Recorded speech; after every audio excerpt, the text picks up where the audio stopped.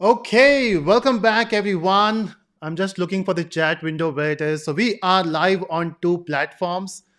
So, we are live on YouTube as well as on LinkedIn. So, I will ask my team to get me the LinkedIn link, which I don't have yet. Okay, so just making sure that everything is in place. Now, this will be a live long session. So, we will be doing bit of setting before we start. Very important, right, to have a correct setting before we start. So otherwise, things will mess up. So before we start, I just want to make sure that everything is proper in terms of audio and video.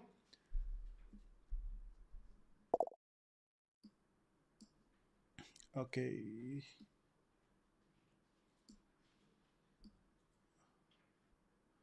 Okay, perfect. So yeah, good morning, good afternoon, good evening. And now people are watching from all over the world. So let me know in the chat, first of all, from where you are watching. I mean the platform and your physical location.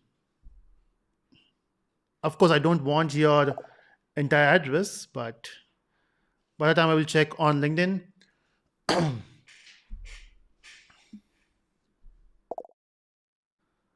Okay, I can see Uday here. Hey, hi, Uday.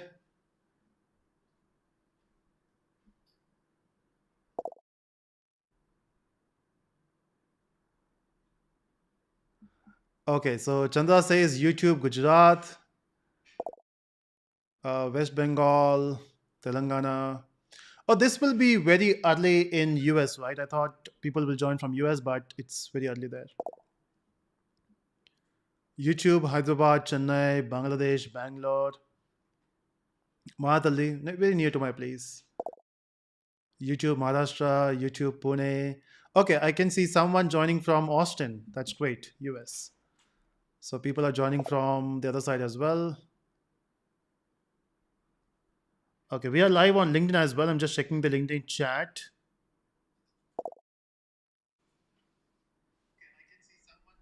I'm not sure if LinkedIn can really handle so long because I've never did a LinkedIn marathon. We did this on YouTube before, and things were good on YouTube. Not sure about the LinkedIn part. Let's see how much LinkedIn can handle.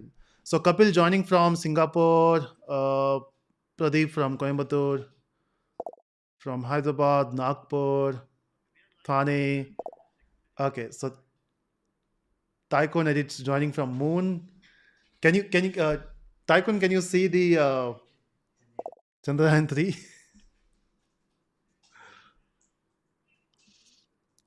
YouTube Dubai. Nice. Okay, so people are joining from all over the world. That's a good thing. Now, before we start, I just want to see how how much you are ready for the entire marathon because this will go long. We are thinking about 6 hours, but I think it will go for 7 to 8 hours, and I think we lost the power. Okay, that's a good time to lose the power. Nice. At least the internet is working. Okay, so let's get started. So as I mentioned before we start, I hope you are ready to attend this session till the end. If you're excited and if you're ready to join for 6 to 7 hours, let me know in the chat.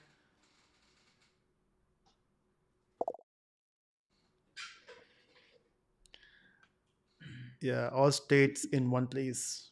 Right, true.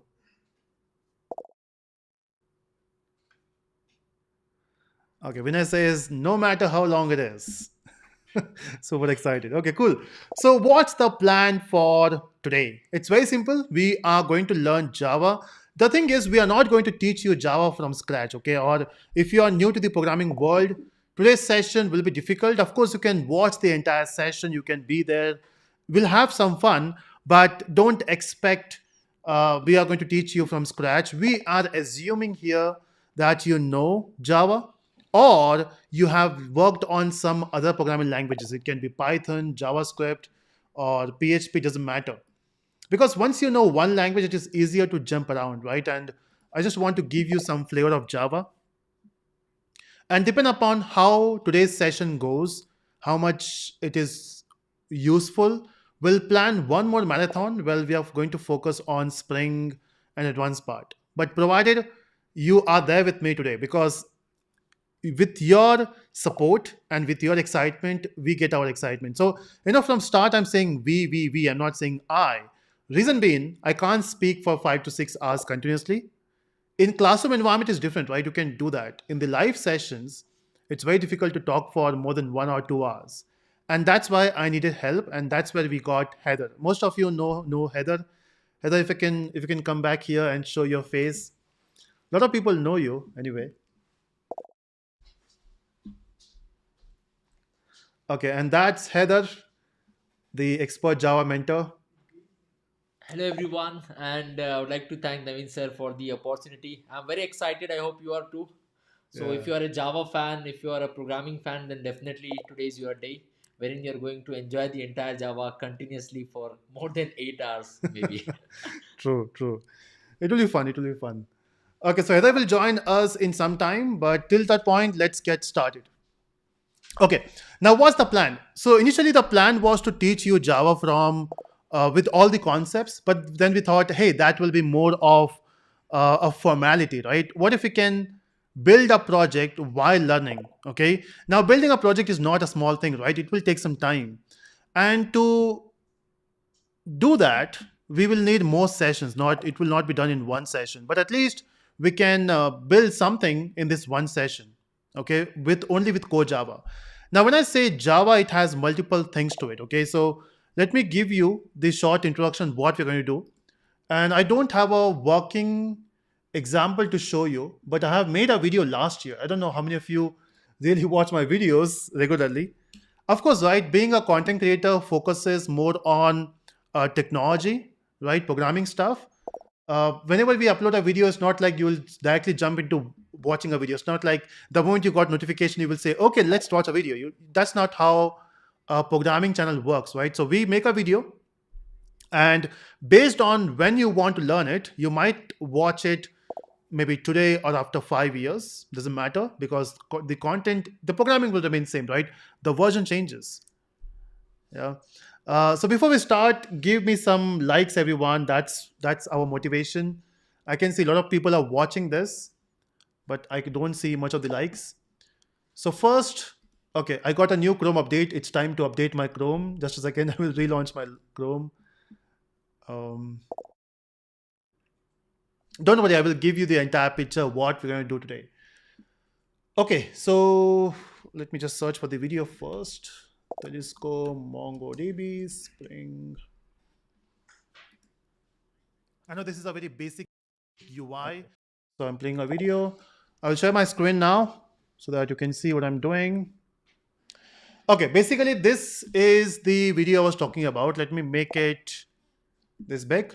Okay, now yeah, I look different. So at that time the camera angle was very weird. Thanks to my camera person. Thank you so much, Harsh, for the weird camera angle. Have you seen this video of MongoDB? Look at my face. It's so huge. Or maybe you can blame the editor.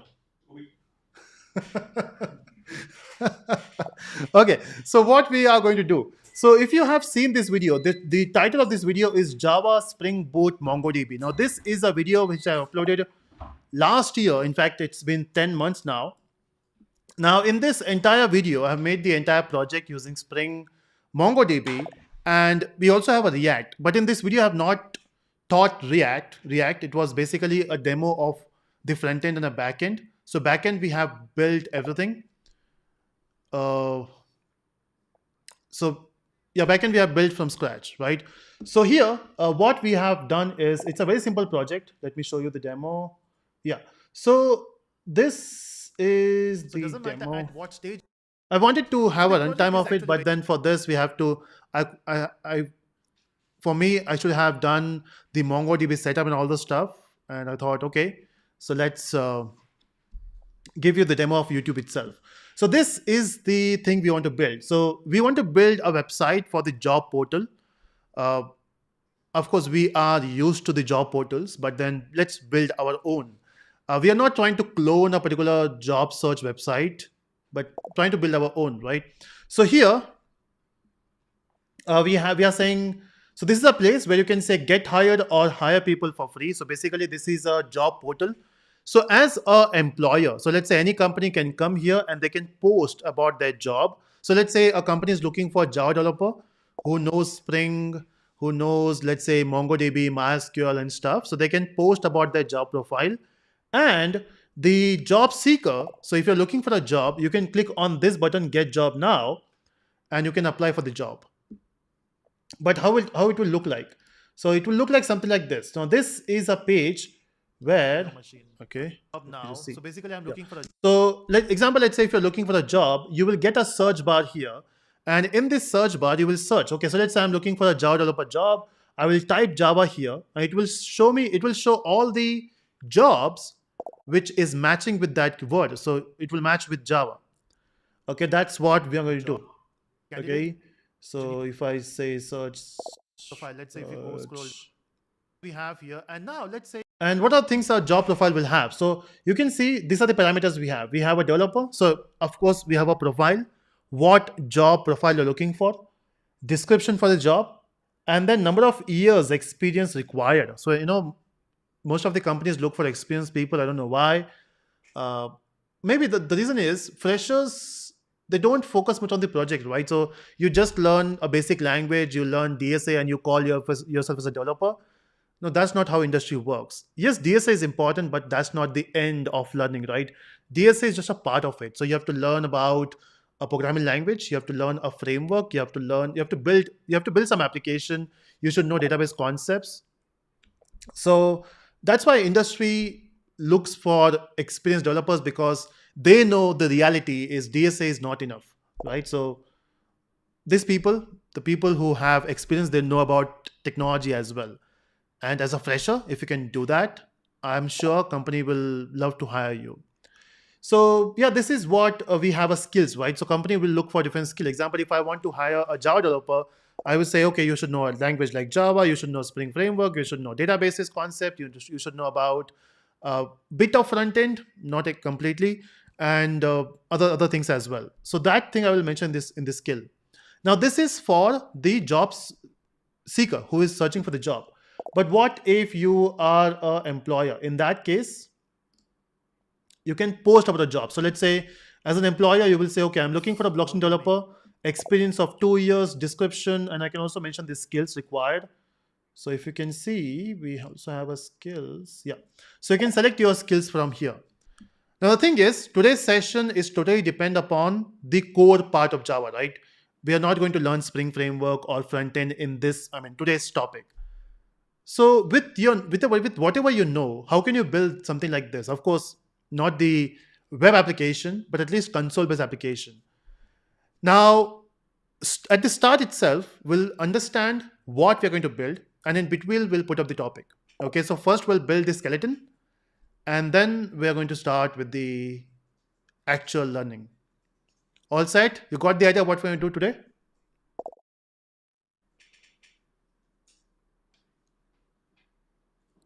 So any questions before we start?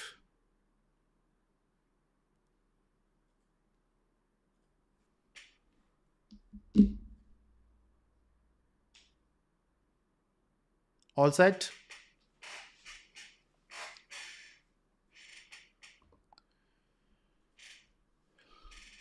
Okay, so let's start the session. But before, as I mentioned, before we start, hit that like button. Okay, I can see a lot of people are watching, but then we only have half of the likes.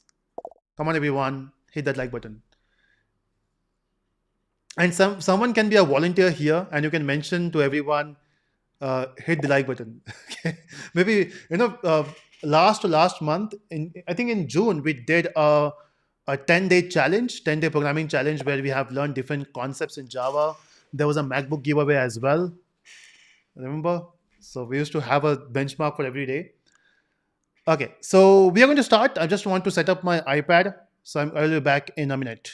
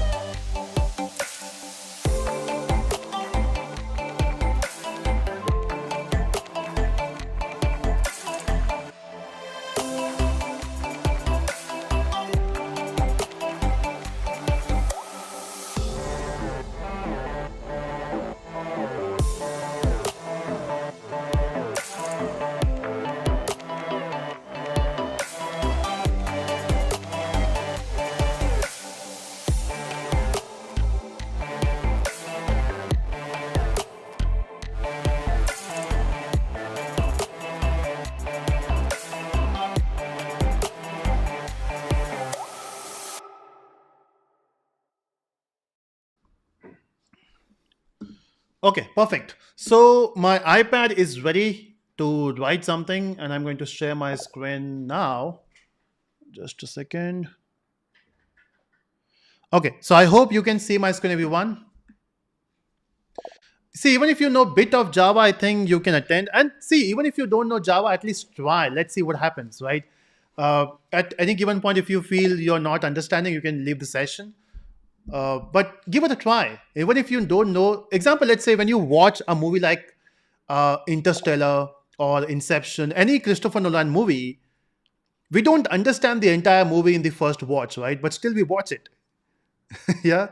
So today's topic will be, or if you're new to the programming world, even if you attend the today's session, nothing will go wrong. It's just that you will understand few things, and I think that's enough to get started.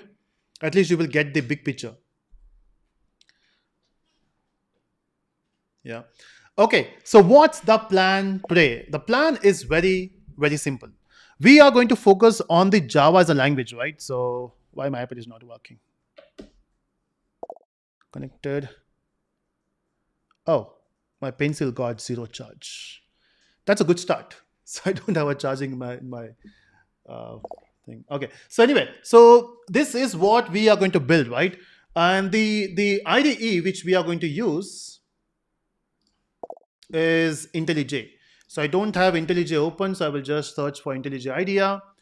And okay, it's opening. So that's my IntelliJ IDEA. You can use any IDE. So basically, to work with Java, uh, you work with different IDEs. We have multiple options. We can use VS Code if you want. That's for free. You can use Eclipse for free. You can use NetBeans if you want. You can use Notepad as well. Or you can use one of the most favorite industry IDE now, which is IntelliJ. The only thing is, IntelliJ is awesome, but then it is paid. Okay, so you have two, actually, you have two options in IntelliJ. You have a community version and you have the enterprise version. I'm going to use the, okay, I'm not sure which version I have. So in different machines, I have different versions actually. Yeah, so I got ultimate version. And the good thing is, I've not bought it. I got it for free. That's, you do get some perks of being a YouTuber, right? So yeah, this is the free, but then if you want ultimate version, you have to pay for it. Otherwise, community version will surely work. So if you have community version, that's completely works. Okay, so let me create a project, and of course you can use VS Code as I mentioned, but let me use IntelliJ. So I'm creating a project. Now, what is a project basically? So project is, uh, imagine that's the folder where you keep all your files, right? So let me name this project as Java Marathon. And the folder, okay, let's keep it in downloads. So the language which you're going to use here is Java. The build system will go for IntelliJ, or maybe, okay, let's try to convert this to Maven if we do one more marathon. That depends upon the love you are showing, okay? So if you show good amount of love today, I'm surely going to have one more marathon. Okay, see, trust me, after doing this marathon, tomorrow I have to sleep for 6 to 7 hours just to recover. It's almost same as doing a marathon, the running marathon or walking marathon. You can do it on that day, but next day you have to take a complete rest. Same goes here. Okay, the version of JDK I'm using is 17, but anything which is about 8 works. So we'll say 17 and say create. So we'll get a basic project here. So if you can see, this is a very basic project. That's your Java Marathon. Now, what's the plan? I hope my pencil is charged a bit. Yeah, at least I can write now.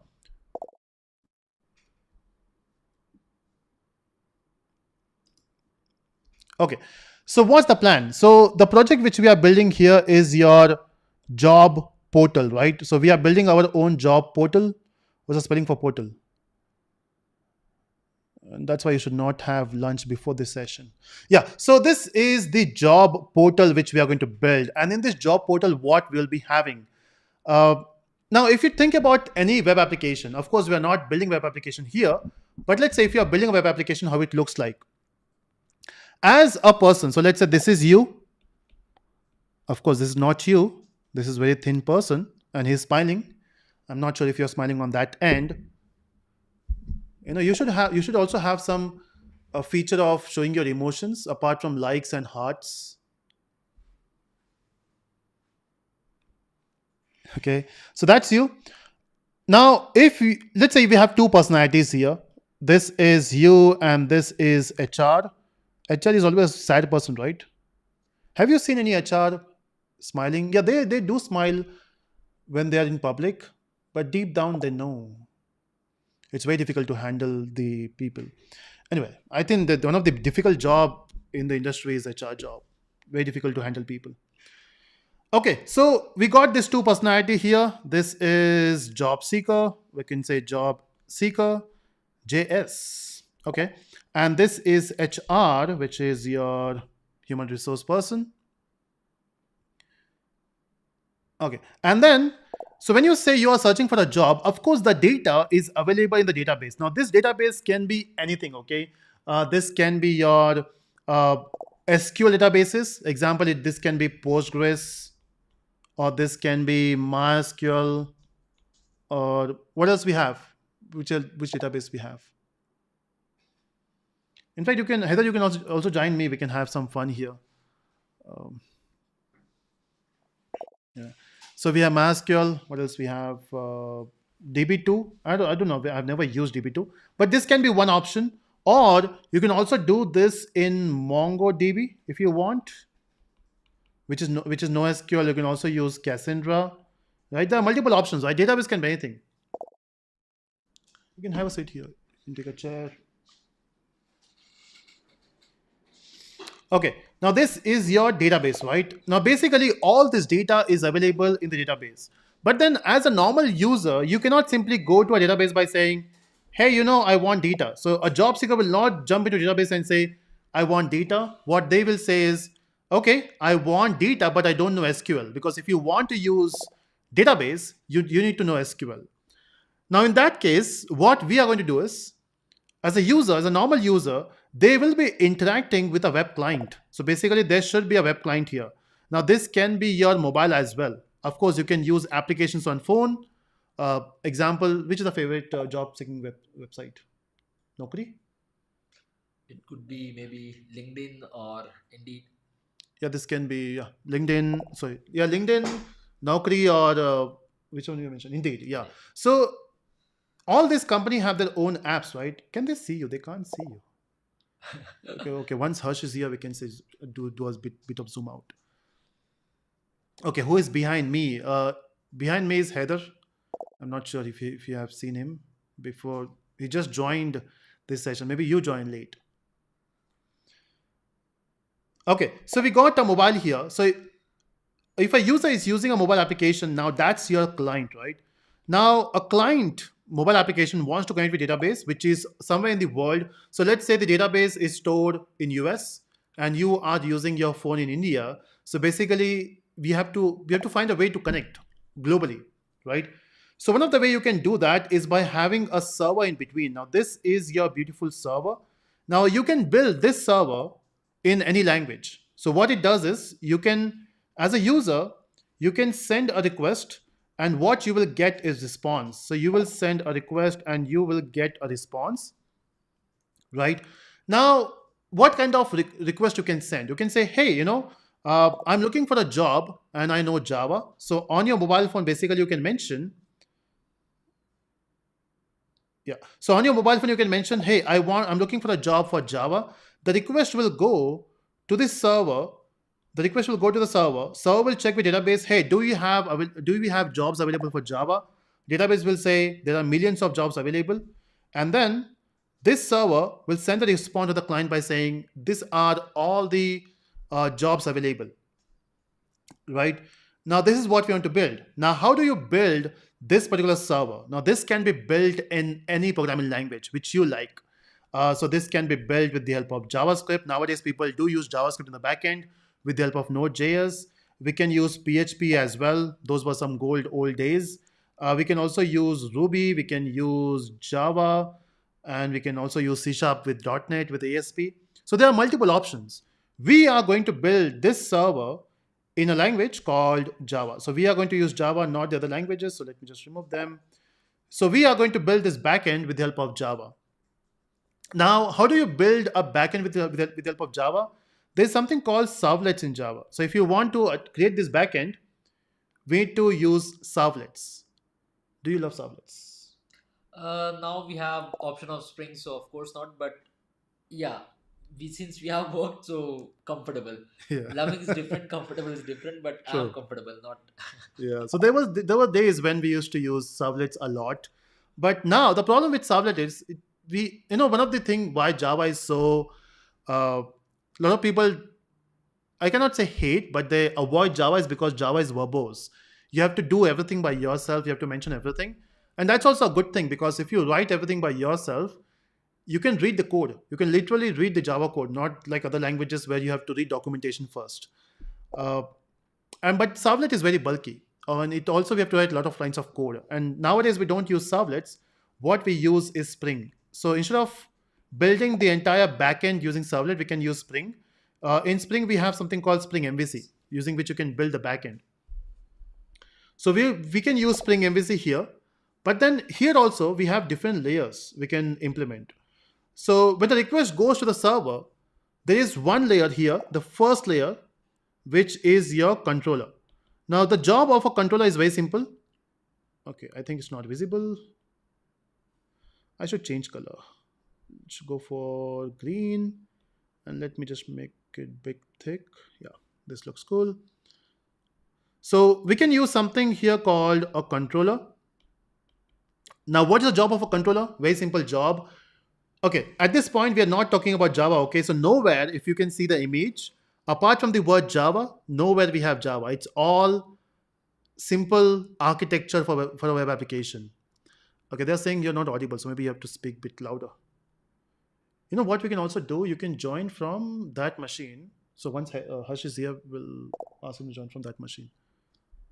And when you are talking, I can join from there. It will be fun. Okay.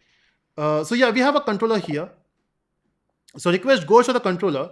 Then controller sends the request to the another layer. So we have one more layer here, which is called service layer. Now, why do you need a service layer? Now, basically, your controller is responsible. Oh, we can also say this as a presentation layer, right? Also makes sense, the first layer. So the job of a controller is just to handle the request. So let's say, as a client, you say, hey, a server, add two numbers. Now, controller will say, okay, let's not say 2 plus 2. Let's say very simple. If a client says hi, the controller should say hello. So the only job of controller here is accept the request and give some response. Okay, so controller will accept the request and say, okay, that's a response, and you got a response. But what if you want to perform some operation? Maybe you want to add two numbers. Now, in this case, controller will say, hey, that's not my job. My job here is to only add two numbers. Sorry, it's only to respond you. I will not add those two numbers. Who will do it? And that's where your service layer comes into picture. So your service says, all the calculations, all the business logic, it's my responsibility. So when controller gets two numbers to add, controller will simply send this value to or request to the service. Service will say, okay, 2 plus 2 is what? 2 plus 2 is 4. Response sent to the controller. Now controller will send the response back to the client. Okay. But what if we have some additional operation? Something like this. A client says, hey, I want to get data from database. So I'm searching for a person with name Naveen. The data is available in database. So the request goes to the controller. Controller says, oh, there is some logic here. I'm not responsible for the logic. Who is responsible for the logic? It's your service. Service will say, okay, I'm responsible for the logic, but I have no idea how to talk to database. And that's where you have one more layer here. We can call this layer as data layer. It has different names to it, right? We can say data layer, we can say repository. One more, DAO. Do we say DAO layer? Yeah, we say DAO layer, DAO. Uh, yeah, we can also say persistence layer.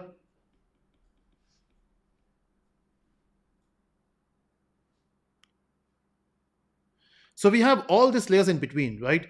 And then this persistence layer connect with the database, and then database can reply back. Now the problem here is, we have to use three layers, right? So the request goes to controller, controller sends request to the service, service dock to the persistence layer. Now, when you go to a bank, I don't want to name a bank in the video or the live session, but you can guess it in the chat. So when you go to that bank for anything, they will say go to this counter. Then when you go to the next counter, they will ask you to send next counter. Okay, let's have a quiz here. Guess the bank. Yeah. So that's how thing works out here, right?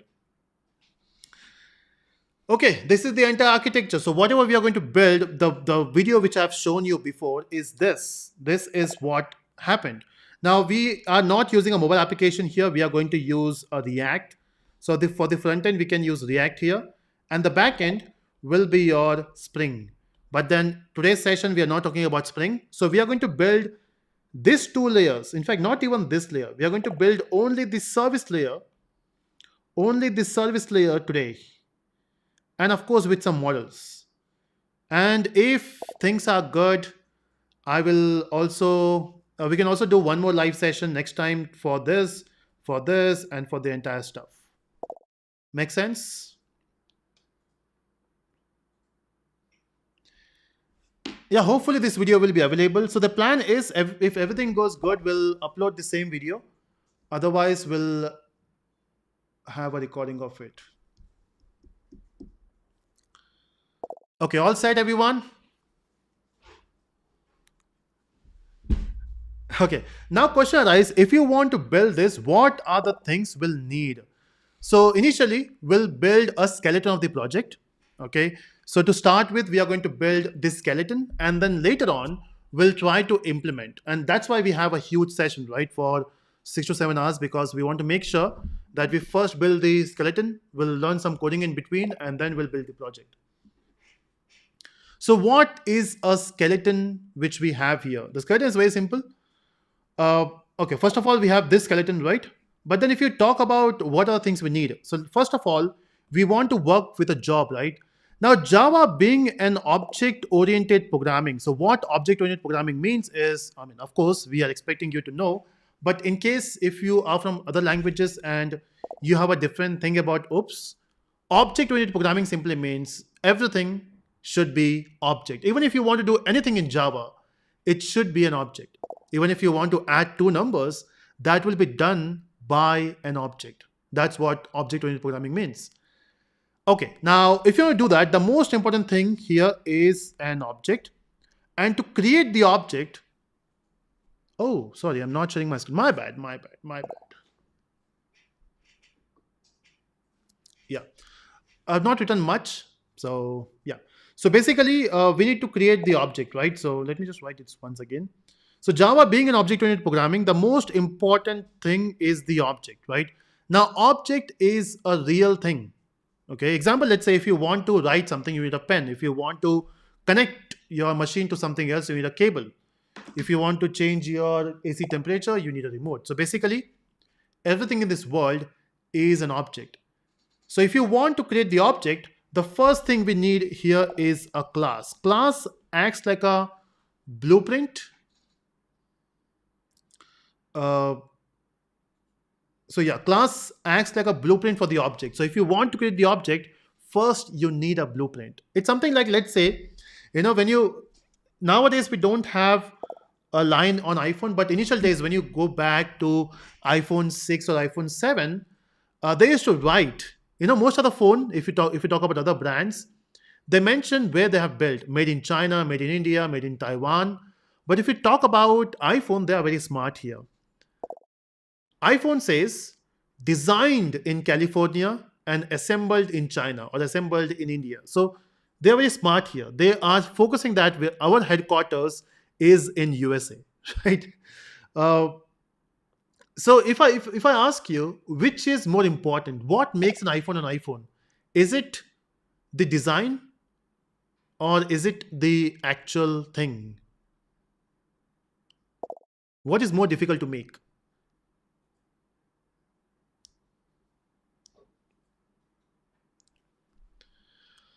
Okay, so there is, yeah, designed in California, right? That's right. Okay, so there's a delay here. So what I will just answer that. So design is more important. So what makes an iPhone is a design, right? So what they design in California is more important than the assembling of it. Assembling can be done anywhere. They look for places where they can get good resources, uh, good infrastructure to build. But most important thing is the design. So iPhone design, the Apple designs the iPhone. In the same way, the design is a class. So this class is designed in California, and the objects are built in or assembled in different countries. In the same way, if you want to talk about the class, we can say written by the programmer or written by us and build by JVM. So basically, in your machine, you have something called a JVM, which is Java Virtual Machine, who is responsible to give you the objects, right? With one class, we can have multiple objects. So example, let's say uh, if I have a remote here. Now, do you think in the entire world we only have one LG remote? Of course not, right? We have millions of AC remotes with the same color, with the same brand, with the same design. But the class is only one. So they have created the design only once, and we can create multiple objects. Okay. So this is important. So that means if you want to build an application, we have to first create the class. This is important. We have to create this first. Now, how will you create? It's very simple. Uh, we can create a class. I will show you in the code. But what are the parameters we need? So we are building it for the job, right? Example, let's say if you want to build a class for, let's say, student. Now, how will you do it? For a student, if you want to build a class, a student will have some properties, right? So what a student will have? Student will have a roll number. Student will have a name. A student will have a age and their favorite subject. So we can have all these things. Yeah. So we can have all these things. We can have a roll number. We can have a name. We can have a age and a subject. So if you want to create a class, you have to first create a class name. Class name is student. The class properties is this. And also there will be class behavior as well. So we can have a class behavior.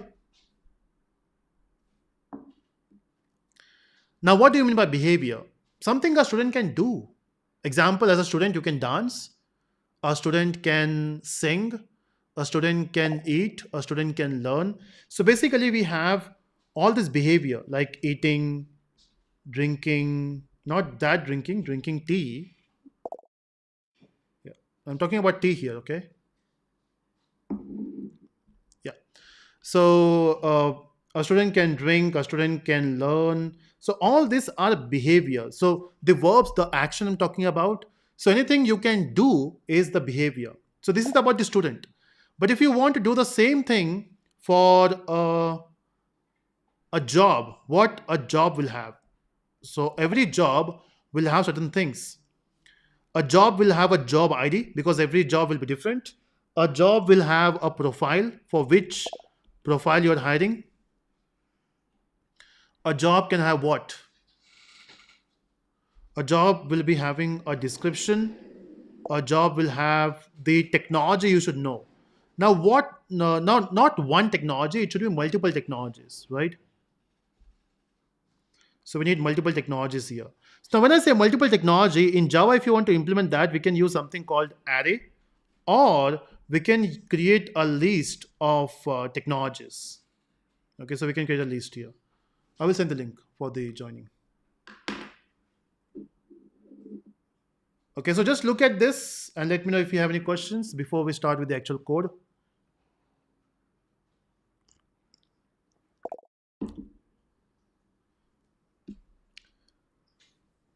Okay, yeah, there should be salary as well. But I've seen most of the job portals, they don't mention the salary. They ask you, they play this game with you where when you apply for the job, they will ask you what is your expectations. And that's very tricky, right? Because you have no idea what is their budget and they have no idea what you will say. Right, Heather? Yeah, so uh, and that becomes very tricky. I think every job portal with a profile should have salary as well. at least the range. Depend upon the skills of a person, you can just specify you belong to this category, so we'll give you this salary with this amount of experience, with this amount of technology, Um, I think I have to send the link, right? Then only you can join. Okay, so okay, I'm also adding. See, last time what happened is when I sent the link, the screen share was not working because it went into interview mode. I think in the interview mode you can't share screen. What's the other way? Heather, that will be tricky. Last time, remember you joined the YouTube live, Heather? So the screen stopped working, the screen share, because it goes into the interview mode.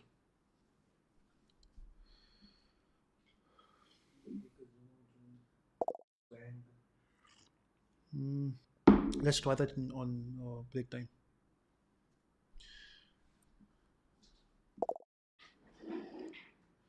Okay, so with this, let's get started. So let's create the structure of a project.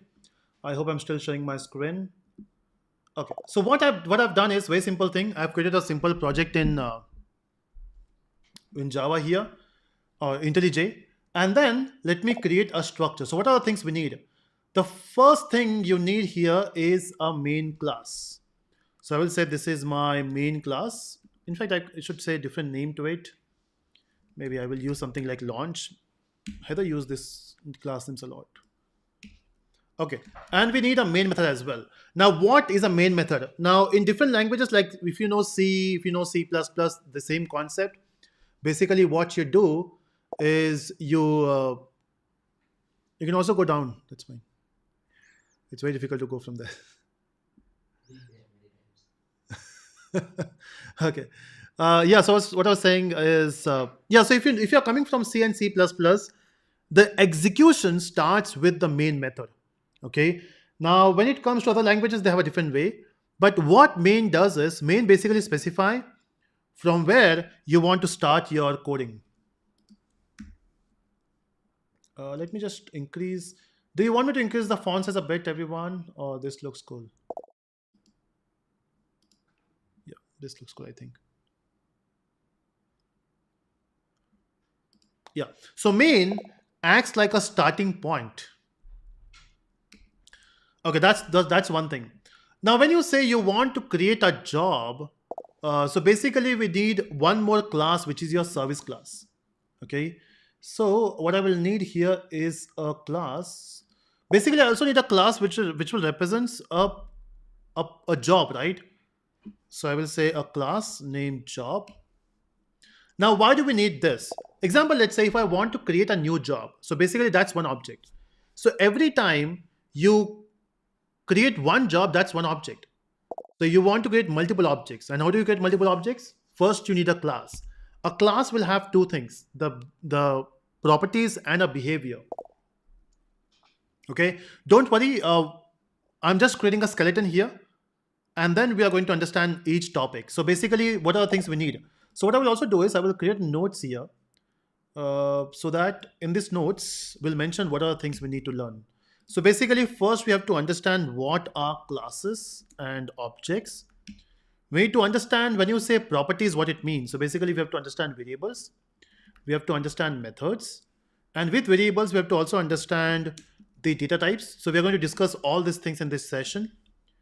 We need to understand how do you create object, and then we have to understand about arrays, because why do we need an array here? See, when you talk about having multiple technology, right? Example is a person. If I'm applying for a job, I should know multiple technologies. So I will put that into an array. We'll also need to understand the concept of oops. We may need somewhere inheritance, we may need encapsulation. So in oops, basically our focus would be on encapsulation. uh, we need to focus on abstraction. In abstraction, the focus would be not on the abstract classes but on the interfaces. And then what are the concepts we need here? Encapsulation, abstract class will be needed. Um, exceptions will not be needed in this, but yeah, let's see if we can also need exception. Yeah, constructors. How do we create a constructor? What else we need? Okay, so basically we are going to focus all on all those things. In fact, there are a few fundamentals as well. Example, loops. Of course, we're not going to teach you loops, but we'll show you how loop works in Java. So we're going to focus on loops, if else, yeah. So we are going to learn all those things step by step. So we need a job. Of course, we need to use some properties here for the job. Now, what are the properties we need? I will just write in comments and then we'll convert it into code. So basically, property we need is ID, we need profile, we need description, we need technology, but that will be an array. So I can say technologies so that it will make much more sense. Technologies. Yeah. And yeah, so these are the things we need. And then we also need a service class. Remember, why do we need service class? We have seen that in the image, right? We basically need to create a service class for the business logic. So all your business logic will go into service class. What are the things we need here? Uh, so basically, we need uh, searching for a job,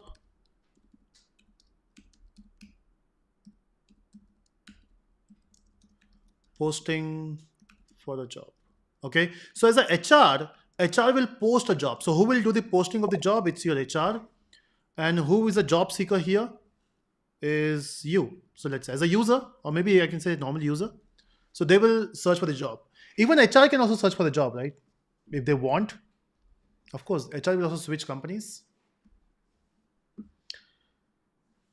Okay, you want me to increase the font size?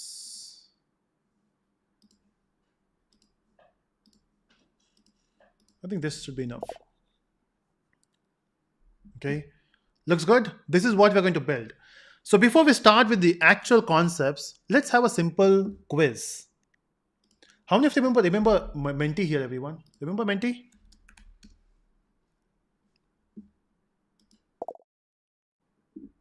Yeah. So just give me a minute. I will set up the Menti and then we can play the quiz. Excited for the Menti? I know we have not started with the basics, but I want to see where you are. Okay. So give me a minute. I will set up the Menti and we can start.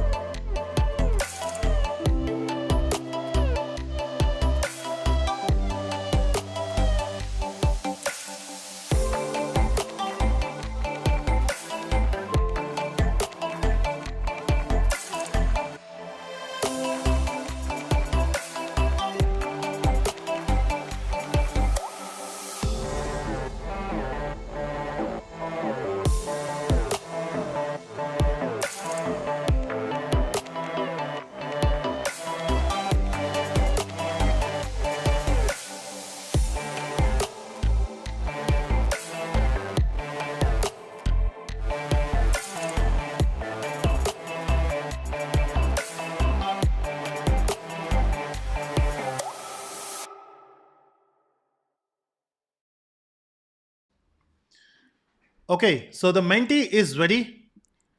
I don't know how many of you have seen Menti before.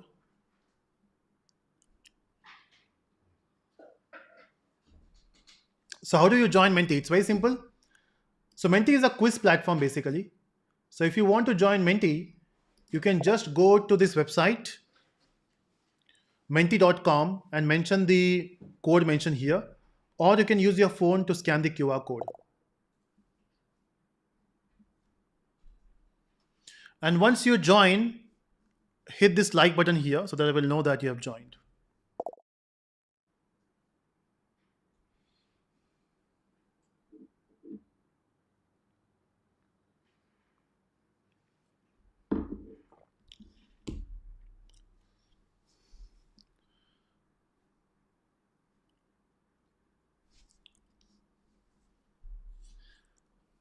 So before we start with the Menti, hit the like button, everyone. We should set a benchmark. So we'll have a next live session only if we cross this benchmark. Let's say 3,000 likes for today. Is that a good number? 3,000 likes, or you want 5,000? 5,000. Yeah, for we are going live for 8 hours, right? So 5,000 likes makes sense.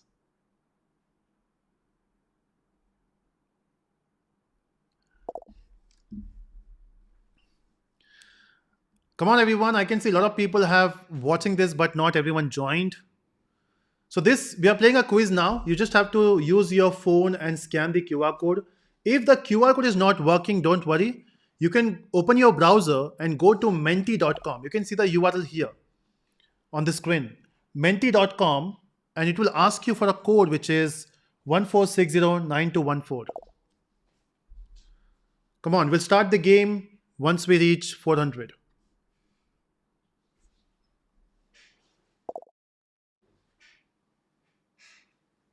No, no, not Mentimeter. Go to menti.com.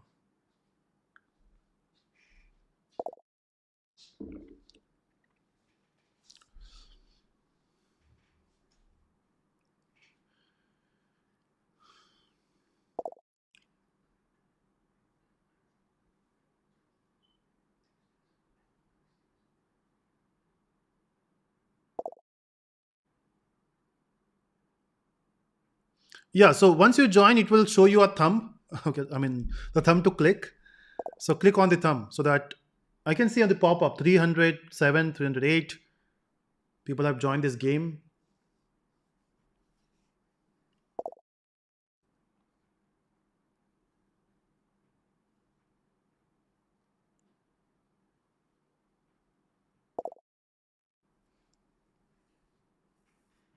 Yeah, click the thumbs up so that I will know that you have joined. I will start the game. We are going to play this game together, okay? So you cannot simply complete the game by yourself. And I have no idea what type of questions we have here. Let me just check the question once before we start.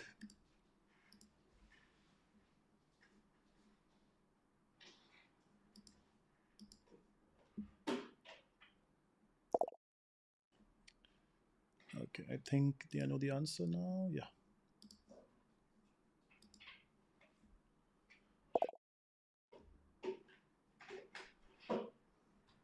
Okay, so we have crossed 400. It's time to start the game. So, first, enter your city name.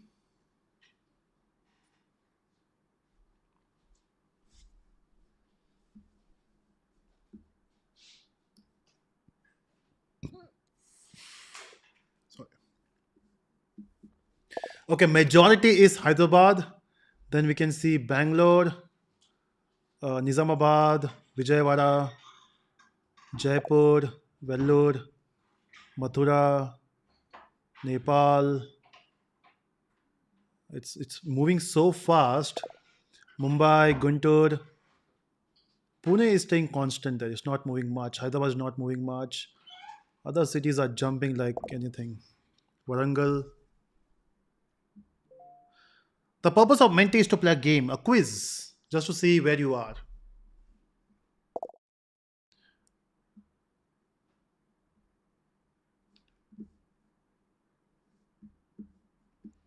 Okay, so let's start the game. I can see majority is Hyderabad, Bangalore, Pune, Mumbai, Chennai, Vijayawada.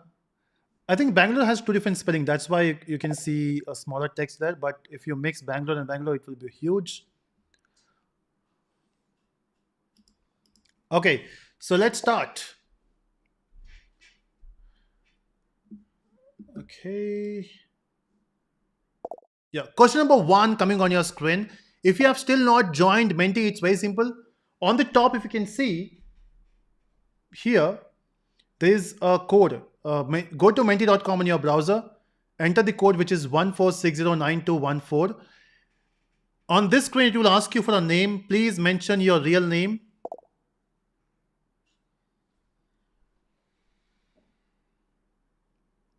Yeah, please mention your real name here. Okay, I hope you have entered your name. The first question coming on your screen. Here we go. What are the use cases of Java language in the technology era? Come on, where can we use Java? Now, basically, these questions, it's not just about the right answer, but also you have to answer very fast to get more points. Okay, majority of you are saying all of the above, and that is correct. So we can use Java for web development, for mobile development, for big data, in fact, everywhere. Okay, next question. So we have 500 people playing this game. Question number two. Which file extension is used for Java files? Are you even reading the question? You're so fast.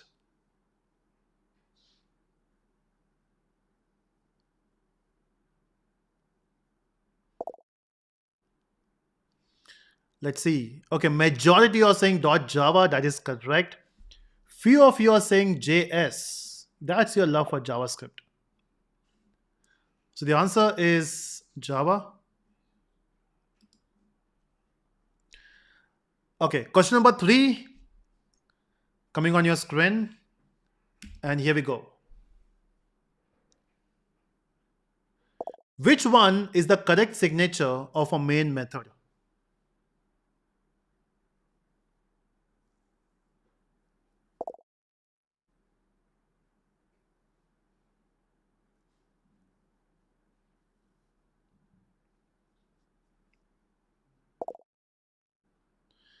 Oh, okay. So maybe you got confused with the private part, private one here. So the answer is public static void main. So majority of you went for this. So that means you know basics of Java. So now we know where we are. Let's see the leaderboard. Who did well in this round? Okay, for this round, Ravi did well. Good job, Ravi. Ravi 5J2. Then we got Shivang, Nikhil Reddy, Venkatesh, Sandeep, Jayashree fastest for this round. Nargis, Mansa, Atharva, and Aniruddha. Good job. Now we are only seeing top 10 here. Let me know your ranking in the chat. I can't see all the ranking here. Question number four. Okay, so if you just join this session, if you want to join this game, it's very simple. Go to menti.com and enter this code. Of course, on your screen, it will come fast because we are streaming on YouTube. It will take some time. So that there's a delay on YouTube. So if you still want to join, go to menti.com and mention this code here. Okay, Khushbu says 18th rank. Okay, so you can still get into top 10.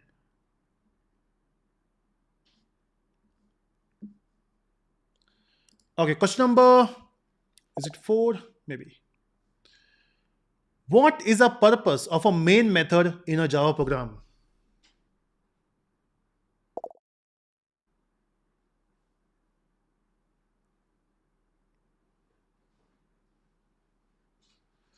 Okay.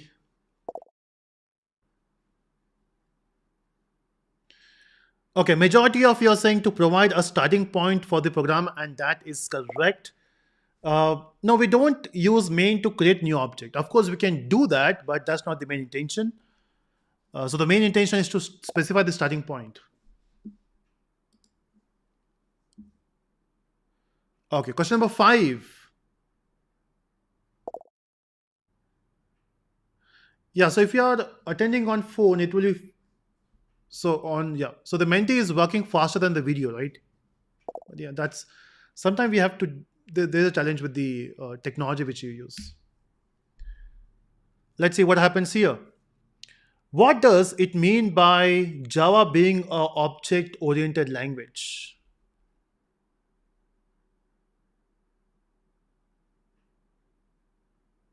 Okay, this question has the answer in it. Weird.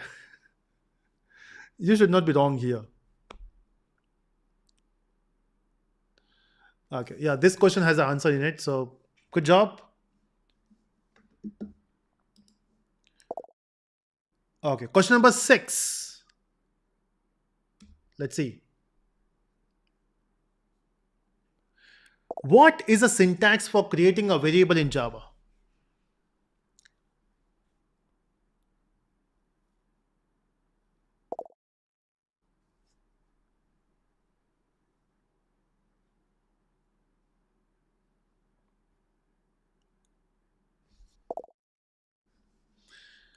Okay, so majority of you are saying the last option, which is first you have to mention data type, then you have to mention the name of a variable, and then the value, and that is correct.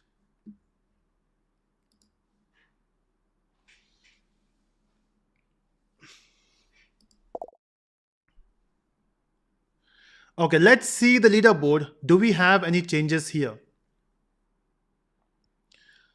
So Jayashree went on top, Ravi fastest for this round. I can see some new entries. I think Jayashree is the only constant in the first round and second round. We got Durga, Builds, Tushar, Abhay, Shri Pranav, Ashutosh, Shivam, Venture.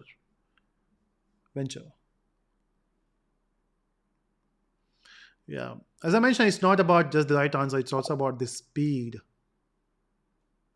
Okay, Shivang says from 2 to 92. Oh, that happens. That happens. Okay, question number 7 on your screen. Okay, Pratyush is at 11th position. Come on, you can do it for the next round. Does every statement in Java ends with a semicolon? Actually, this question is a bit tricky. You need to be lucky to be right here.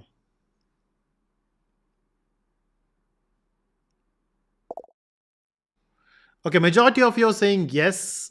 85 says no. I mean, it is debatable because if you say if is also a statement, but we don't use semicolon there. Yeah. But in general, if you say statement, you imagine a normal statement, right?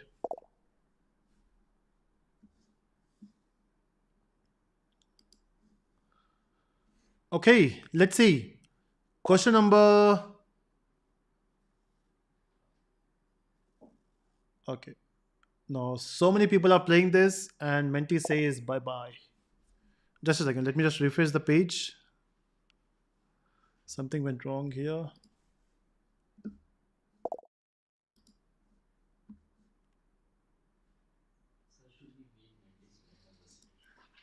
Sorry. Yeah. Okay, something is wrong. Okay.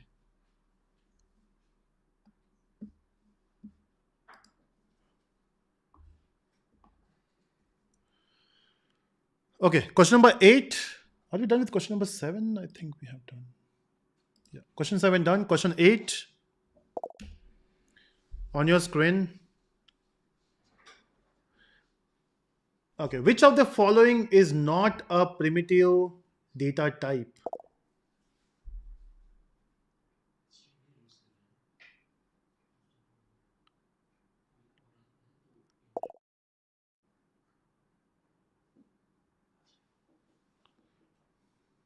Okay, majority of you are saying string, and that is correct. Good job. Okay, if you like Menti, hit the like button. Okay. See, every time the like goes up, I know this is interesting.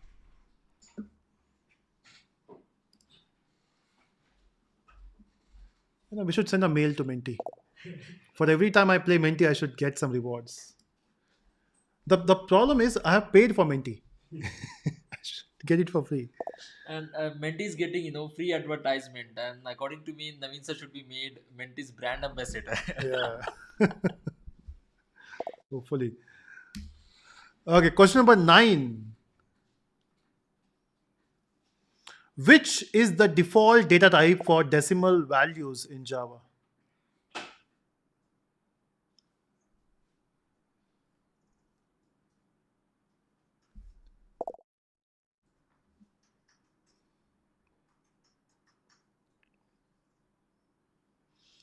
Okay, majority of you are saying double, and that is correct. We can also use float, but float is not default. So if you want to use float, we have to use extra character. Of course, Heather will mention that, hopefully. Okay, let's see the leaderboard. Do we have any changes here?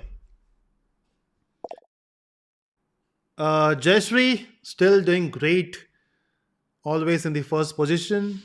Few changes. I can see Shivam is back. Are you the same Shivam who was in 11th position? Khushbu is there as well. Mahesh Buddha, the fastest for this round. We got new entry Devi, Karthik, Jimin, Bills, Tushar on the second position. Great job. Ramesh is at 12th.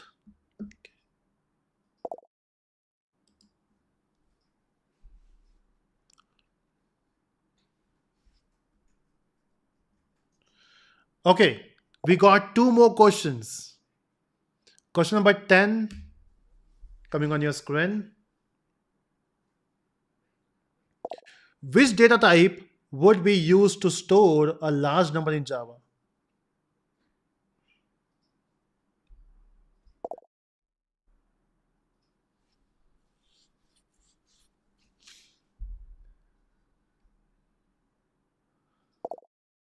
Okay, and let's see. Oh, okay, good. Hardly anyone says int byte, no one says short. So long makes sense, right? Okay. And last question. Let's see who wins this particular quiz.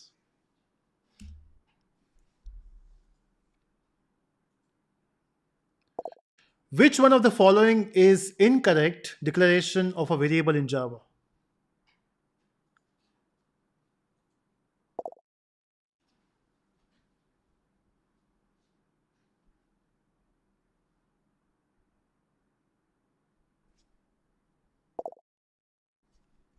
Okay, majority of you are saying byte be equal to 128, and that is correct because the number ends at 127.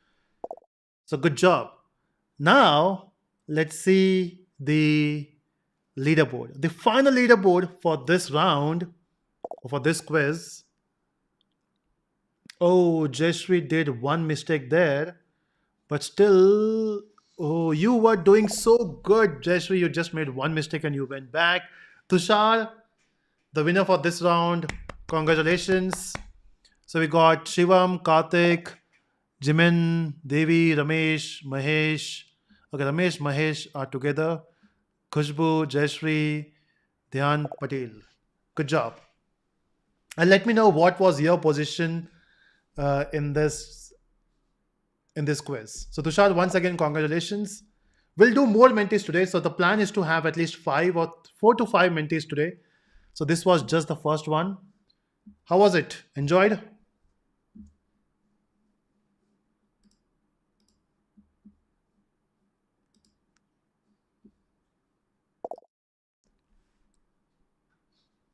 Hey, hi Archit.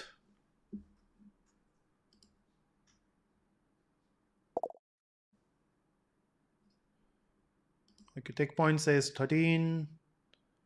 Mansa says 82.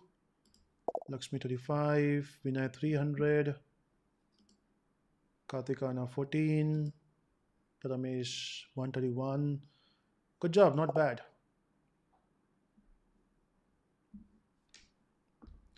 Okay, so now let's start working on it. So basically, we need to learn this thing before we actually implement this. So let's learn all this step by step. Okay, and to do this, as I mentioned, I will need help, and we got Heather who is going to talk about all these concepts. And once Heather completes the concept, at least till creating object, or maybe we need to. I think we need to complete everything before we start the project. So we'll complete everything, and then we'll start building the project. So let's see how far we can go.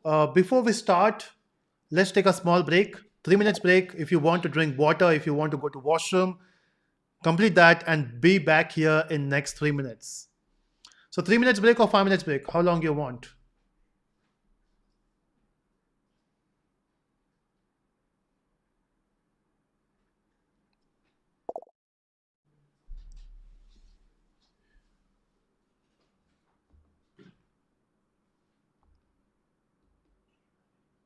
Yeah, 3 minutes break or 5 minutes break?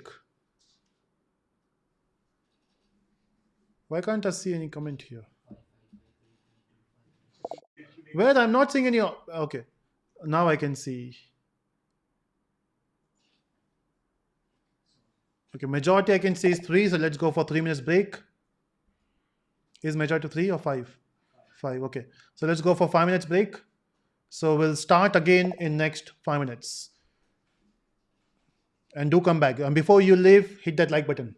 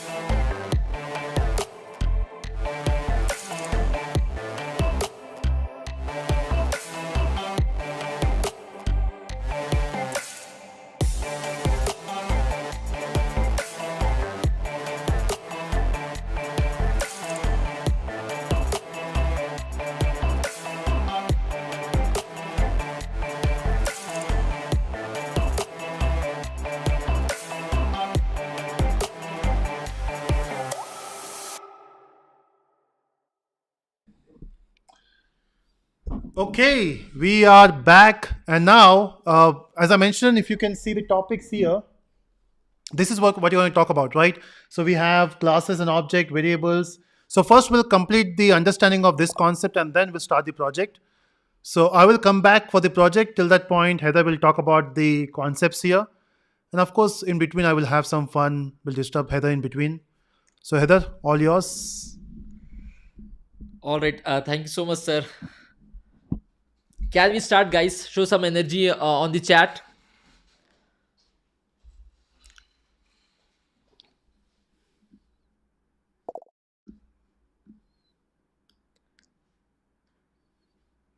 Great. Welcome back, aliens. Great. So we'll be discussing this something fundamentally. These concept, classes, variables, data types, loops, methods. We will not spend much of the time there. We will just try to revise. We will write some program and try to understand what exactly it is. And then the other concept we will focus a little more and try to understand these concepts. And of course, this concept we will try to implement also in the project, as sir has already mentioned that this is project based learning. So not just the concept. So concept we need to know, because there are some of you who might know this concept and very curious to know how do we implement them, and there you are waiting that let's get into the project and try to implement. But there are some other who might need some of the revision. So that is the one of the reason why we are discussing these concepts. So first of all, to start with this classes and objects, this is what makes Java a easy programming language. So the moment I say that Java is a easy programming language, many of them will say no, this is one of the difficult programming language. Not at all. If you understand this classes and objects, you will also understand how easy this makes Java a easy programming language, because of this important feature, orientation, the object oriented programming language. That means we are writing the programs in classes and objects by using the class, and then we are creating the object of the class, and then we are working with it. And that makes Java very easy. And but when you compare to other programming language, we say that Java is a difficult. Not actually difficult. If you want to write the first hello world program, then I must agree that Java is one of the difficult programming language. You have to write so many things. But apart from the first hello world program, if you want to develop the application, Java happens to be one of the most easiest programming language which you will feel. Now let's try to understand here. Do we cover collection? If need arises, it's a dynamic. Okay, so as per the need, we will cover that also.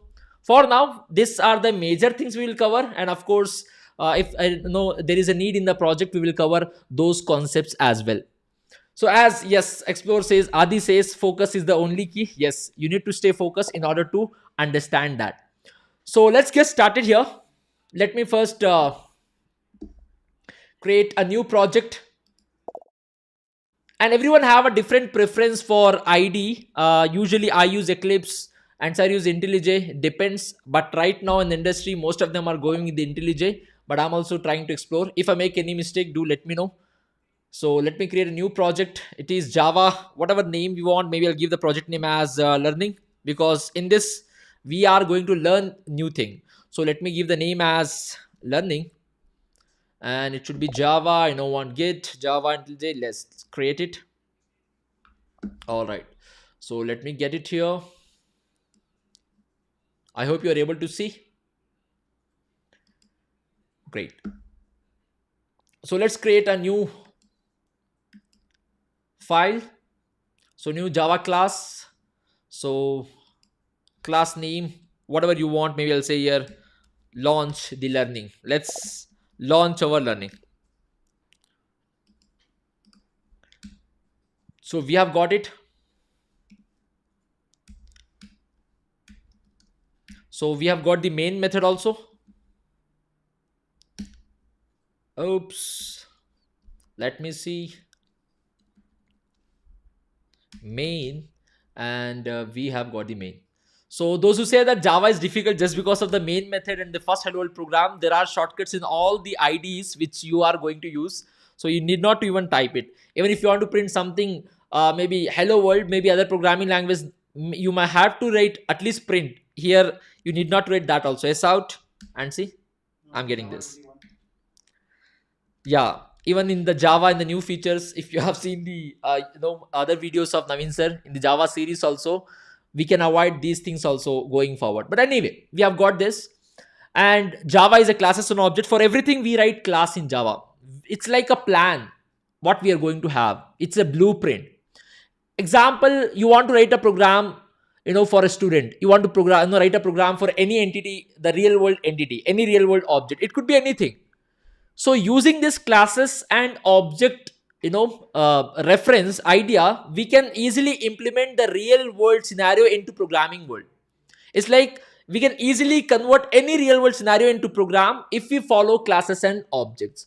So consider any of the object which you have in front of you. It could be mic, pen, it could be laptop, it could be anything. It could be trainer, it could be student, it could be, you can say, uh, any animal, dog, aeroplane, anything. Yes, this is from the scratch. I think we are learning something basics, but you need to focus here because the implementation is, more focused here. Yeah. So for which we have to first write a class, consider an object, whatever object, whatever real world scenario for which you want to write the program. Consider that object, and for that, please write a class. For an instance, for an example, I would like to write a class for whatever you say. Maybe we will write for an employee. I'll write here class as employee. See here, class employee. And of course, every object you take, they will be having some of the properties, some of the data, and every object will do something. Whatever object you consider, any real world, maybe it could be anything. Example, an employee. Every employee will have some data. So first part we will write here is data. And how do we write? Using the concept of variables and data type. Example, an employee will have an ID. We will write ID here. Whatever name you want, you can give here. I have given here as ID because I am writing this variable to store ID in it. You can write your own name also, doesn't matter, but it's a convention to give the name which is, similar for whatever you're doing here. And one more point I would like to add here is Java is a strictly type programming language, strongly type programming language. And whenever we create a variables in Java, we have to specify the type of the data. Example, I'm creating a variable here ID so that I can store some information in it. And since it is the ID, it could be number. We have to specify the type of data. So I'll mention here a type of data. Int id. That means one id variable, a memory space I have created, and in this id I can add whatever data I want. Fine. So maybe every employee will have some name, so I'll give it as name, wherein I can store some data. And name, it's a collection of characters, so it is a string. Making sense? So we have now variables, a data members wherein we can store the data.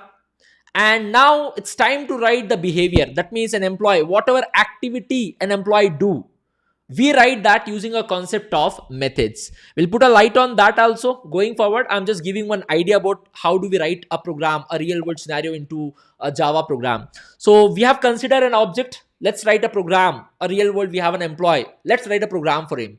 So whatever data employee will have, we have written here. So we have given it as ID, name. You can add as many parameters you want. It's up to you. And whatever activity, whatever behavior an employee do, we have to write that using a concept of method. So method, whatever name you want, you can give based on the activity. Whatever name, it's up to you. You are the one who have to choose the name. So an employee, can you any suggest what work an employee do? What activity usually an employee does? Any guesses? So maybe an employee works, or maybe you can say every day. For any employee irrespective of the industry, they learn. So I'll give the name of the activity as learn. It's up to you what activity you do. It's recommended to give the name of a method, an activity based on whatever you're doing. So since I'm learning here, so I have given here, and whatever code it takes to perform the learning activity, you can write here. And right now I would not write the actual logic, so I'll just print out. So maybe I'll say here an employee is learning. or maybe an employee learns every day, whatever message, or you can write any of the logic here, it's up to you. And since there is no return statement here, it's not returning anything, I'll give the return type as void. So basically it's an activity. Fine. So can you please guess one more activity? Eat, sleeps. We have got some examples here, good examples. And I know it is something very fundamental. Most of you are, very curious to know the implementation in something advanced. We will go there. But now, one more activity which an employee does. Maybe I'll say here, takes coffee, project. So many things are there. So what we'll do here? Maybe I'll say here, okay, it's up to you. Take coffee. Yeah, takes break. I don't know about the work, but break is something which every employee needs. Even if they work, even if they don't work, it's up to them. But break is needed. Something very important, important than the work. So one of the important activity behavior of an employee. So let me write here. Whatever maybe the 100 lines of logic is required to perform the activity of taking a break. All of that you can write here. Right now, just to demonstrate this, I would be writing this system.out.println. So I will write here, an employee always needs break. Getting this? So basically, how do we write class? If we have any real world object, we have to consider that, and for that first we have to write the class wherein we have to plan that object, whatever data we might require about that object, the properties of that object. Then the particular object, what and all behavior we do using the concept of methods, we do write it. Now the blueprint of the entire object is ready. The blueprint is ready about what we are writing the program.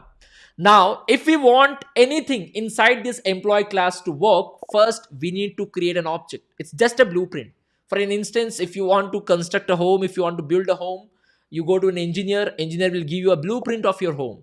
If I ask you, go and stay in that blueprint, will you be able to do it? No, it's just a plan. Based on the blueprint, you have to construct a home. Then that blueprint will have some real existence. Same goes here also. It's a plan. What and all an employee can do, what and all it can have, and what and all an employee can do. Now, based on this, we have to create an object. That's something very, very important. So we will be creating some object here in the main. It could be any other class also. We will see that also. But right now, we'll just create an object of this employee class. That means we are just giving a life to this class. We are actually making the object now. So how do we create an object in Java? We have to use a keyword called as new keyword. New. And what is the class name? I will give the name as employee. And of course, this is actually a constructor. In the next few minutes, you'll understand what is a constructor. For now, just take it as class name you have to give, followed by this parenthesis. And after creating the object, to manage this object, we have to give any name. It's like object name, so that we can use that name whenever we want to work with the object. So whatever we have created in the right side, new employee, object is ready. Now to manage the object, to work with the object, we have to give a name. Whatever name you feel like, you can give. I will give the name as employee. EMP. You can give your own name, doesn't matter, but give the name which is relevant. Usually I use the terms, you can give your girlfriend, boyfriend name, your crush name. Why I say the word is just to make you understand that it could be anything. I have given EMP, that's my choice. You can give any other name, but it's recommended to give the name which is well suitable for the object. Example, this is an employee object. I have given the name as EMP. And what's the type of this EMP variable? What it is referring? Is it holding an integer value? Is it holding a string value? No. EMP is a variable which is holding an address of an object. It's referring to that particular object. Which type of object? It is referring to an employee object. So I have given employee. Making sense? But because the type of EMP is employee, because it is referring to this employee object. And whenever we want to invoke any of the behavior of the employee class, we use a name. What is the name I have given? Oops. All right.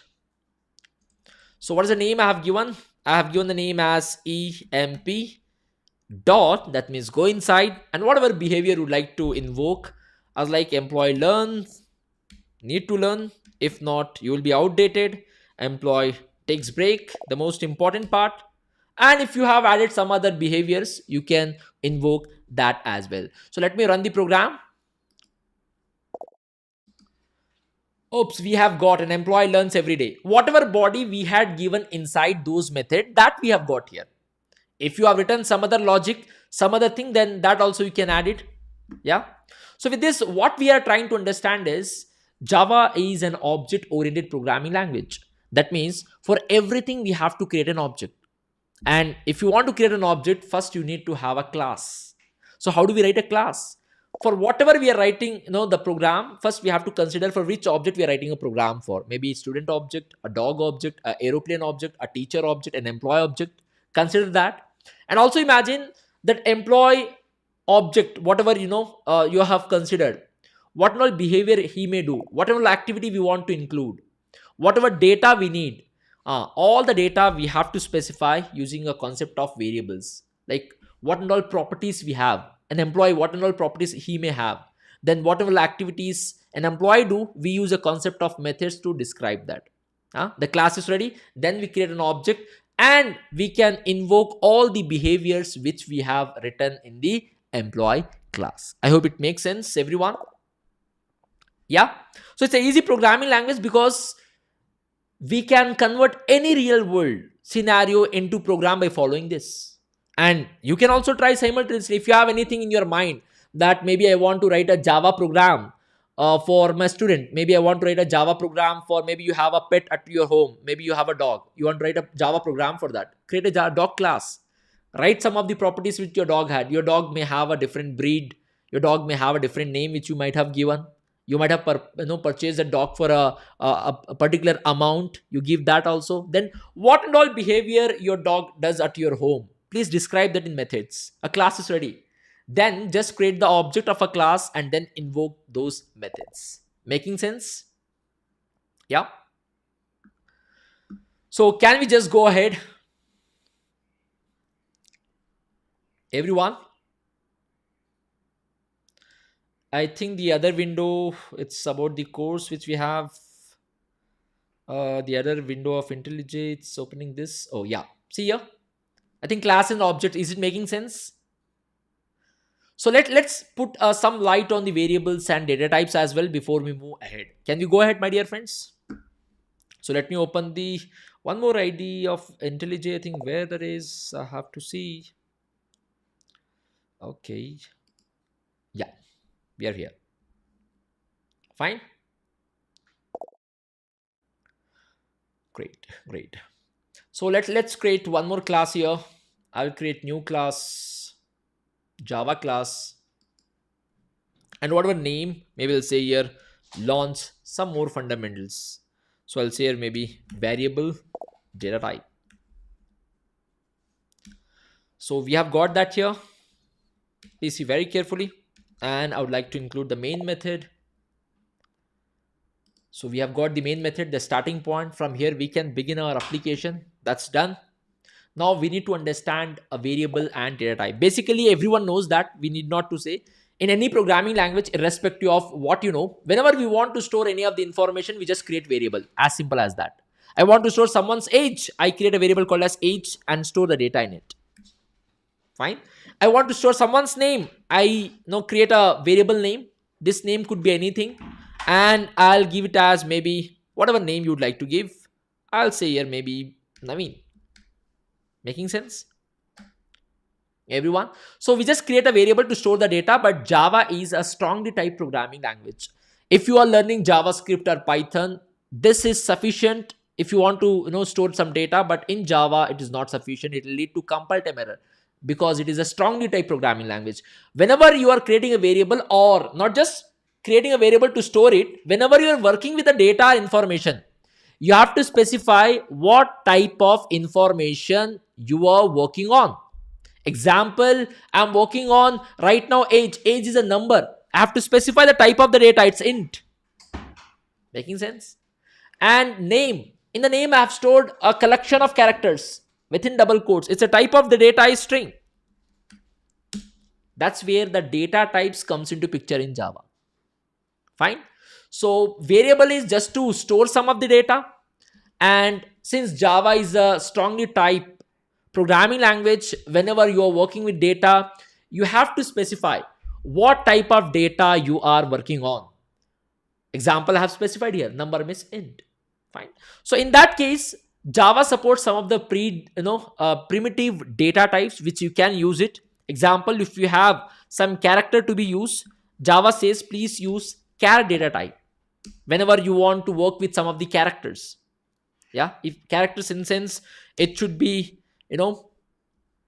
something like, if you want to work with char, I'll just say here char, and whatever the variable name you want, it's up to you, you can give it. I'll give it as maybe uh it's up to you, the name, maybe I'll say here a, it could be anything. And within single quote, I will store a character a. Now I'm able to store it. So inside a, we have a. Making sense? So like this, if you want to work with a number, then Java have some of the data types, which happens to be byte, we have a short, we have a int, and we have a, maybe you can say long. If you have a whole number means without any decimal point, without any floating point. And usually we often use int to store or to work with any data. Example, maybe I'll say here number, I'll say here maybe the number is 144. Making sense? Why we use int, if you ask me, the default data type of any whole number in Java is int. Fine. We do have other options. If you use byte, 1 byte of memory will be allocated. If you use short, 2 bytes of memory will be allocated. If you use int, 4 bytes. If you use long, then 8 bytes of memory with respect to the memory. But however, we very often use int for any number to store, because the default nature of a whole number in Java is int.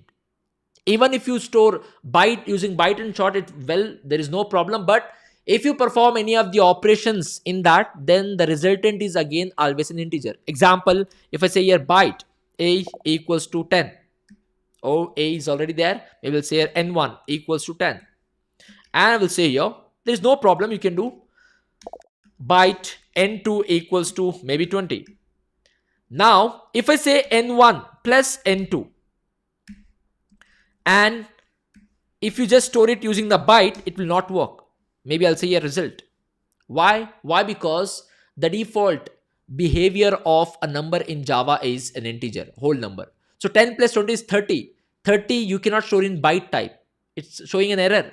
So to avoid all these problems, we very often, you may see anyone who's writing a Java program, they go with int only, and you also have to go with int whenever you are working with a whole number in Java. Making sense? Now when it comes to the real number in sense where you have a floating point and decimal point. Example, you have, what's your college percent, how much you have got in your 10th, how much you have got in your 12th, how much you have got in your graduation. You will see I have got 54.4. It's where we have a decimal point, floating point here. For that, Java has provided two primitive data types, which happens to be float and double. You can use anything. If you use float to store the number, I'll say here float maybe number 2 equals to 45.5. We are getting an error. Why? Because like for whole number, can you please tell me in the chat what is the default data type for a whole number in Java? It is int, right? Similar to that, the default, the data type for the real number in Java is double. And if you're trying to store in float, it will not accept. It's like, no, you have to specify. You have to specify double, or you can use one suffix. Suffix means after the literal. Literal means value, the data. 45.5 is data here. That is a literal. So after literal, you can attach one suffix called as f. Making sense? Yeah. So then there is no problem. If not, if you just have a real number, it could be maybe 44.5. And if you want to store in Java, I'll give the variable name, whatever name you want, you can give it. I'll give it as num2. And what's the type, guys? What's the type? I'm not using any suffix here. So what should I specify if I'm not using any suffix? it should be double. Before we go forward, I have this interesting question. Int makes sense because it works for integers. Char makes sense because that's for character. But why it is called float? Of course, when you have a point values, it should have something different, right? Because when you learn mathematics in your childhood, we used to call decimal, right? Decimal points. Yes. Yeah. Or maybe you can say real number. Why they went for this word called float? Programming is all messed up, right? They should have went for real or something different. Why they went for float? What do you think?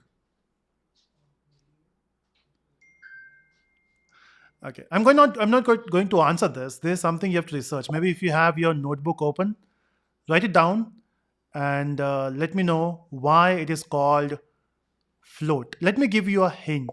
So basically, in your CPU, if you want to store the data, the point values, we normally represent that with the help of a name called floating point representation. Okay, so that was a big hint. So try it out and let us know. If you're trying this out, that means you are really curious for the programming. So see, as a programmer, as a one who is getting into the technology, getting associated with the technology, every day there is a learning. So as long as you are curious, you will have a good life, a fruitful life in the IT world. If you stop your curiosity, why this, if you stop learning, then definitely the things will not be easy, because a lot of updates and you should be knowing it, you should not accept as it is. Yeah. So this all about the a primitive data type. We have one more, which is boolean. Whenever you have boolean is such a type of data which can store only true or false. Apart from that, nothing it can store. So usually we use, whenever we want to check some of the conditions, we use this boolean type of data, and it will work only for true or false. Apart from true or false, it will not take any other value, either true or false. And then you may have a question, how about string, how about array? All those things in Java is considered as an object. For string, we have a different string class in Java which we can use it. Yeah. So, and for array also, that will be also be considered as an object. For that also we'll try to explore. But when it comes to primitive data type, we have these many. For characters, we have a char. For whole number, we have byte, short, int, long. And when it comes to the real number, float and double. And if you want to store any true or false, if you want to do some of the condition based evaluation, then you have to go with the boolean. And why are we writing type of the data? Because Java is a strongly typed programming language. Not just to store the data, whenever you are working with the data also, be it in the method, if you're returning something, there also in the return type, you have to specify the type of the data. For everything, you have to specify the type of the data. And that also makes Java one of the most easiest programming language. That is also one of the reason why people use Java, because there is no confusion there. Some of you might think that other programming language, we need not to specify the type of the data, we are comfortable with this, we just create a variable, we add the value. That's not the case. Most of them will not feel comfortable with that. So we have to specify the type of the data so that you can do the work. Just to add something here, now since Heather mentioned about this strongly typed language, yes, Java developers have this weird attitude that no other languages are. I mean, of course, there are the other languages as well, but Java is strongly typed language. But let me show you something which is weird, and whenever you get a Java updates, things do get messed up here. So I will not run this, but I will ask you this question and let me know if this works. Okay, let's not do it for boolean. Let's try it for int. So I'm writing a syntax here. Let me know if it works in Java. So I will say var num is equal to 144. As Heather was talking about, Java is a strongly typed language. You need to have a type here. Now I'm writing var. What do you think? Will it work or not? Maybe you can just uncomment later once we get the answer, and then let's see how it works. Great. Let's see, what will be your answer. Will that work? If you have an ID in front of you, you can try and tell me at least. No? Yes? Some says yes. Some of them might be, the part of our previous batch, the weekend batch, which is currently running, mastering Java and Spring Boot. There, Naveen sir had given a detailed discussion on this as well. So you might answer. It will work. It will work. Great. People are also saying that it is in JavaScript. It is in JavaScript, but we are writing a Java program here. We are talking about Java. Depends on the Java version. Great.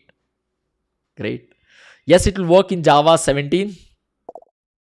Different answers, but good to see this interaction. I think it came in Java 10 if I'm not wrong. So now you can uncomment and show it. So let's see. And if this ID, this system has a Java older than Java 10, I don't think so it will work. Let's see if it is working. That means it has a latest Java. That's also one of the proof. Oh, because it is working because of the variable. Don't say it's not working because is it working now? Yes, it is working. Fine. Now it's up to you to know when it is, they have enabled this and from when we can use it. You just check. You have a Google uncle in front of you and try to identify this. There's all ChatGPT nowadays. And these days we have many AI tools, ChatGPT. Try to ask. And some of you are asking the difference between float and double. Float can store up to 7 digits precision value after decimal point. That means after point, you can write up to 7 digits here. Yeah. And if you're using double, you can go up to 14 digits. The high precision, it follows, double precision, and float follows single precision. Single means up to 7 and double means up to 14. Whenever you want to store very accurate values, maybe you are working for some of these scientific application wherein the decimal point value is also very, very important. In that case, go with the double. And if it is even more than 14, then we have many classes in Java. We have a double class, we have a big decimal, many other classes comes into picture where Java will support and which you can use it. Apart from that, if you're using float, 4 bytes of your RAM memory will be occupied, and if you're using double, 8 bytes of your RAM memory will be occupied. So if you want to write very memory efficient application, then you can go with the float. But however, remember, whenever using float, you have to use suffix because the default behavior of real number in Java is double. So these are the primitive data types. So can't we use anything apart from this? Yes, we can use the classes, objects. We have a concept of strings, arrays, which we will try to explore. Fine, my dear friends. Yes. So let me just see. So I think class, object, variables and data types, it's done. It's time to understand loops and if else. Now, don't expect me to, explain the loop from the scratch. It might take 1 hour of time only for the loops we can spend. Okay. But now I assume you have an idea about loop. We will just try to work around. Yeah. And see on that as well. So let me just create a new class again. So I will say here maybe a new class, Java class. I'll say here launch loops. Okay. And I would like to have a main method. I don't know, in the IntelliJ, while creating the class, there should be an option. Maybe I'm not focusing that. Okay. We have a main method, the starting point of an application. When do we use loop? Can anyone answer? Why they keeps on updating? Because of the demand, industry demand, the requirement. But Java has a good backward compatibility. Even if there is a new feature, it will not have any major impact in the older features. So maybe you are working with Java for longer time, 10-15 years, and you are comfortable with some of the syntax. And later, if they have made any changes to Java with respect to maybe new features, new rules, they have got it. So you need not to worry much on that. It supports the backward compatibility. You can still work with whatever you know. Even you have an option to not to adapt the new changes, and it's up to you whether if you want you can adapt to new changes or you can completely ignore the new changes. There is no problem. It's up to you. Making sense? Yeah. So we have many loops. We have getting option iterator. That means iterating. Some of them says it's repeating the task. Vasant says again and again if you want to do some task. If you repeat something, great. Repeat a particular task. It could be anything. Maybe you can know something similar. It's not just repeating the task. If it is a similar task, a same task, which you want to repeat at same instance, at the same place, again and again. If a task is there, maybe you want to do the same task again somewhere else, we go with the concept of method basically. Example, if maybe there are a task, maybe I want to add two numbers, and in my application I want to add two numbers for four times. So in that case, we write a method. Inside a method, we add two numbers, and wherever is required to be added the two numbers again, we just call that method once again. But what is the difference with respect to loop? Whenever we want to repeat a similar, I mean, same activity at the same time, same point again and again, that's where we go with the loop. We want to iterate, we want to traverse from one place to the another place. There also we go with the loop, right? So we will try to work with the loop, and also of course the for each loop, which is the enhanced loop. We will see that as well with when we discuss the concept of arrays. For instance, maybe I want to just print the value. I'll say here maybe I want to print from 1 to 5, or maybe I want to print 1 to 5. I'll say here system.out.println. I want to print it. Oops. In Eclipse we have an option of sys out. So here in the IntelliJ we have s out. Yeah. So I'll say here print 1. And if you want to print till 5, so simple, just try to write this again once again. So here see sys out. Again I would like to print, oops, I'll say here, oh yeah, 2. And if I want to print again, then again, is it not boring? I just want to print something and you are just repeating again same task. Java says, hey, don't do that. You write it only once and make your program to repeat for you.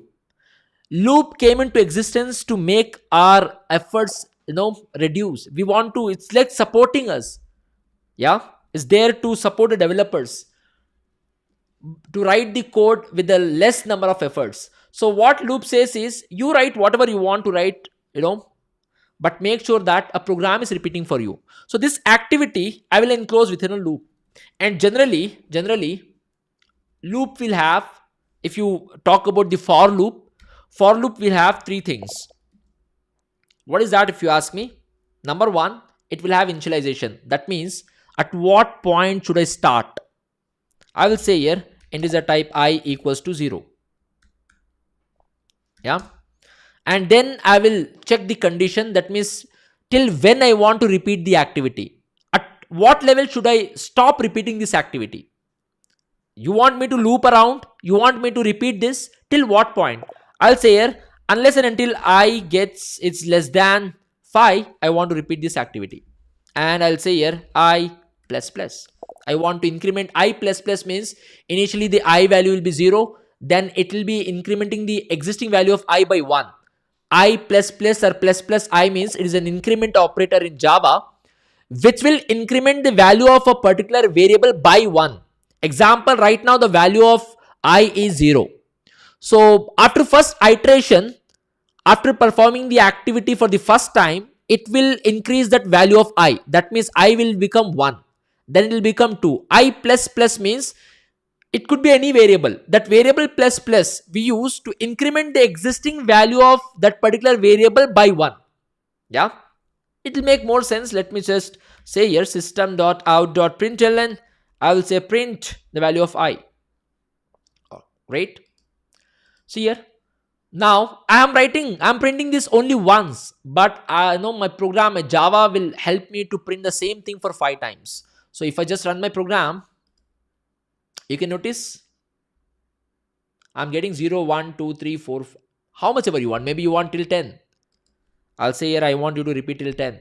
But how many times I'm printing it? Only once. Yeah, see here.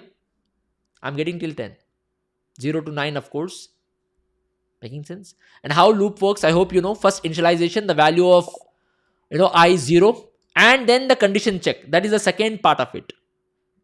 So let me just share the, okay, it's not needed. Again, it will go the detailed discussion. And the condition will be checked. Second part, what is the condition? Is 0 less than 10? Yes. If this condition satisfies, the third part will be this. The body, whatever body you write. I'm just printing here. It could be anything. And once the body is over, then the update, the fourth part, I plus plus, it will become 1. After 1, again you're checking the condition. Is 1 less than 10? Yes. So as long as this condition is satisfies, as long as the I value is less than 10, whatever you write inside the loop, that will repeat for you. It will loop around how much ever time you say, as long as this particular condition satisfies. Yeah. So number 1 is, what is the value of I? Inside I you're giving 0. Then you're just giving the condition, how many times I want it to repeat. So I'm telling I want it to repeat for 10 times. As long as the I value is less than 10, because I'm starting from 0, maybe I'll say here less than or equal to. If I say equal to, means I value should be less or equal to 10. As long as I value is either less than 10 or equal to 10, I want to repeat this. Once I value surpass 10, it becomes 11, the loop will start. That means whatever task you write here, that will not be repeated. Making sense? That means you also have a control here, that how many times you want to repeat the activity, you can mention that. It's up to you based on the requirement. Making sense? And this is how we write a loop in Java, for loop usually. And we do also have a while loop. While loop, you need not to have this initialization, you need not to have this condition check, only based the update only based on the condition you can mention. Example, I want to fetch the data from the database, so I'll write only condition. As long as there is a data in my DBMS, in my table, please fetch the data. What is that? Maybe when we practically use it, we will try to demonstrate. It will make more sense. Fine.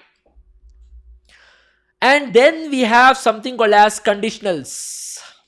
Conditionals, in sense, you can say if else. Oops. Oh, yeah. I've commented. Conditionals means you want to do some task, but based on the condition.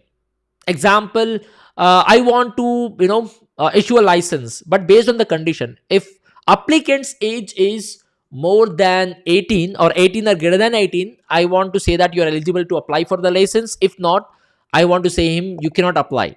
So if you want to perform the activity or a task based on the some condition, example, if your parents, if your mom asks, please go and get something from me, you'll put some condition. If you give me 10 rupees, then I'll give it. I'll do this task. If not, I'll not do.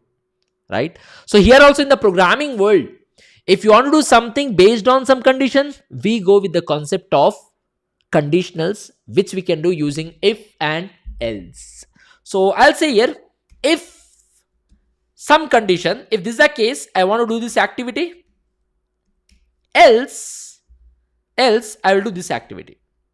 And this ladder you can write for any number. We will try to explore that as well here.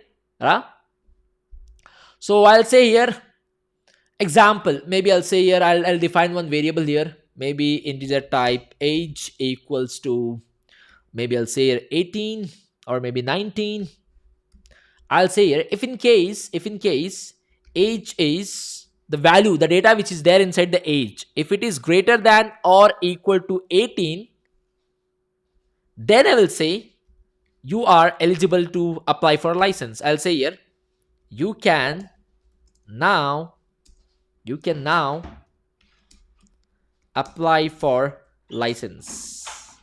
Else you cannot do this. I'll say here, else I will say here, maybe you are not eligible. You are not eligible. Now I have two statements here. With respect to if and else, only one statement will work, not both. So I have two statements here. But if this condition is satisfying, whatever you have written, it could be anything, guys. I'm writing just age. Whatever condition you want, you can put it here. Based on this condition, if it is satisfying, then whatever body you have here, that will work. If it is not satisfying, then whatever is there here, that will work. Both of them will not work. Right now, the condition satisfies. So of course, if I run my program, see, you can apply for license. Making sense? Great. Now I'll say here, maybe the age is 17 or maybe 16. Now what should be the output? only else block will execute. Let's see, Vinay Reddy, as per the need, because this is project based learning. So yeah, those who already know this concept should have a patience, because I know it's very hard to learn something which you already know. You might think, hey, I know this, please go ahead. I know, because there are some other also whom we want to pick it up, so that we can get all of you, we can align all of you in the same page. And whenever in the conditions, whenever you have a single statement, if you have more than one statement, then these curly brackets are mandatory. If you have a single statement, then you need not write these curly brackets also. See, I've missed.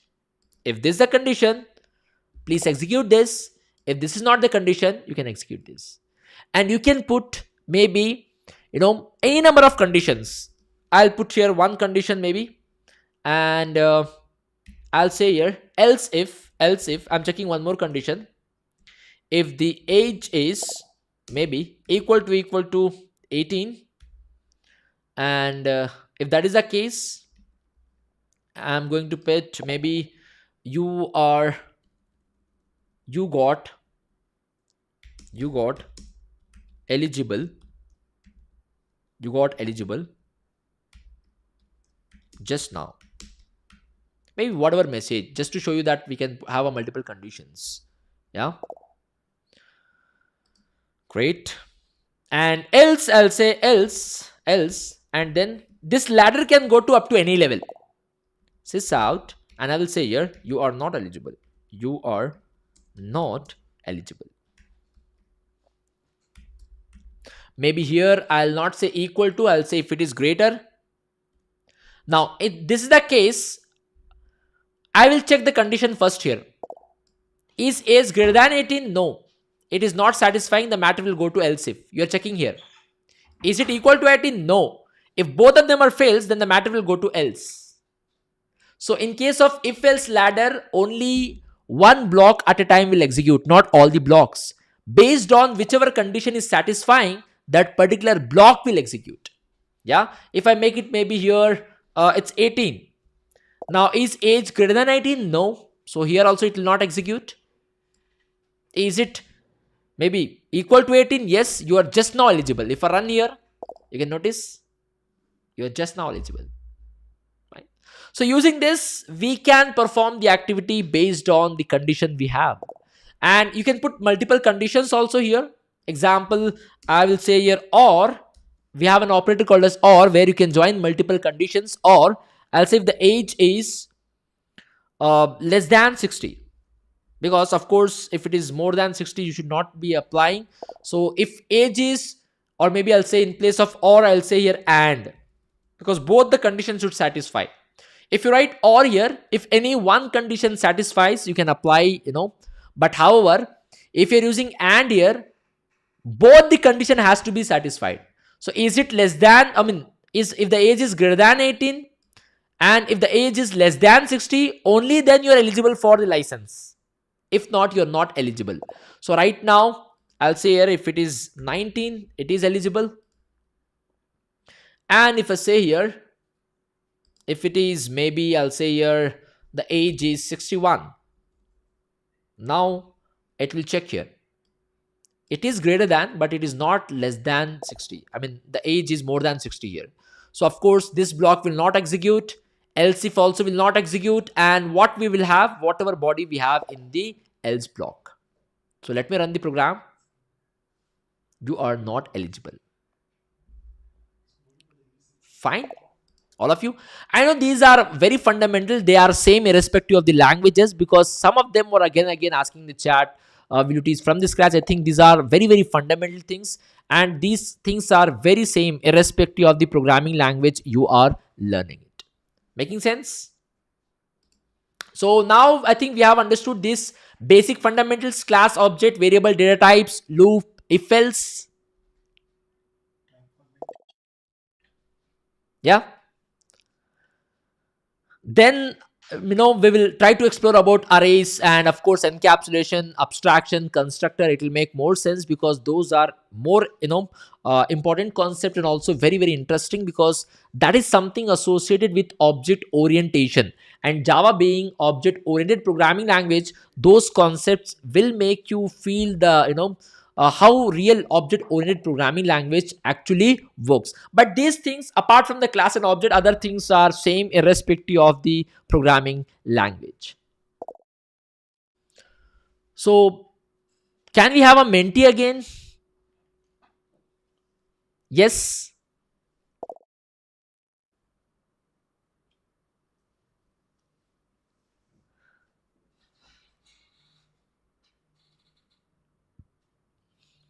I could see some answers. So sir, can we have a Menti and see, or we will Yes. take some more concepts? So let's do the Menti and then we'll continue the topics. So let's have some Menti, guys. Yes. Okay. We have never thought this much of concept in live sessions in such a less time. So how much time it takes to complete the entire topic what we have taken in live sessions? Usually, especially in our course, in our course we have gone in depth for these concepts also. We might have taken more than 10 hours, and now it took just less than 1 hour. Okay, so yeah, we can take this as a revision for the concepts because once we start with the project, and again, this session was not titled as building a project in Java. The session is titled as Java in 1 day. So we're not here exactly to learn project. We are here to learn the concept, but the way we are doing it is by learning the project or building a project.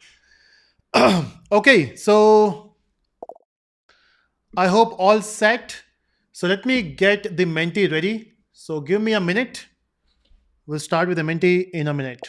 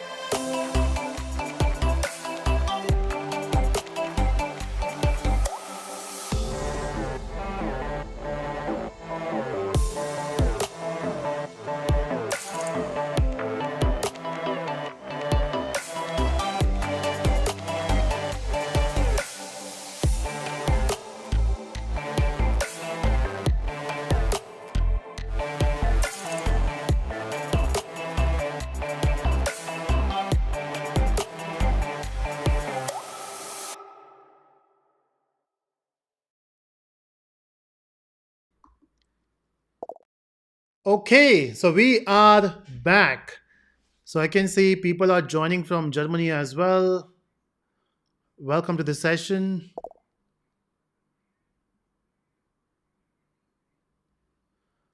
Hmm. Okay, Krishna said Menti. And see, learning is always boring, right? You have to motivate yourself to be there and learn more. I think nowadays difficult thing is not to learn something. The difficult thing is to sit at one place and learn. Okay. Okay. On that note, let's do the Menti. This is Menti's second Menti we are doing, and here we go.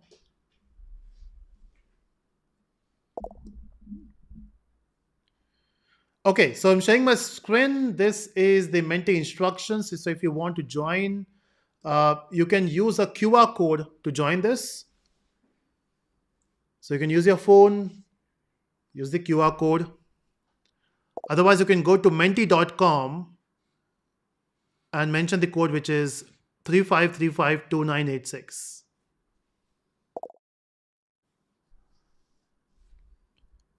Okay, Shanawaz joining from Oman. Yes, Rahul. Yes, Rahul. So I think you have joined late, so I've welcomed everyone. The thing is, this live session is more suitable for the time zone of what I'm doing. So people joining from different time zones, they have a very different time, so it's good to have them. Okay, Tushar says, I will win again. Let's go. Yes, Tushar. So Tushar was the winner for the first Menti. Let's see who will win the second Menti.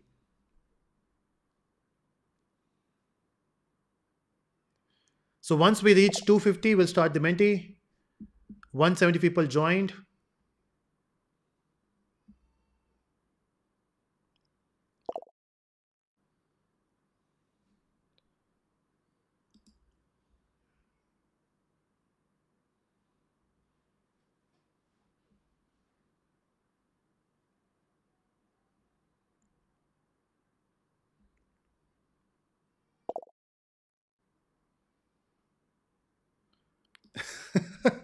People anti active in Menti, then lecture, it seems. Yeah, that's the thing, right? People love to play game but don't want to learn things. And that's what differentiate you. So you have to learn more. Of course, you should play games like this is much interesting, but also focus on learning. And even if you know things, sometimes you don't know things. That sounds weird, but how do you know something?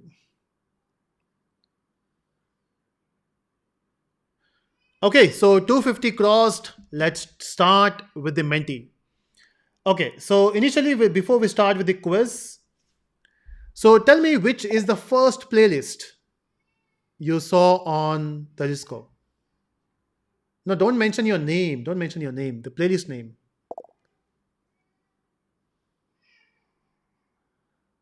Just because you saw a text field, you started enter your name. Okay, I can see Java majority, Python, Python for beginners, Pushpa. Okay, never made a playlist on Pushpa. Java 12 hours, Butter, Spring, CoJava, Django.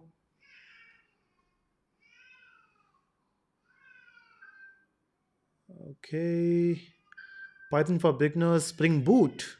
Nice. Java collection. Do you know Sriraj? No idea. Okay, Pradeep says blockchain. Okay, looks good. Okay, so I will start with the quiz. The next slide is a quiz, but before we start, hit the like button. Let's set the milestone, because see, if we don't cross 5,000 likes today, uh, it will not motivate us to make a marathon on spring. So next week the plan is to have spring marathon, but for that we need your support.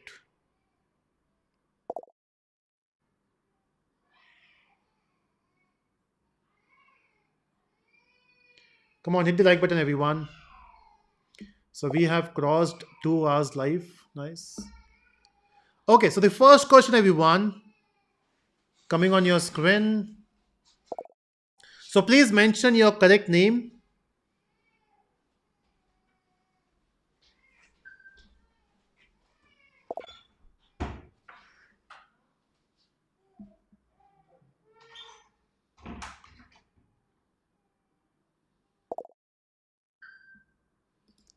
Okay, someone joined. So someone saw the first place as Git.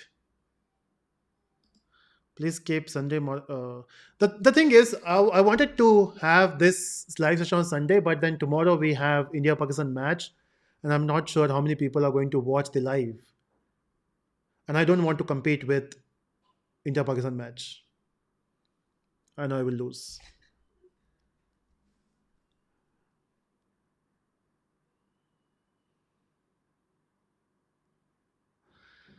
Okay, so first question, everyone, coming on your screen. Okay, there's a big noise. Someone is crying there. That's my kid. Just got up from sleep. The good thing for me, I have my office set up at home. And the bad thing for me is I have my office set up at home. Okay, so the first question, everyone, coming on your screen. And here we go. Which operator is used for comparing two values that are equal in Java? So we're talking about the primitive values, not the string.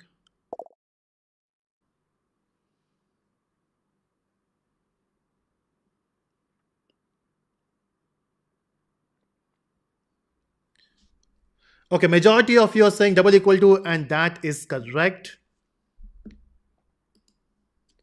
Second question.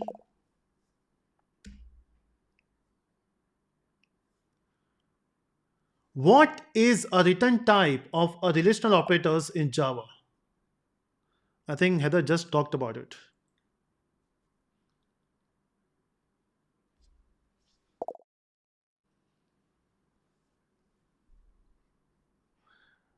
And let's see, time up. Okay, majority of you are saying Boolean, and that is correct. Okay, some people are still confused with void.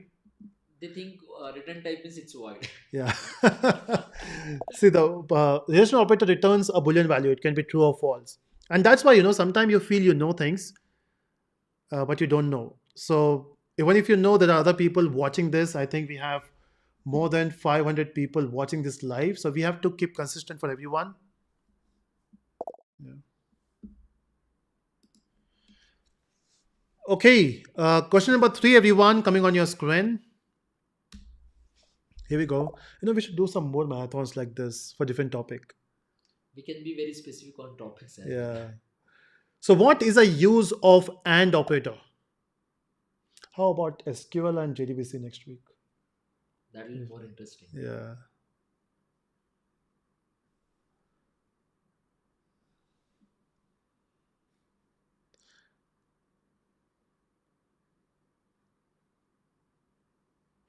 Okay, time up. And majority of you are saying operator used to combine results of relational operator, and that is correct. Okay, so I was just thinking next week, can we have a marathon on SQL and JDBC? And then after that, we can have a marathon on Spring. So come on, let's vote. You want SQL or Spring first? I don't think we need more than 5 hours for SQL.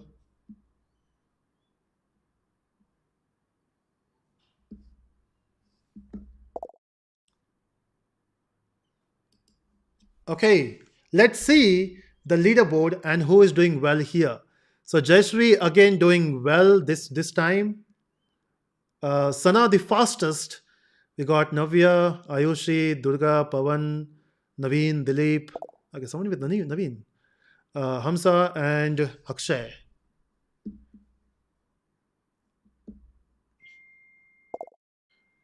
Who was the winner last time? Agarwal, right? Agarwal, Tushar. Tushar Agarwal.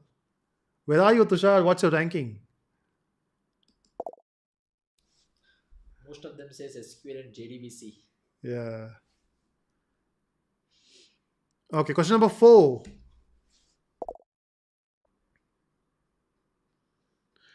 What is the output of OR operator if one relational operator is true and the other one is false?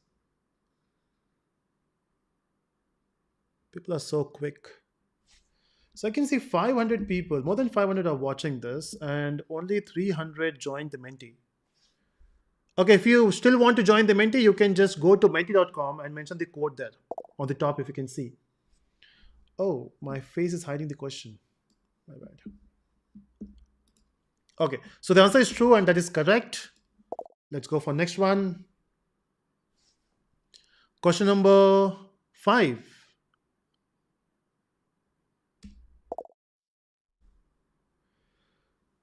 Okay, which of the following is not a relational operator?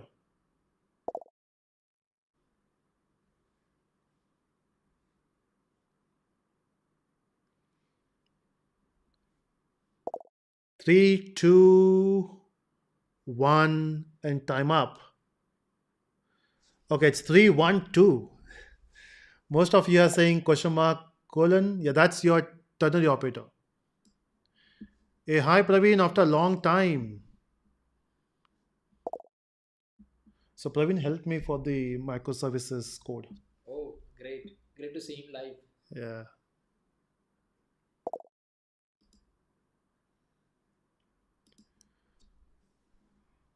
Okay, question number 6. Coming on your screen.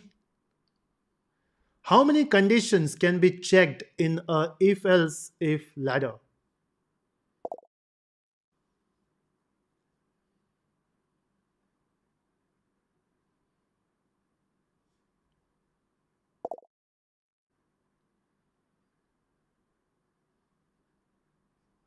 Okay, majority of you are saying multiple conditions, and that is correct. It's a wholesale shop. You can have how many? You can have whatever if else you want. Okay, any changes? Yes, Sana is still doing good. Durga is in top 10. Charan, Naga, Raju fastest for this round. Good job. Naveen, Dilip, Venkat, Pavan, Spurs Killer. Who is Spurs Killer?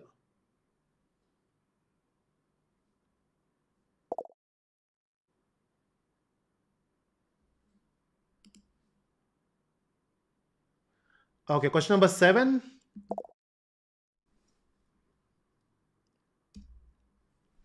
Okay, Tushar says 20th. Come on, you can do it. Which part of if else if ladder will be executed if all conditions are false?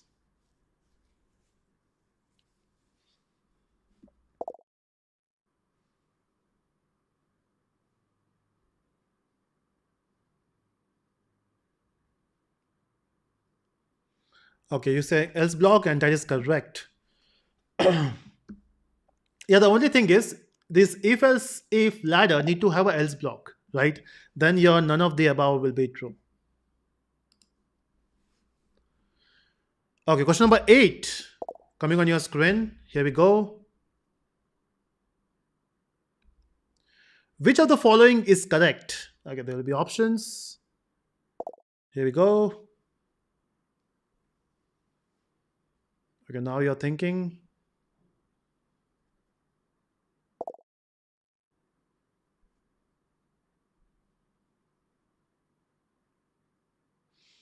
Okay, true and true is true. Okay, that's true.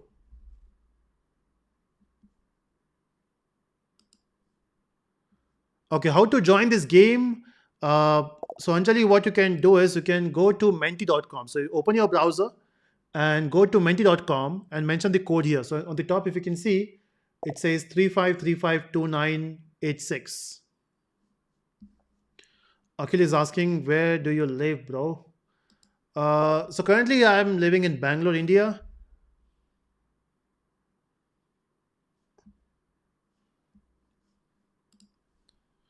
Okay, question number 9 coming on your screen. When do we use loops in Java?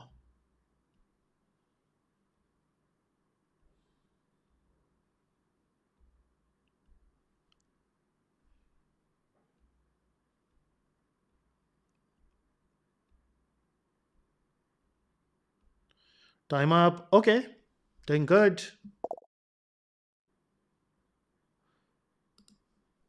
Okay, let's see. Do we have any changes here? And Tushar is back in top 10.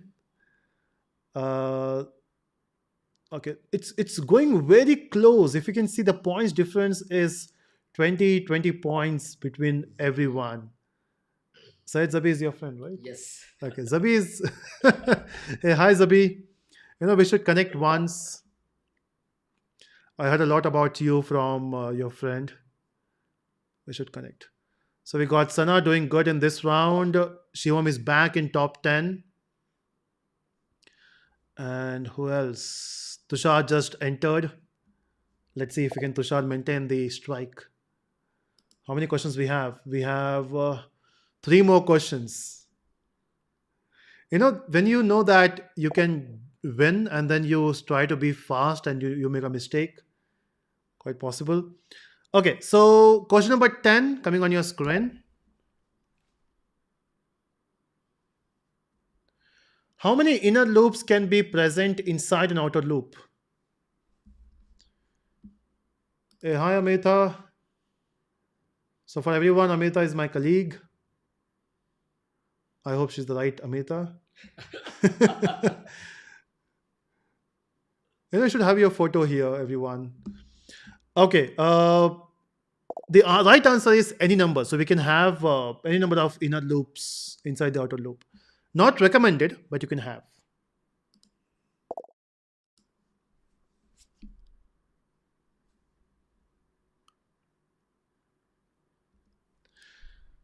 Okay, question number 11 coming on your screen. What is a purpose of a default case in switch statement? We have not talked about switch, right? There is something we're testing your skills now.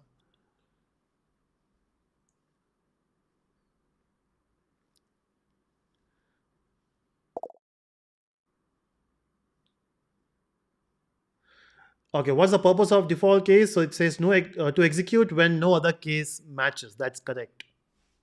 So this session is mostly for these people who are giving wrong answers, right? So we are making sure that we all are on the same page when we start building. Question number 12, the last question. And let's see if we have any changes in the leaderboard. How many times does a do while loop execute if a condition is initially false? Oh, you're so quick. We have 6 seconds more. And time up. Okay, that's right, only once. So in the while loop, if you have false, then it is 0. But in case of do while loop, it is once at least. And now it's time to see the leaderboard. So what do you think? Who is the winner? So even before I click next, I want to know from you who is the winner. Okay, so I'm opening the top 10. Do we have any changes? I think Sana is still doing good. Who is the winner? And it is Sana. Good job. Sana, you are on top from the start. Good job. Zabi, Tushar in top 10. Naga doing good. Charan, the fastest for this round. Shivam, Venkat, Pranay, Spurs Killer. Who is Spurs Killer here? Okay, Shika Verma says 1, but Sana is it you? Who is Sana?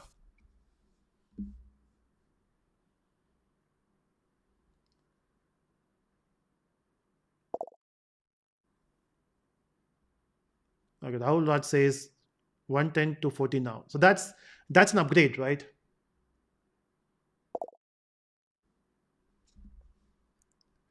So how was the Menti? Enjoyed?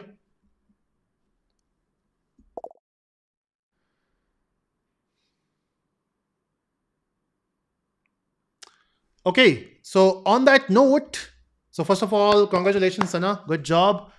And everyone in top 10. So now we are doing this session from 2.5 hours. Okay, we got Sana. Congrats once again. Yeah, so we are doing this from 2.5 hours. I think we deserve a break now. So let's take a small break. So when I say small break, let's take a break of 15 minutes and we'll come back. So by the time you can have your evening tea or you can have a coffee or some snacks. It's a long session. Okay, so be mentally prepared. So yeah, see you after the break, everyone.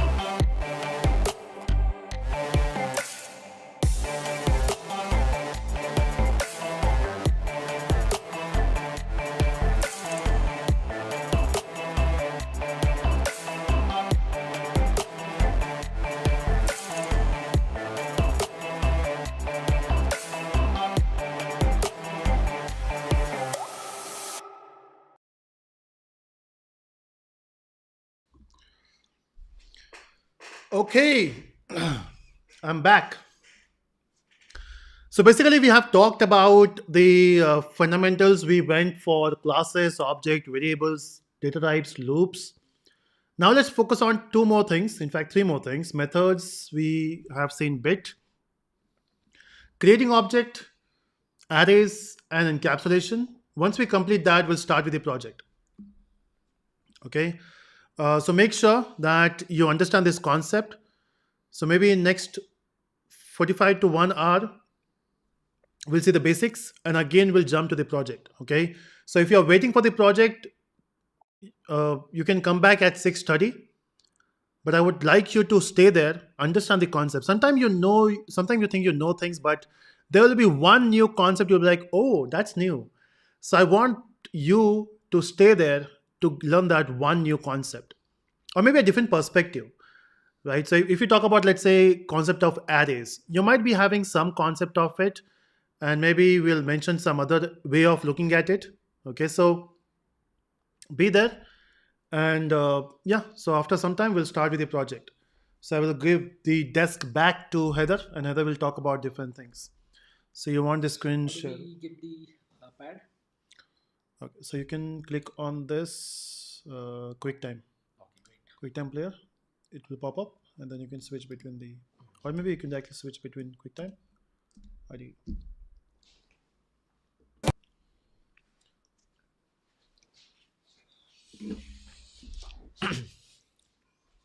All right, we are back. I'm staying to play the Menti. Great, great. Menti is important, right? Because that will give you confidence. And based on whatever Menti, we have seen so far, most of the audience, they know some of the concepts. They have an idea.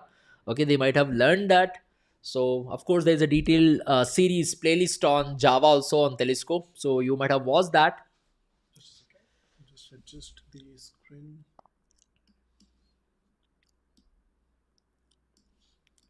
Okay, great. I think that's fine now. Yeah. Yeah, we will some of them asking please cover some of the design. See, we will cover as we have so much plans, going forward. There might be a gain marathon on SQL JDBC. There will be definitely marathon on Spring. So we are now doing on Java, so let's focus on that. Fine. So now these things basic, but methods, what is method? You have an idea, but let's get started with that by writing down the program.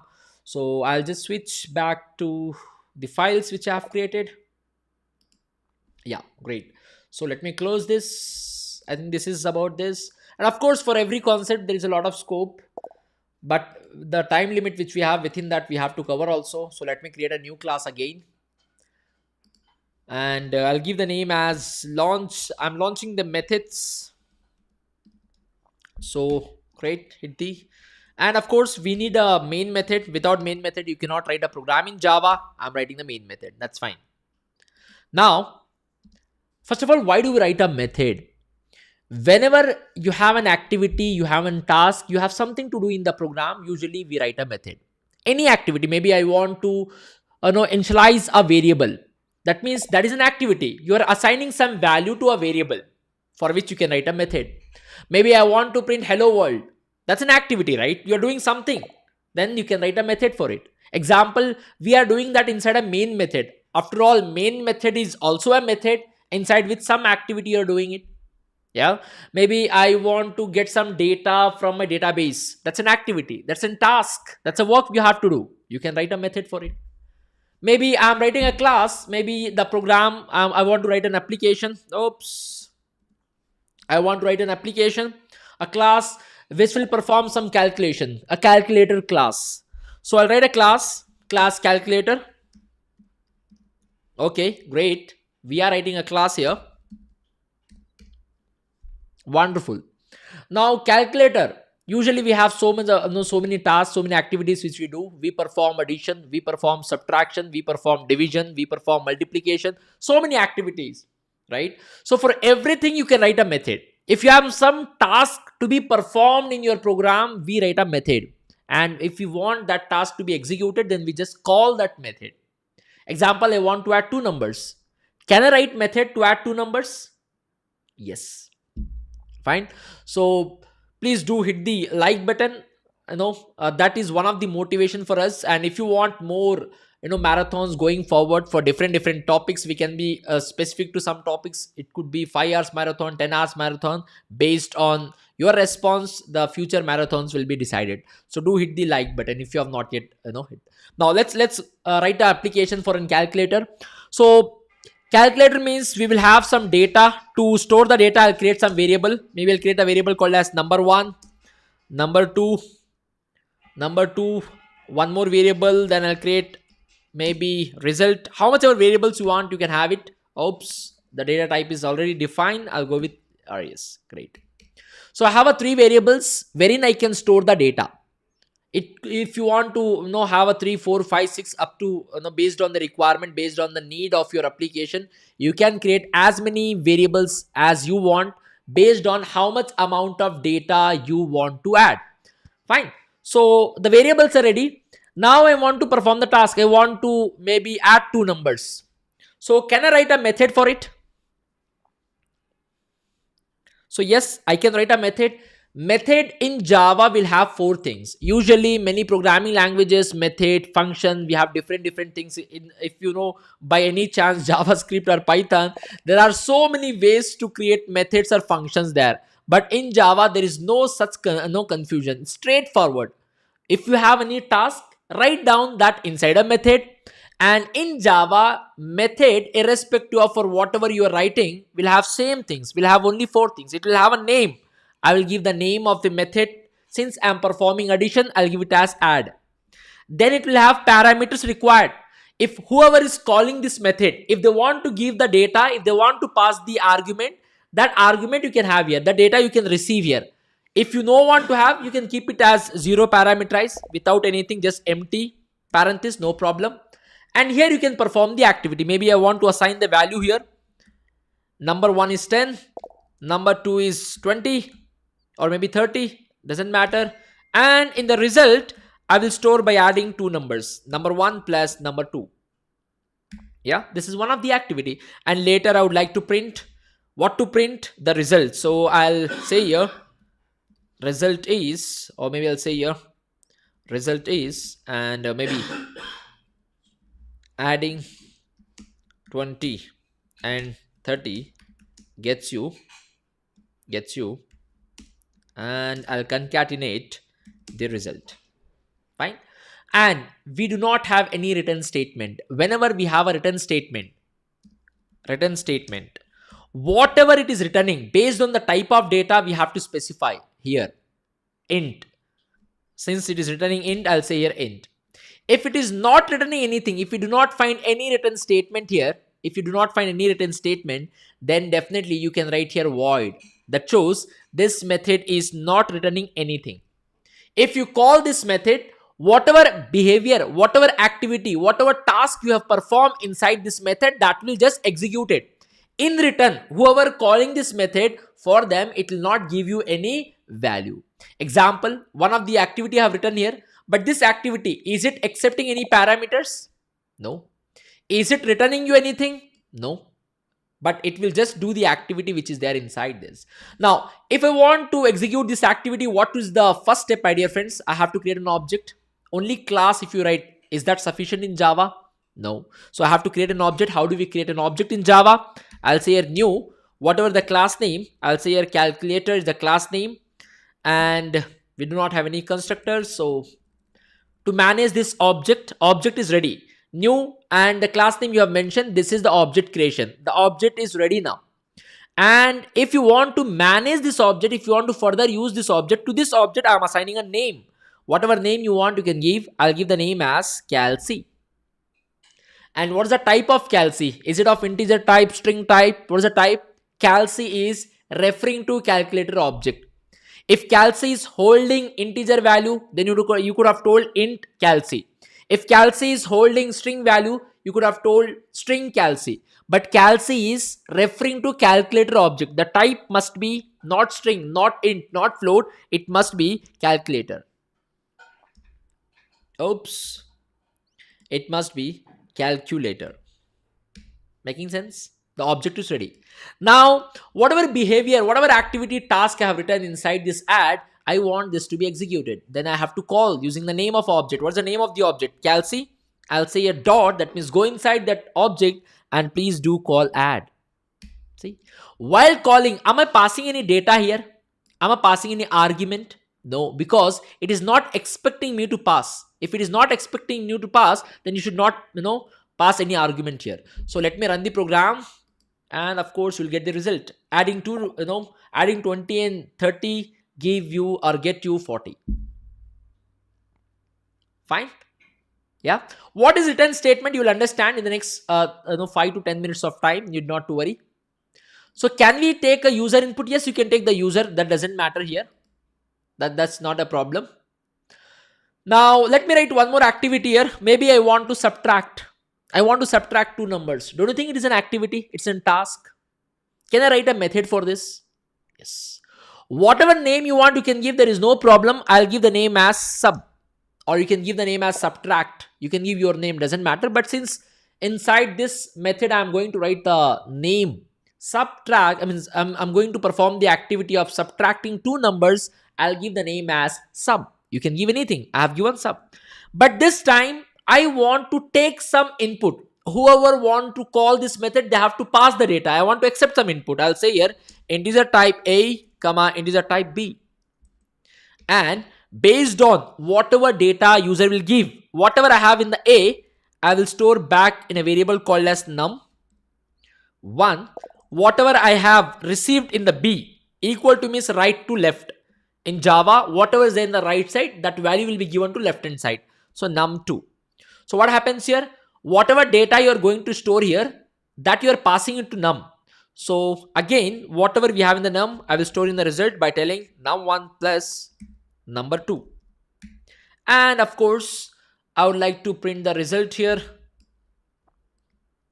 And I would like to print it again. And this time I'll see here subtracting. And maybe two numbers gets you this. In generic, I'll give here two numbers gets you this. Fine, my dear friends. Now, do we have any written statement here? If you have a written statement, you cannot write void. I do not have any written statement. What is the significance of written statement? You'll understand in the next 5 minutes of time. But however, do we have any written statement? Do we have something like this? No, we do not have. If you do not have, simply please write here as void. That means this method will not give anything. And now I want to call this method. I'll say here calci dot sub. And remember, my dear friends, whenever you call a method, and if that method is expecting you to pass some data, if that method has a parameters, for you it is compulsory to pass the arguments. Passing the arguments means passing the data. Example, add method. Do we have any parameters here? Zero parameters. While you call the add method, did you pass any data? No, you have not passed, because it is not expecting you to give. But here in the subtract method, do we have any parameters? Do we have any parameters? No. Yeah. Main method. This is a main method class. This is a class for which I am writing the program. Nikas. It's just like a class for which I am performing the activity. Now I must have to pass the data here. It's compulsory. If you are invoking a method, that means if you are calling a method, and if that method is having some parameters, then based on the type of parameter, while you are calling the method, you must pass the argument. You must pass the data. I'm passing the data here. Maybe I'll say here 10, 5. Making sense? See, I'm passing it. Yeah. And both the methods, what is the return type? Void. That means in return, that method will not give you anything. If you want, you cannot write something. I'm calling the add method. That may give you some result, which I'll store in a variable called as result. No, it will not, because that is a void. That will not give you anything in return. That will take your data and do some activity. In return, it will not give you back anything, because the return type there is void. I cannot collect it back. Yeah. Fine. Now let me just run this program and show you. See, subtracting two numbers gets you 15. Oops, I think I've given add. Yeah, sorry, my bad. I'll give it as minus because it's subtract. Let me rerun the program. See, 5. Making sense? Now, here we are writing the, we are not expecting, writing any parameters. Here we are expecting some data. We have written some parameters. How do we write? This way or this way? Depends on the need. However you want, you can write. I'm going to show you 4 different ways you can write a method. Based on the need, you can write it. Making sense? Can't we use A and B directly instead of assigning to the number? Of course, I'm assigning just to show this. If you don't want to do so, you can do it directly also. Maybe I can say here A minus B. There is no problem. Both of them are same. Actually the program here is not to subtract two numbers, my dear friends. The program here is to show you how differently we can write methods. Yeah. Very soon, Om Prakash. Very soon. Been busy. We'll be back there. Now, let me write one more activity here. I want to, my dear friends, I want to maybe multiply two numbers. Can I write any method for this? Yes. Whatever name you want, you can give. Since I'm multiplying it, I would like to give the method as multiply. Multiply. Yeah. And this time, I would not accept any parameters here. Like, if you want, you can write it. Maybe whoever calling the method, they will give the data. But I don't want. It's up to you. I'm the boss of this application. So I don't want, as per my plans, I don't want to accept anything. You can keep it empty. Based on the need and situation. Example, here I want it. So I have written here. Do I need here? No. I feel I don't need. So I'm not writing that. So I'll say here, maybe num1 equals to, I'll assign some value, maybe 10. And I'll say here number 2, I'll assign some value 4. And then I will say results equals to number 1 into number 2.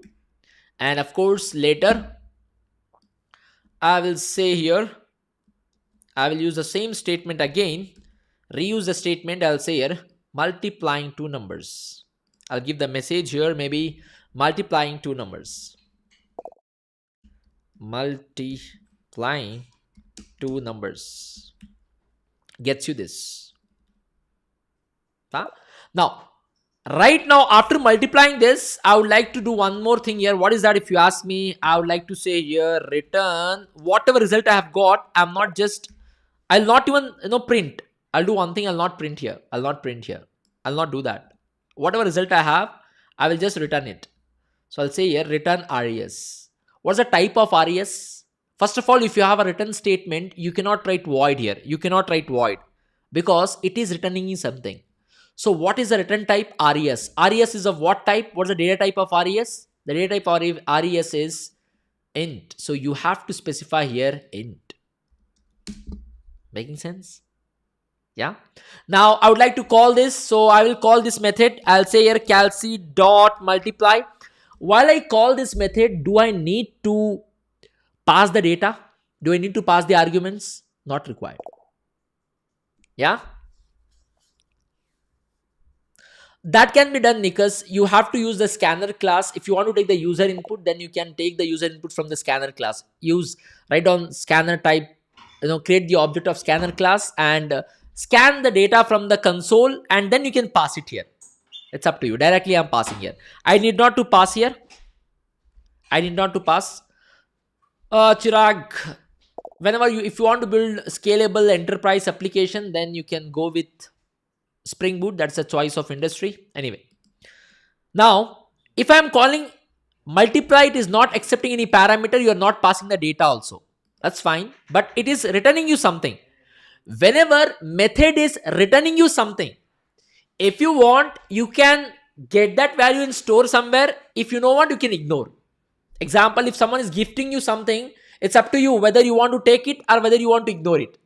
Right now, I'm calling multiply. Multiply method is giving me integer value. Am I collecting back somewhere here? No. If you don't collect, no problem. But if you want, you can collect also. I will collect in a variable called as maybe result. I'm collecting that in a variable called as result. And then I would like to print it here. Yeah? Making sense? Okay. I will give it as a result. And I'll say here, multiplying two numbers. Multiplying two numbers. See? So let me run this program. However you want, you can write. See, multiplying two numbers is 40. It's up to you how you want to go with. See here, 3 methods I have written. 3 activities I have written here.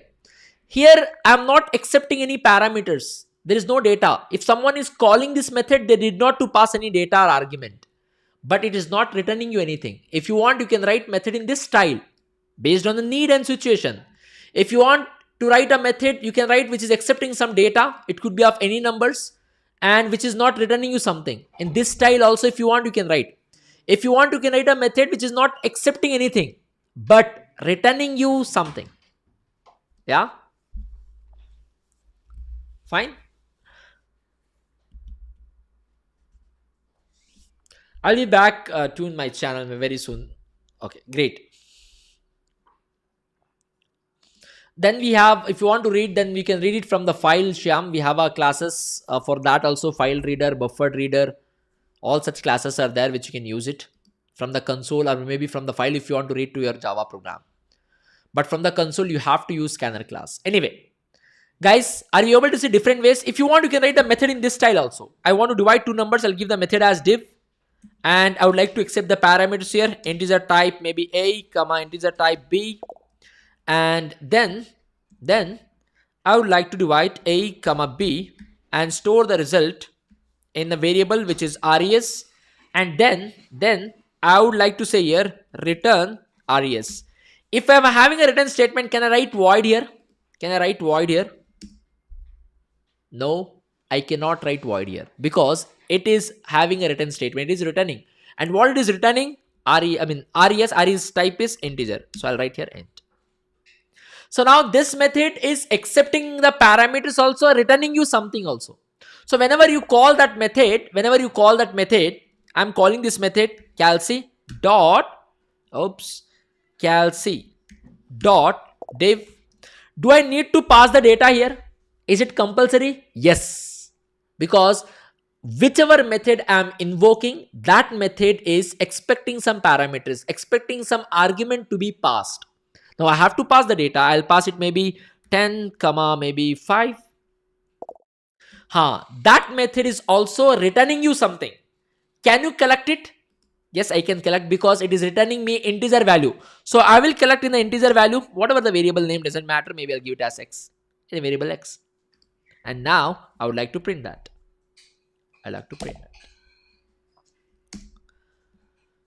Oops. I will say here printing the x. Maybe I'll say here one message also.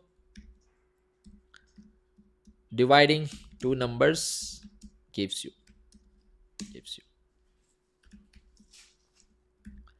Guys, the agenda here is not to just add two numbers or divide two numbers or multiply two numbers. That is not the program agenda here. The major part you need to understand here is what are the possible ways we can write methods in Java.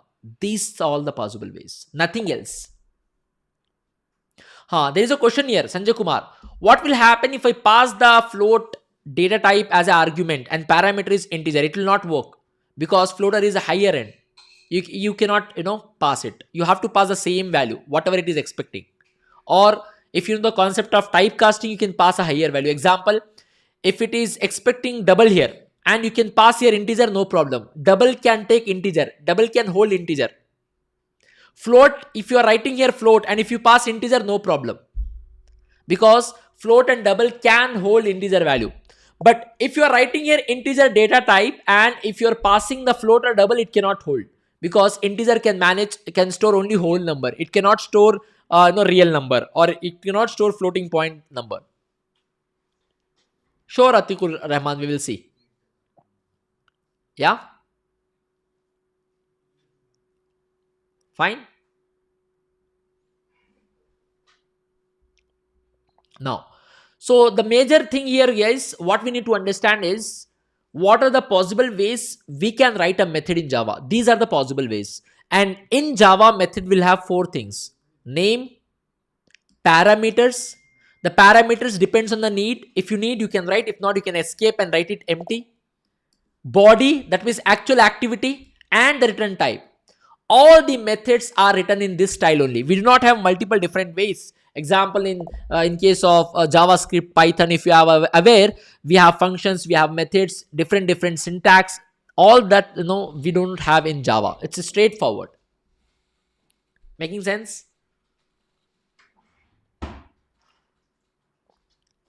So this is all about the methods, guys. Can we go ahead? Can we go ahead? Great, great, wonderful.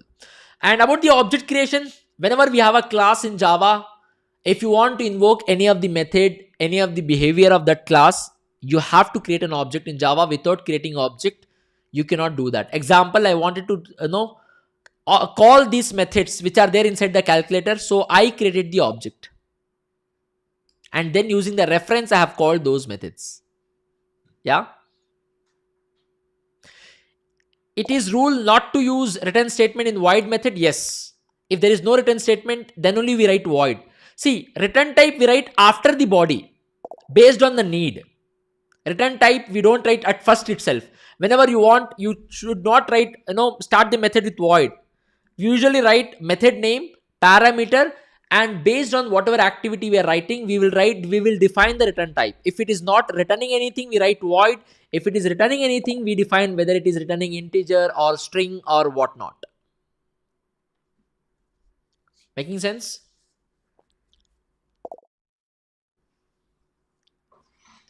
It will not work, Manish. It should be of same type. It should be of same type. It will not. You can cross check. Yeah.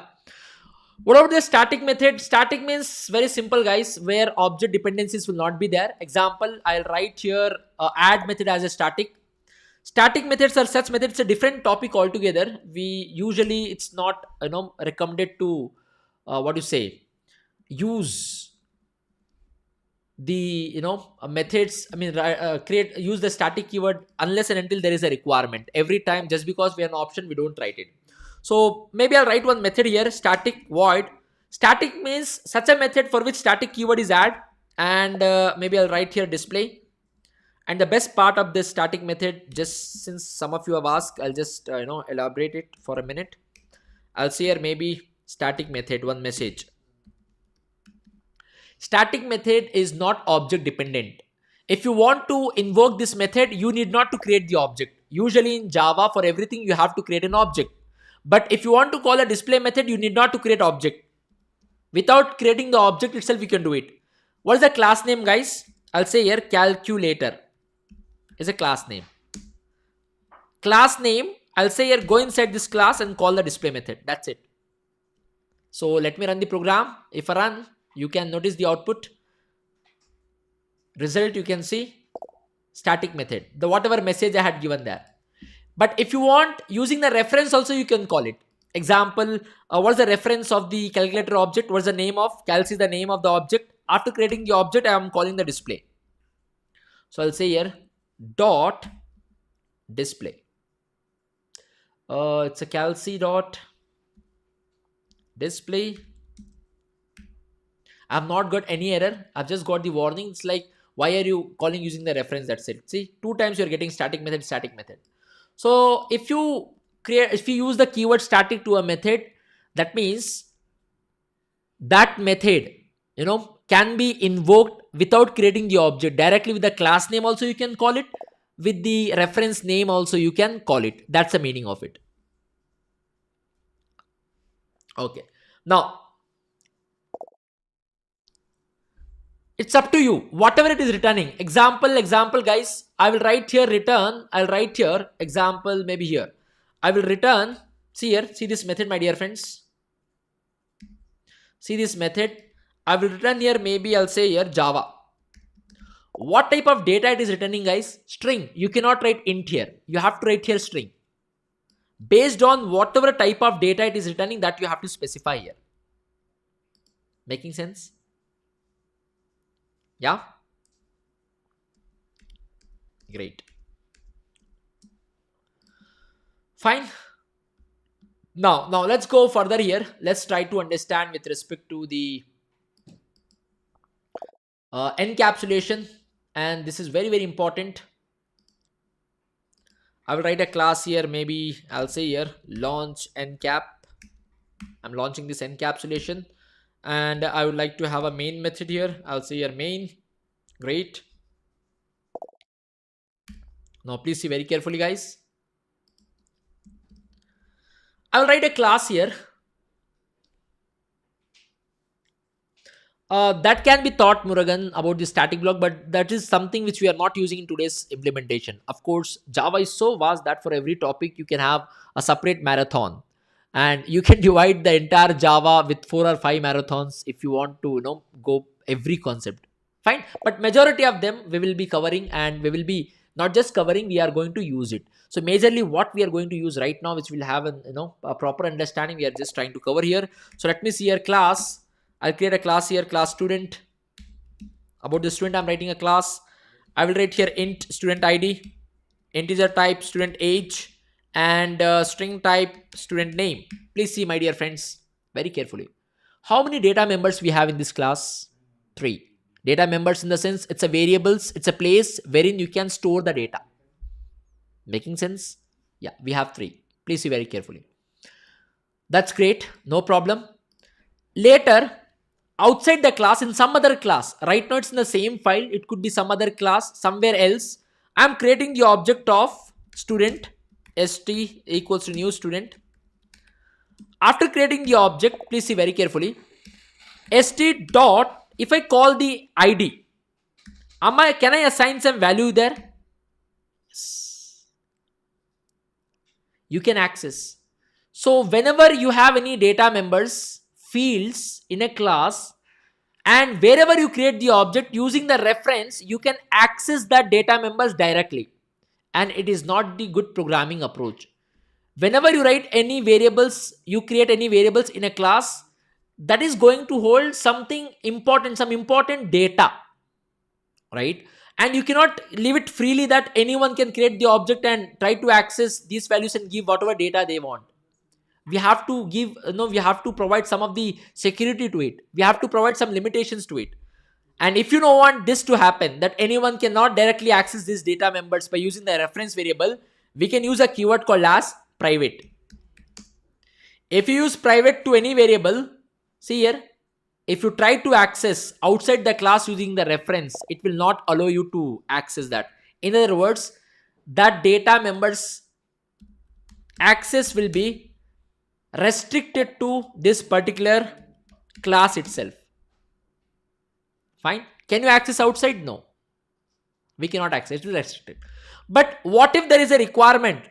Whatever data I would like to initialize to these variables, these fields, must be given by someone else. Maybe some other class, whoever creating this object, they have to pass the data.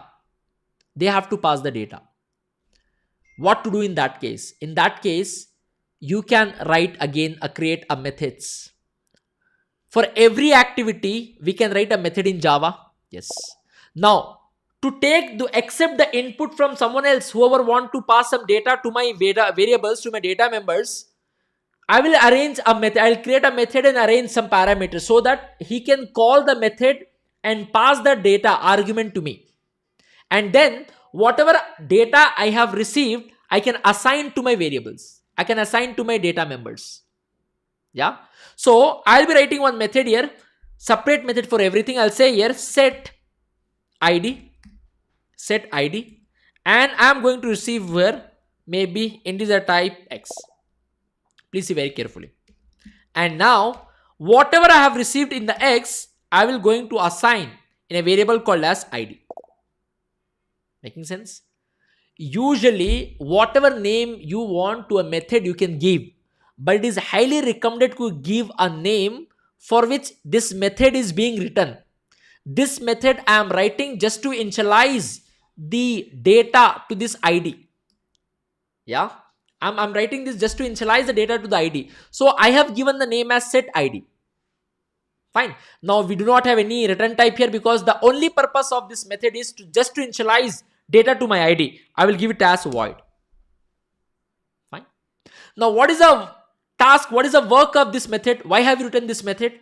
So that if I want to pass some data here, if I want to set the value to my ID, I can call that method dot set ID and I can pass the data. Maybe I'll pass the ID as 1. 1 will be received here and that 1 will be assigned here. Making sense? A method which is responsible to set data to your data members, responsible to initialize data to your fields to your data members, that method we also call it as setter. Setter is also a method only, but based on what task that method is performing, we have given the name as setter. Nothing new. Since inside this method we only set the values, so we call it as setter based on the task it is performing. Yeah. If you don't want to call it setter, it's okay, but this is an industry standard, industry convention, what we call. No, this whole purpose of this method, we are not doing anything else here. Are we performing any other activity here? Are we performing any other activity? Yeah, no, right? Then only purpose of this method is just to assign the data. So we call this as a setter. Fine. So I will be writing one more setter here. How to write a proper setter, I'll just tell you. But before that, I'll say here set age, and maybe, oops, set age. The only purpose of this is just to set maybe y, and I'll say here y, whatever data I'm going to receive, I will give it to age. So only whole purpose of this entire method is set. I'm going to just set it. So again, I'm going to do same thing for the name. I'm going to write here name, set name, and it is a string type of value. I'll say here string type of, maybe I'll say here z, and whatever is there inside the z, I'm going to give it to name. Making sense? Yeah. Now I would like to call them. Please see very carefully. I will say here st dot set. See, when I call set id, it is expecting integer type x. That means it is expecting to me to pass some integer type value. That integer type value could be anything. I will pass it at maybe this. Can someone has age of this length? Can someone's age be this much lengthy? No. Why? Why it is happening? Because when I call this set method, when I call this setter which is setting the age, which is initializing the age, when I call this, it is telling me to pass some integer type argument, integer type data. What is that? It did not define. Integer type y. The y could be of anything. So I'm just passing here whatever data I feel like. Making sense? So what to do that? That is the reason, if you are writing any of the method just to set or initialize any of the value, in that case, give the name based on whatever type of data you are expecting user to pass. Now here I am expecting user to pass ID. I will give it as ID only. Yeah. And expecting user to pass age. I'll give here as age itself. Making sense? And expecting name. I will give it as name itself. So what happens here is, in that case, whenever call, please see this. Whenever call the method, I'll say here st dot set age. See, it is expecting integer type age. By the field name, I can understand that I need to pass here age. I'll not pass any random data. I know someone's age cannot be more than this. So I'll be very restricted. I'll say here 44. Or maybe I'll say here 14. It's up to me. Yeah. Static block is something which gets executed during the class loading itself. And it is usually used to initialize the static data members. We will see that somewhere later, and you can find that in the Terisco Java playlist. But anyway, let's get back here. See here, set age 14. Now I'll say here set st dot set name. See, string type name. I know I have to pass name only here. I'll not be giving anything else here. I'll pass some name. Whatever name you feel like, I'll pass it here. Making sense? Because I got to know. Now what is the problem here? See here. When I run the program, of course, I'm not printing the data here. So what I'll do here is, I will write few more methods here whose sole purpose is to return whatever data you have here to the outside the class. Example, in this class, I have a requirement. Whatever data which is present inside the student class, I want to use it here. Whether to just print something, or maybe I want to use it to perform some of the activity. So using the reference, can I call that? Can I say st.age? No. Why? Because that is a private. That's a private property. That's a private field of that particular class. So what do we do? For that, if someone wants whatever data I have stored here, that to be used by some other class, for which I have to make some arrangement. So for arrangement, for that also I'll write a method. For every activity you can write a method. So the whole purpose of this method will be to return whatever ID I have, whatever data I have inside ID. The whole purpose of this method is just to return that. So whoever wants return ID, the type of ID is integer, is to do this. So similarly, I'll do arrangement for age. If someone wants to use age, they can call this method. They will get what data is there inside this age variable. Of course, I have to give here as integer type. Yeah. And same goes here also. I'll say here string type get name. And of course, I'm going to say here, please see very carefully, my dear friends. I'm going to say here return name. Now guys, in this class, in the main class, I want to know what data is there inside ID field of student class. Can I use the reference variable and call that directly? No, I cannot do that because that is a private. But is there any way I can get the information present inside those data members inside that class? Yes. So what is that? I'll say here st dot get ID, get age. See here ID. You can get it here, and whatever it will give you, I will directly print it. If you want, you can store and print it, but I'm directly printing it. So I'll print what to print, whatever this get ID method is giving me. Now if I call a get ID method, guys, get ID method, don't you think it is returning you ID? That means whatever data you had in the ID, it is returning you. Same goes here also.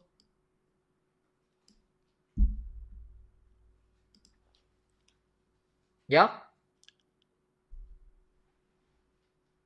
Now please here. See, the data members are, private, so only we use setter. If it is not private, then no need to use setter only. Yeah. So let me just print whatever data we have here, and I'll say here get name. Please see, my dear friends.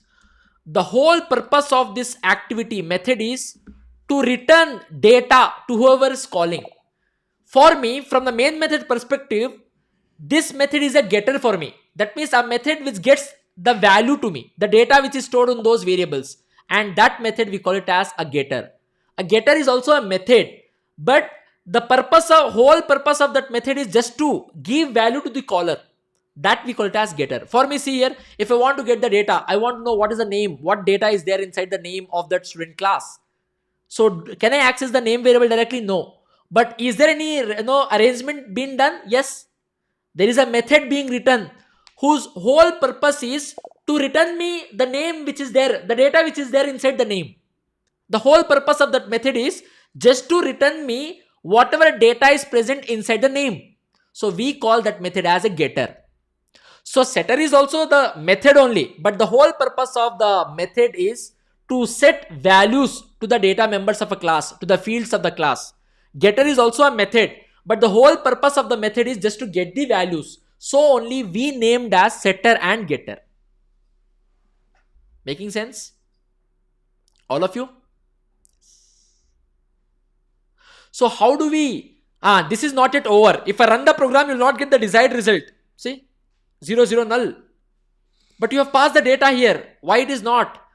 Inside a method, whenever there is a name conflict between instance variable and the local variable, this is the instance variable ID, this is a local variable ID, shadowing problem will occur. JVM will not be able to initialize the value itself. Compiler will not be able to initialize the value. So you have to differentiate. This ID is something which I have written here, and this is the object's ID. This dot ID means this is a field ID. This is the ID which I have written here.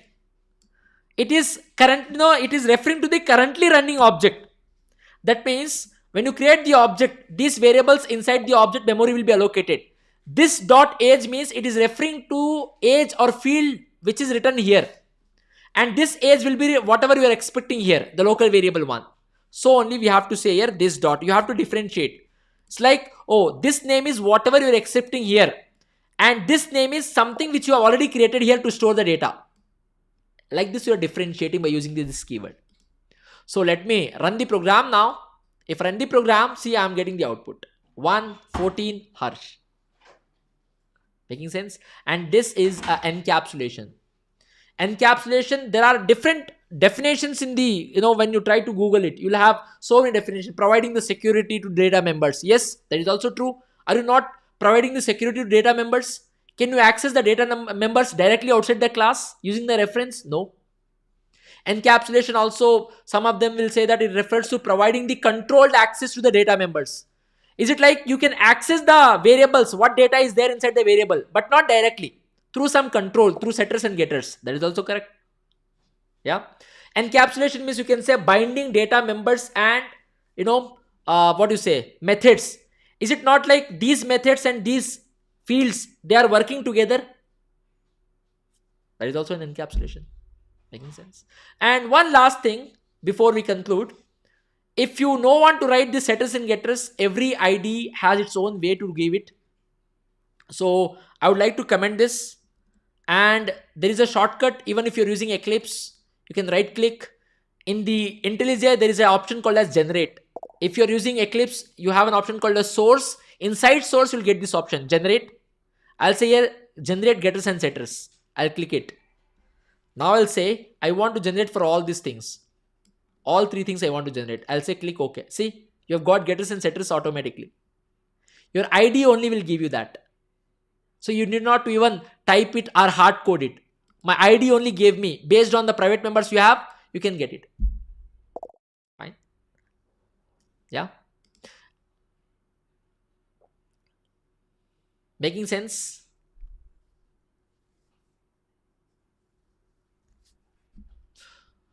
All right.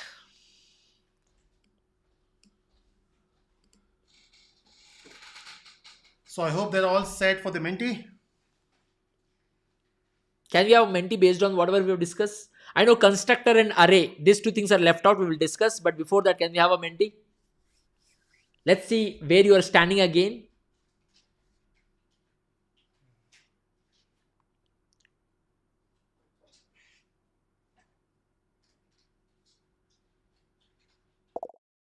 Yeah. So can we have a Menti now, or we Yes, can? we Yes, can have a great. Let's have a Menti. Okay, so do you need a break before the Menti? I think they deserve a break. So what we can do is, let's take a break of 3 minutes and then we'll continue.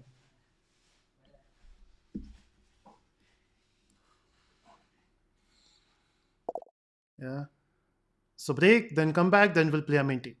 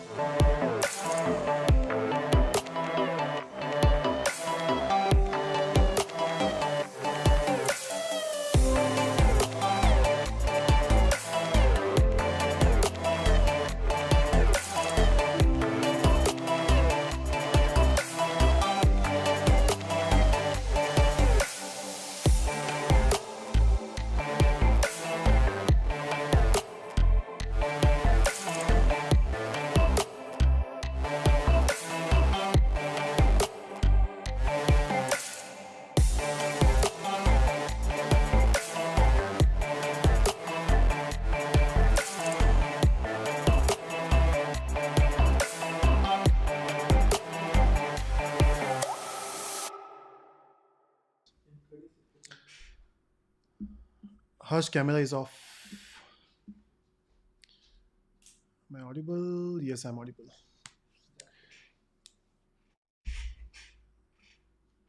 Yeah. Zoom in for Hyder and zoom out for me. Okay, so welcome back from the break. How it's going, everyone?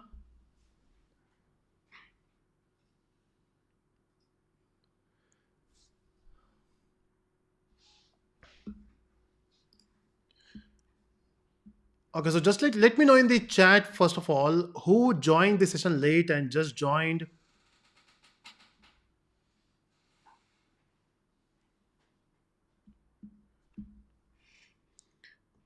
Okay, so before you do that, let me talk about the course which is coming up. Again, we have talked about this course multiple time, but I thought it's time to give an heads up. Okay, so the next batch is coming. It started already started. We are still into basics, understanding a Java language. Nothing much happened. So this is a course industry ready. This is a live course for 6 months, right? In which we are going to talk about Java from start to end. Now here we are going to learn Java from scratch, and then the focus will also be on the Spring framework. But to fill the gap in between, we have few more topics. If you can see, we have Java, Java fundamentals, then array, string, everything which comes with Java. Then we have database concepts, JDBC, servlets, Hibernate, Spring Core, and then the Spring, basically the Spring framework. And also we have recorded sessions. So basically, for the live course, we have Java and Spring, which you will learn live. But apart from this, we also provide you with the recorded courses, which is DSA, Git, Docker, and Cloud and microservices, which you can learn at your own speed. And there are some FAQs here. Who will be the trainer for this batch or the instructors? We have two instructors. I'm there. Heather is also there. And also, someone is asking about this validity, which is 330. So once you buy the course, of course, the course goes for 6 months. But then you will have the access for the entire course, the recording for 2 years. And I think 2 years is enough. Yeah. And also, so you can check the link in description. There's also a discount coupon available only for today because we're doing a marathon. Yeah, that's why Spring is huge. Spring is huge. So we are going to focus only for the enterprise and web development for Spring. But we'll take you somewhere where you can learn other things easily. We'll do both Spring and Spring Boot both.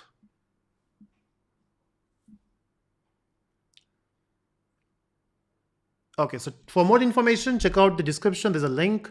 Also, there's a coupon. Also, there's a number for if you have any questions regarding the course and timeline, other things. Yes, you can still join. So, batch started. Yes, you can still join the batch because we are into the early stage now. Sunday King, please connect with the team. You will get the number there.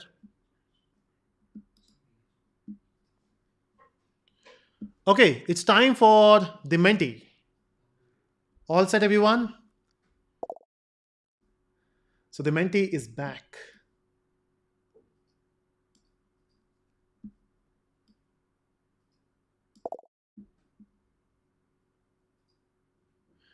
For the EMI option, please connect with my team. We have limited EMI options. They will help you there.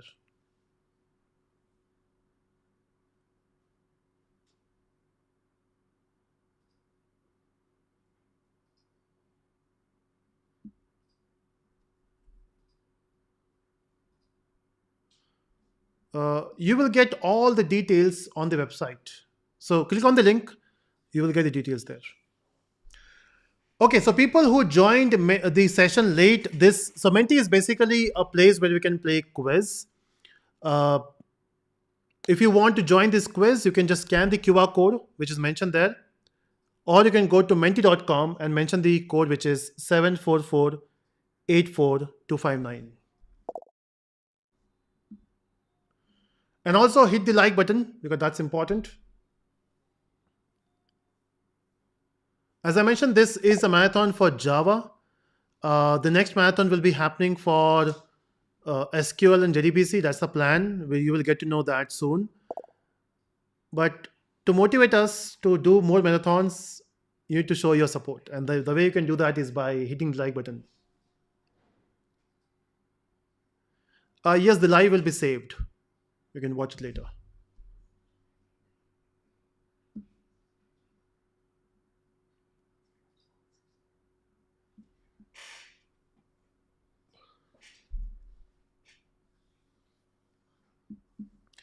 Okay, I can see almost 200 people joined Menti. Come on, I can see a lot of people are watching this. So if you want to join the Menti, if you want to play a game, which is fun game, you will regret later that you have not joined early. So if you want to join this Menti, scan the QR code. So take out your camera, scan this QR code. Otherwise, you can go to menti.com on your browser and mention the code, which is 74484259.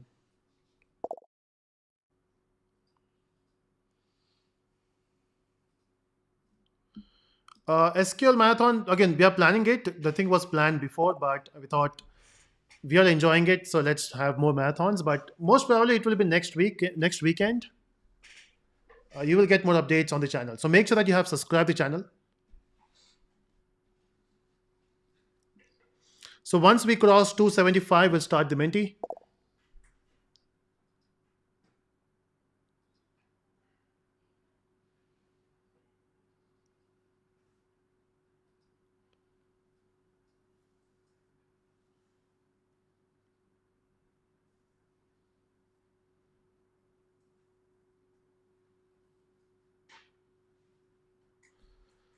Okay.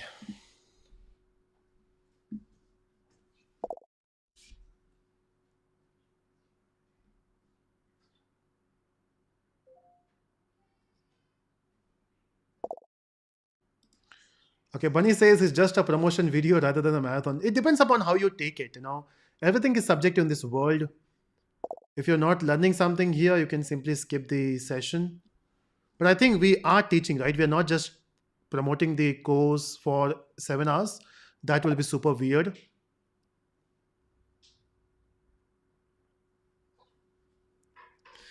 Okay, so let's start the Menti. Okay, so before we start with the actual questions, I want to know, are you a subscriber?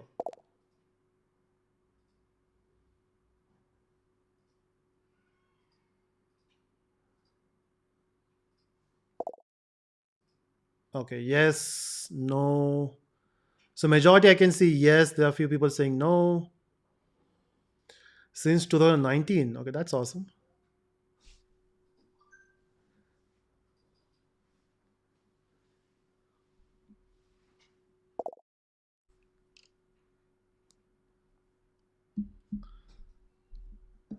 I learned Java because of you. You're a legend in my view. Oh, thank you so much, Asghar. Yeah, this is 7 hours. So we started at 3. So it's already been 4 hours.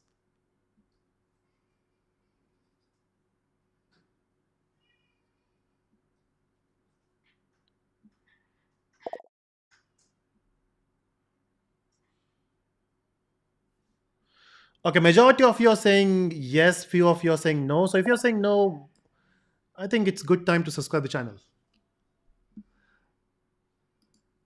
Okay, since 1992. Oh, that's weird.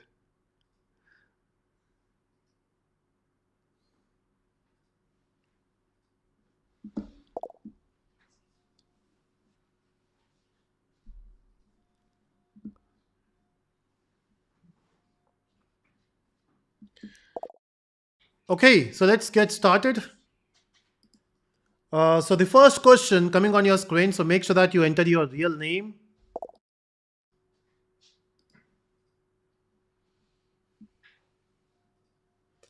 Okay, Saurabh says, first time I sat for studying for so long, thanks to this course. See, that's the idea. As I mentioned before, learning is easy. Sitting there for a few hours to learn something is difficult. So the first thing you should do is get this habit of sitting at one place for a long time. Since you came in our college for blockchain, which college, Yogini?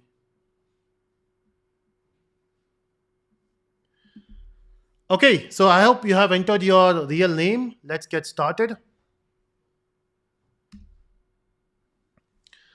Okay, so first question, everyone, coming on your screen. Which of the following cannot be accessed through this super keyword?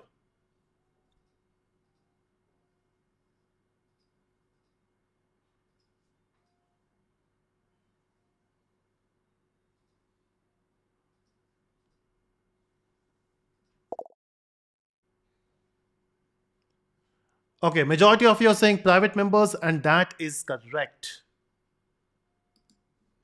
Next question coming on your screen. Jane says, subscriber from Pakistan. Welcome, Jane. Yogini SNTT. Oh, okay, right. It's way back, way back. Okay, question number 2 coming on your screen. Where are the instance variable allocated in the memory?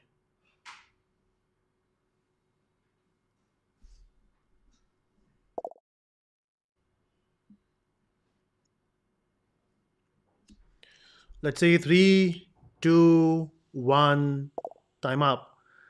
Okay. There's a confusion. So the answer is heap. So basically, the instance variable goes into heap. The local variables goes into stack. Let's see who's doing well this time. Where is Tushar? Okay, so few changes. I can see other people are joining. Pritha, the fastest. Akshay doing well. Top. Shireen.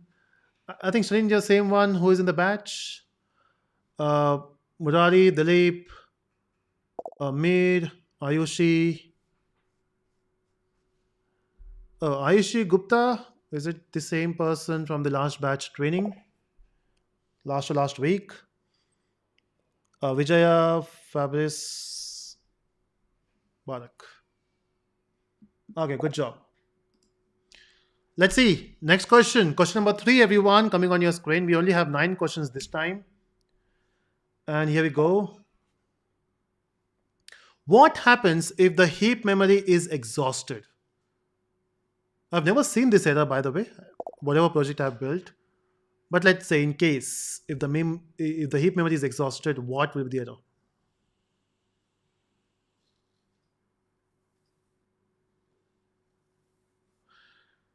Okay, so most of you are saying out of memory error, and that is correct. So Stack Overflow. Okay, maybe big fan of Stack Overflow here. Okay, question number 4. Here we go. Which keyword can be used to refer the current object inside a method?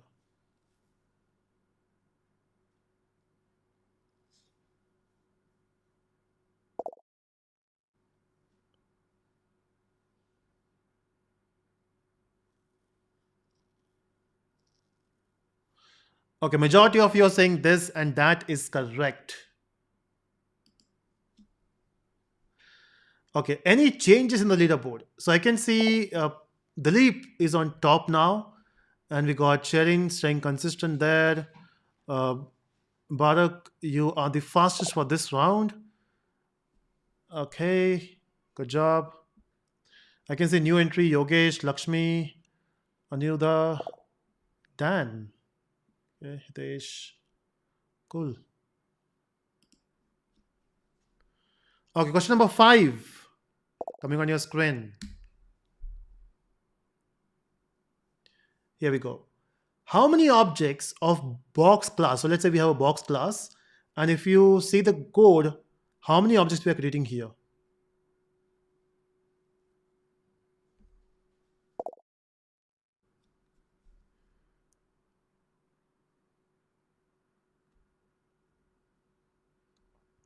Okay, majority of you are saying 1. I can say few saying 2.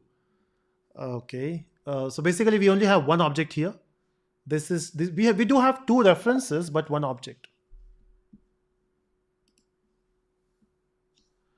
Okay, question number 6. Let's see. How can a private data be accessed in encapsulation? We just learned this concept.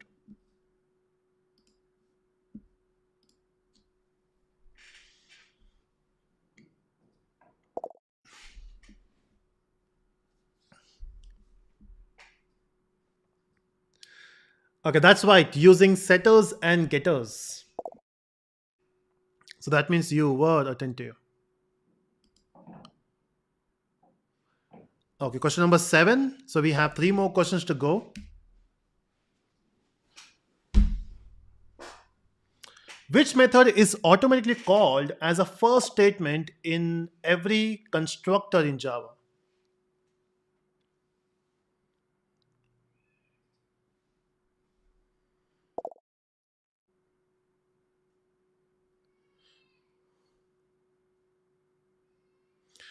Okay, majority of you are saying super.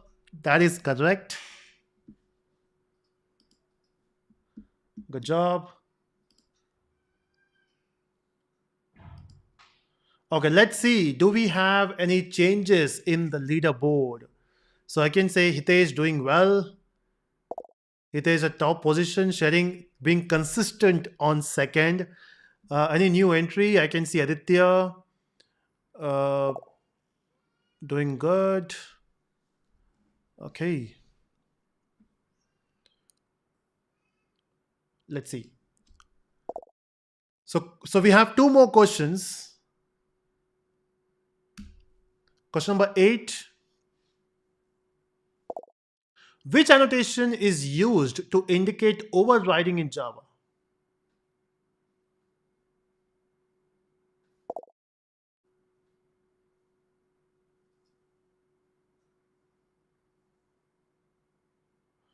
Two, one, time up. Let's see. Okay, most majority of you are saying override, and that is correct.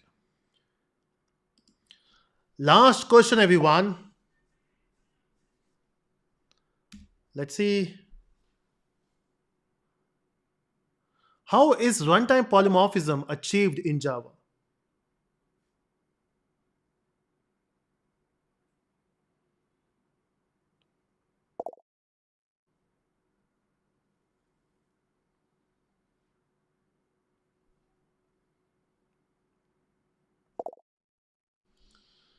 Okay, majority of you are saying by using method overriding, and that is correct. But again, the main point is who is the fastest. So who do you think will win? So you have seen the earlier leaderboard. Shireen, Akshay, Aditya. Who was there at the top position? Akshay, is it? Okay, let's see. And the leaderboard. Okay, Hitesh was there on top. Let's see who is winning this. And the winner for this round is Hitesh. And we should also. So first of all, Hitesh, congratulations. We should also congratulate Shireen because she was consistent from start to end at second position. How do you maintain that? you know, uh, all the other rankings are going up and down, but sharing consistent. Dan was also there. First day Java fastest for this round. Aditya doing good. Charan doing good. Akshay, good job. So GSK says 11th position. Pradeep. Why? How can Pawan and GSK can have the same 11th position? Just because I can't see other positions here. Explode Adi is Aditya. Okay.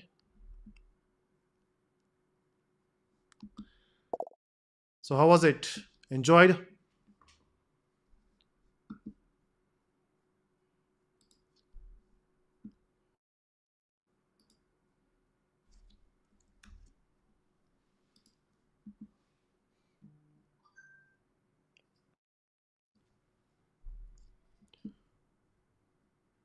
Okay, so let's discuss what is a project we are discussing here. So let's start with the project, actual project, 7 o'clock. So we have 2, 3 hours to complete this.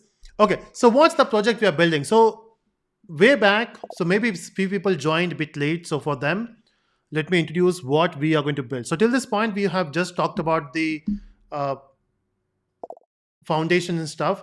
The reason we did that is because it will be easier for us to now work on the project. Now we know what is encapsulation, we know about variables, data types, methods, object creation. So I can be pretty fast now to type the code. Okay, so the project which we are doing here is this is the thing, right? The video I have uploaded, which is Java Spring Boot MongoDB. I uploaded this video way back, 10 months back, maybe in the month of June as a playlist, and a full video in October. And in this video, I have talked about how can you build a Java Spring Boot application connecting with the MongoDB. Now here we're not going to use MongoDB. We're not even going to use Spring Framework. We're trying to build this with the help of normal Java. And also, since we are using normal Java, we'll not be having a good UI like this. So the UI here is, what do you say? It's a React application in the front end. So basically what we want to build here is this.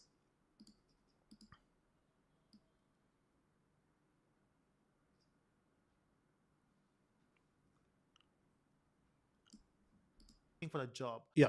So in this, what we want to build is this thing.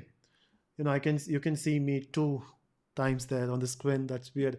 But yeah, so we have 2 options here. We got hire talent and we got get job now. So when you click on hire talent, now this is for the HR. Okay. So HR can post about a new job. And if you are someone who is looking for the job, then you can say, okay, get a job now. And basically you should be able to search. Now what we're going to build here is a way to have multiple job options, right? And then someone should be able to search about a particular job, and maybe someone want to create a new job. And let's do that in the code now. Okay. And we have also discussed about the architecture. This is what we were building, right? So at the start of the session, we have talked about this. I'm not sure if you can see me there. Yeah. So we have talked about this, right? We have a front end, which is your, so we have a front end, right? So we have a job seeker here. So this, yeah. So we have a job seeker who will be using an application to look for the jobs. But again, we don't have a front end here, but we don't even have a backend for this. We don't have a database. Maybe we'll try to update that in the next marathon. We want to focus on this Java part. So how can you have a way to add a new job posting and also to search job posting? How do you represent that in a code? That's what we're going to focus on. So let's get started with the code. So here I'm opening the IntelliJ IDEA, which is here. Okay. And then the project is this, which you are working on. And then we have created the structure as well. Now this is your main. Let me just move myself here.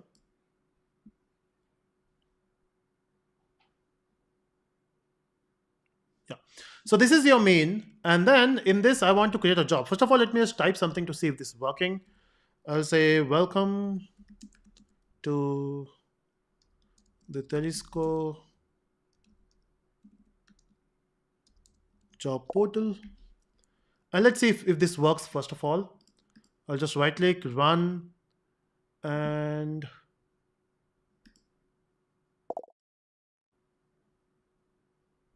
I'll just move to the right hand side, right top. Yeah. So let's see the output here. So you can see it says, welcome to the Telesco job portal. This is what we wanted. Okay, streaming error.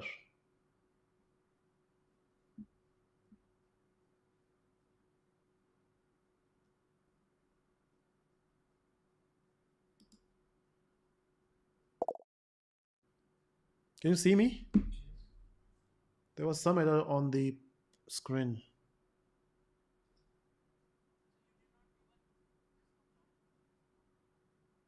Yeah, I can see myself.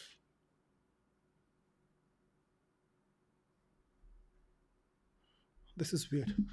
I got some error on the screen and I thought, oh, I lost it. Okay, so basically this is what we wanted to print, but not exactly. Let me just minimize this view. Yeah, this looks good. Okay, so when you say welcome, what the next thing you want? Now we want to give 2 options to the user. As I mentioned, we have 2 users, right? Let me know in the chat who are the 2 users. So basically we have 2 users. One is the HR and one is a job seeker. So what we want to do is we want to change the flow based on who they are.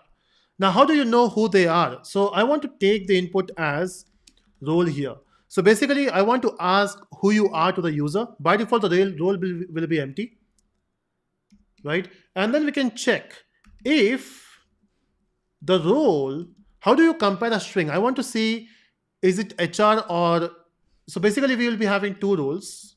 We have HR, who is your human resource, or we can have JS, which is your job seeker. Okay, so we can, how do you compare two strings in Java? So we'll say role dot equals, if the role is equal to, let's say, HR, in that case we'll have a flow for the HR, else we'll have a flow for the job seeker. Okay, but then we want to take the input from the user, right? How do you take the input from the user?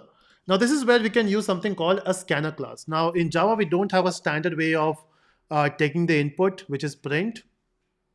So what we can do is we can use something called scanner. Let me import the package. Now scanner belongs to a different package, so we have to import it. So we can say scanner sc equal to new scanner, but scanner says, okay, I will take the input, but tell me from where.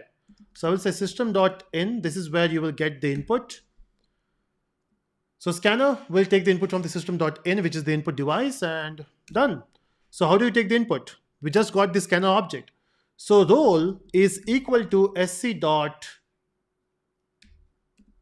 next line hush call.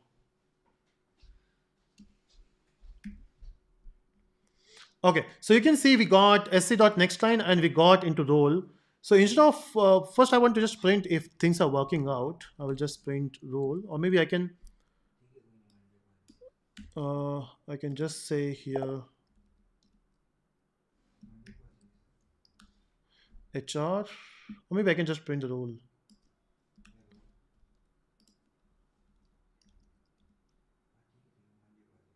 Hush key. Sorry.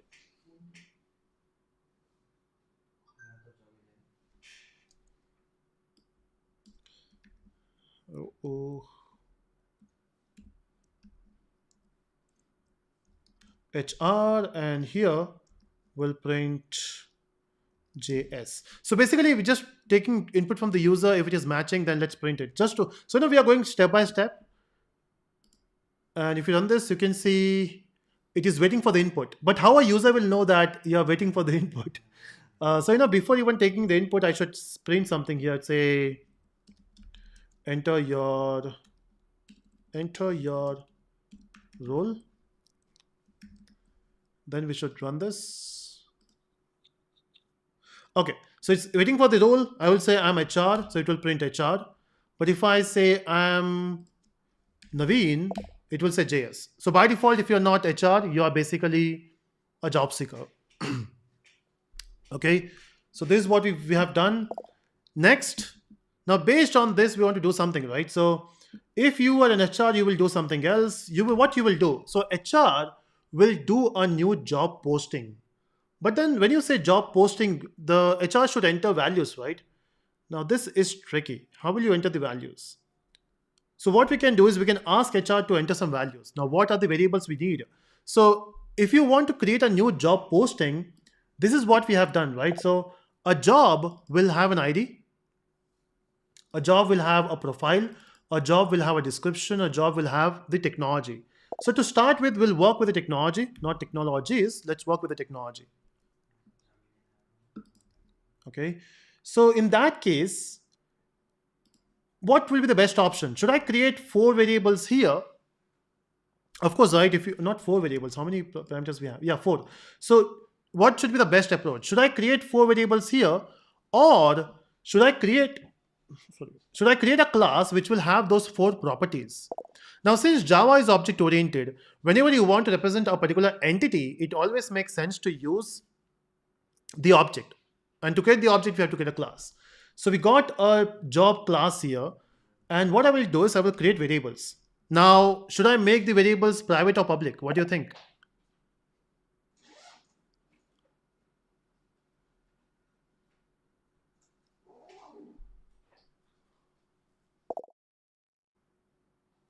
Yeah, I will push the code in Git. So once everything is complete, I will push the code in the Git.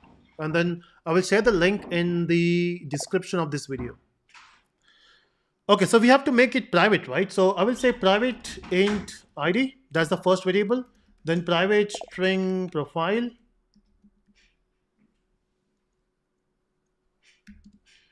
And private string description. And private string technology. At this point, I will only go with one technology, and then we'll see later how do you have multiple technologies. Social, you can go home.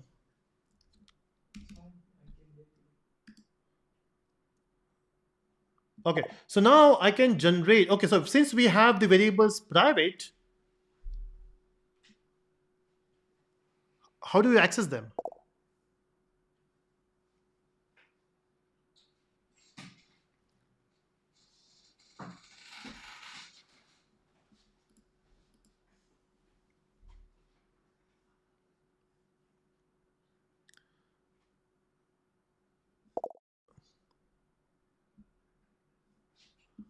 Okay. So we have to generate getters and setters, right? So basically, to access the private variables, we need getters and setters. And for how many variables? Only for one or all? So we have to say okay for all.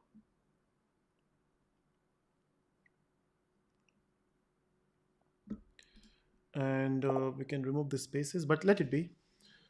In fact, so instead of having getter setters, it becomes very clumsy, right? There's one more option which you can go for is Lombok. So Lombok is external libraries. To know more about Lombok, in fact, you can search on YouTube, Lombok. So you will find my video there. So search for Talisco Lombok if you just want to watch my video, or you can watch any other video. So Lombok is there. So you can use this library, and you don't need to add getter and setters. Social, my phone.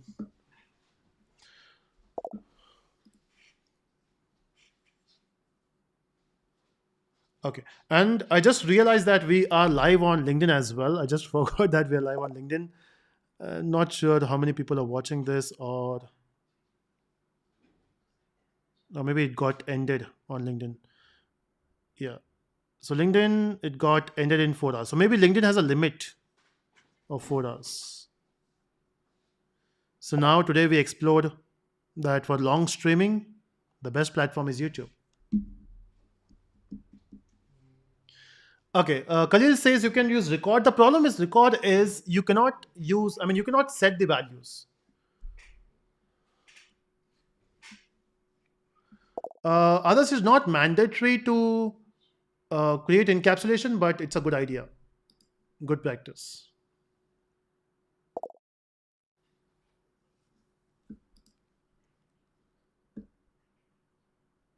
Okay, so once we got getters and setters, but also I want one more thing. The problem is, uh, if I create a job profile, so how do I create an object? So the way you can create object of a class is by saying the class name. So if you can see, the class is job. So I have to say job, and then let's say job J1 is equal to new job. So we're getting a new job here. So as HR, that's their job is to add new job.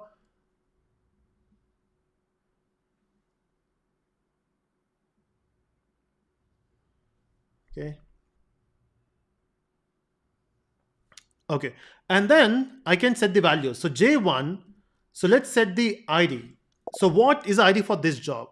Now we have no idea. We have to take the ID from the user, right? So ID and all the fields should be coming from the user. So what we can do is we can use a scanner here again to get the values from the user. So I can just use scanner SC again.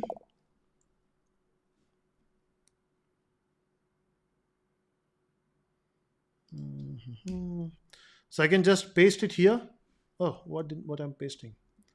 Maybe I copied the wrong line. Copy, paste. Yeah. In fact, why do we need to create a scanner? We just need to take the input, right? So what I will do is I will say set ID should be sc dot get next int. So basically ID is of type integer, so we can say next int. But then our user should know that as a HR, you need to enter some details. So what I can do is I can just print here to the HR, hi HR, please enter ID, or maybe we can say please enter job details. It's just that the HR should know the sequence. That's one of the tricky point. Uh, so J1 dot set profile. So first one is ID, second is profile. So it's sc dot next line. What next? So J1 dot set description does the next thing. We'll say sc dot next line, and J1 dot set tech, which will be sc dot next line. So basically by doing this, we are getting the input from the user. Right, everyone? Is it making sense?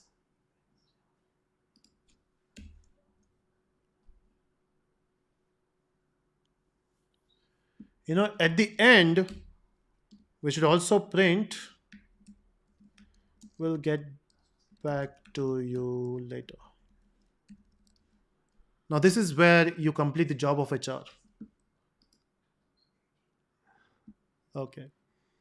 Uh, so basically what we're doing is we are getting a job and then we are inserting a value. Okay, that makes sense, right? So what I will do now is run this and let's see if this works. But of course, if you have all these values, how do I know if the values have been properly inserted? So what we can do is at the end, I can even print the J1. What do you think? Will it work? If I print J1, will it work?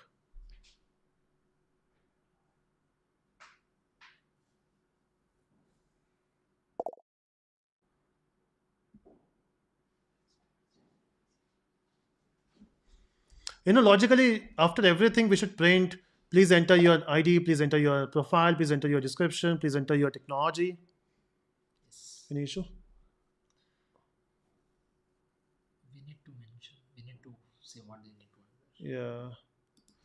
The only problem is I thought it will increase the number of lines.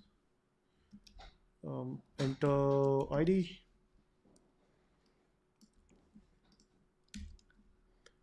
Enter profile.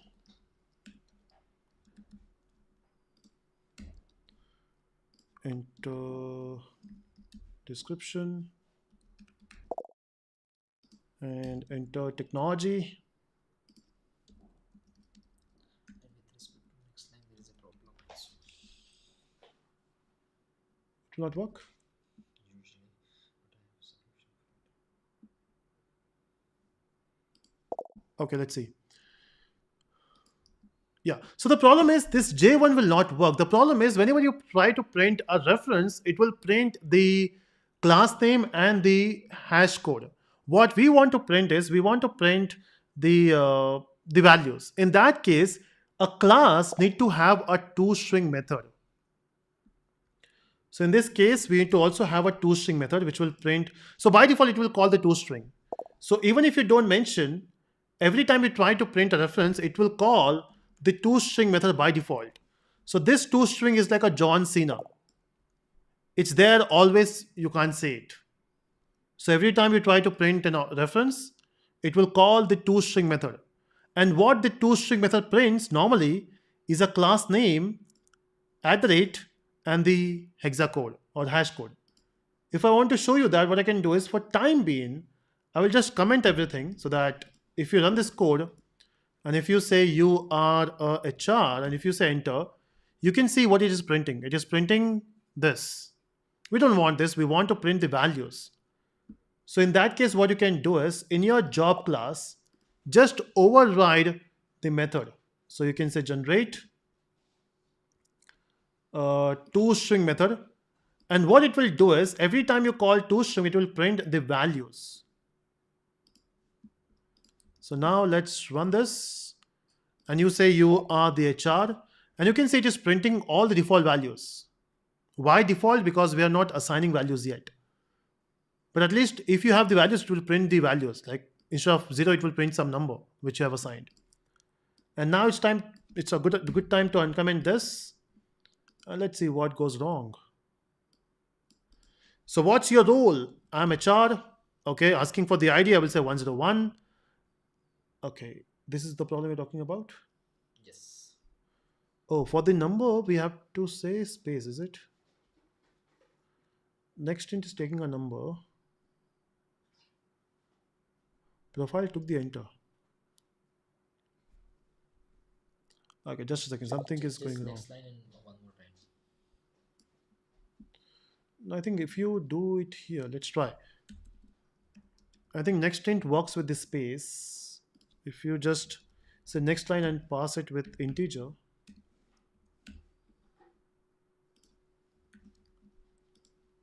Let's try this. HR enter ID 101. Yeah. So earlier the problem was when you say next int, it will look for the space, not the enter. The moment I say enter, it thought that profiled enter. Okay, so it went for two different things. Yeah, you can also say next line after int, even that works.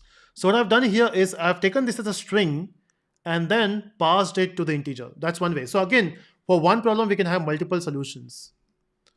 Okay, profile is Java developer, which they're looking for.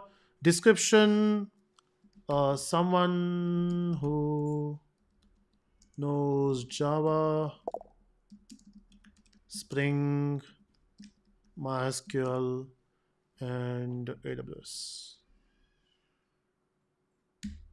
Okay, next, enter technology. Oh, okay, so I've entered wrong. So description should be, we are looking for Java developers who can work on enterprise level application and stuff, all those stuff.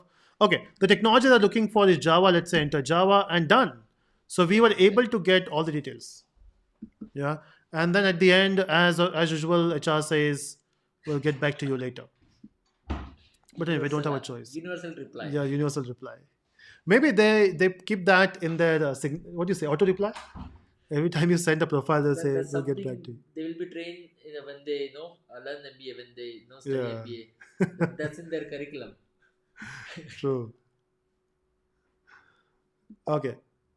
Nice. So yeah, this works. But then the problem is if I restart the application or if I go for the next one, I will lose this data because the scope of this thing is only here. Not a good idea. So every time you add a job, don't you think it should go into array? Okay, we have not talked about array. So what I want is instead of having one job, there should be multiple jobs, right? So different companies will come there, they will post about their jobs. Now the question arises, how will you keep multiple things at the same time? And that's where we have a concept of arrays. So instead of having one job, which we are doing here, there should be multiple jobs. So how do we create an array? So we say job, square bracket. I can say jobs equal to new jobs or job. And I can mention I have, let's say, by default, let's say I have 10 jobs, okay, because array has a fixed length. But how exactly this works? We need to understand this first.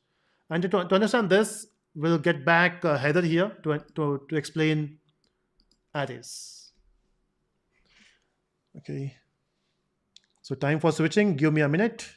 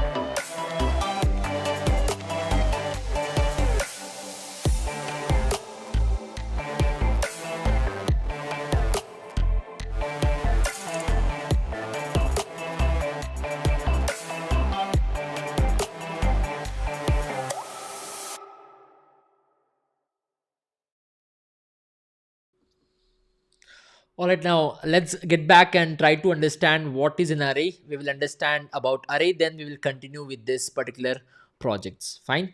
So I also in between there are some questions. I mean, if example we are talking about arrays, there are questions something which is not related to this particular topic, and of course, we will be maybe when we discuss that particular concept, we will try to answer them.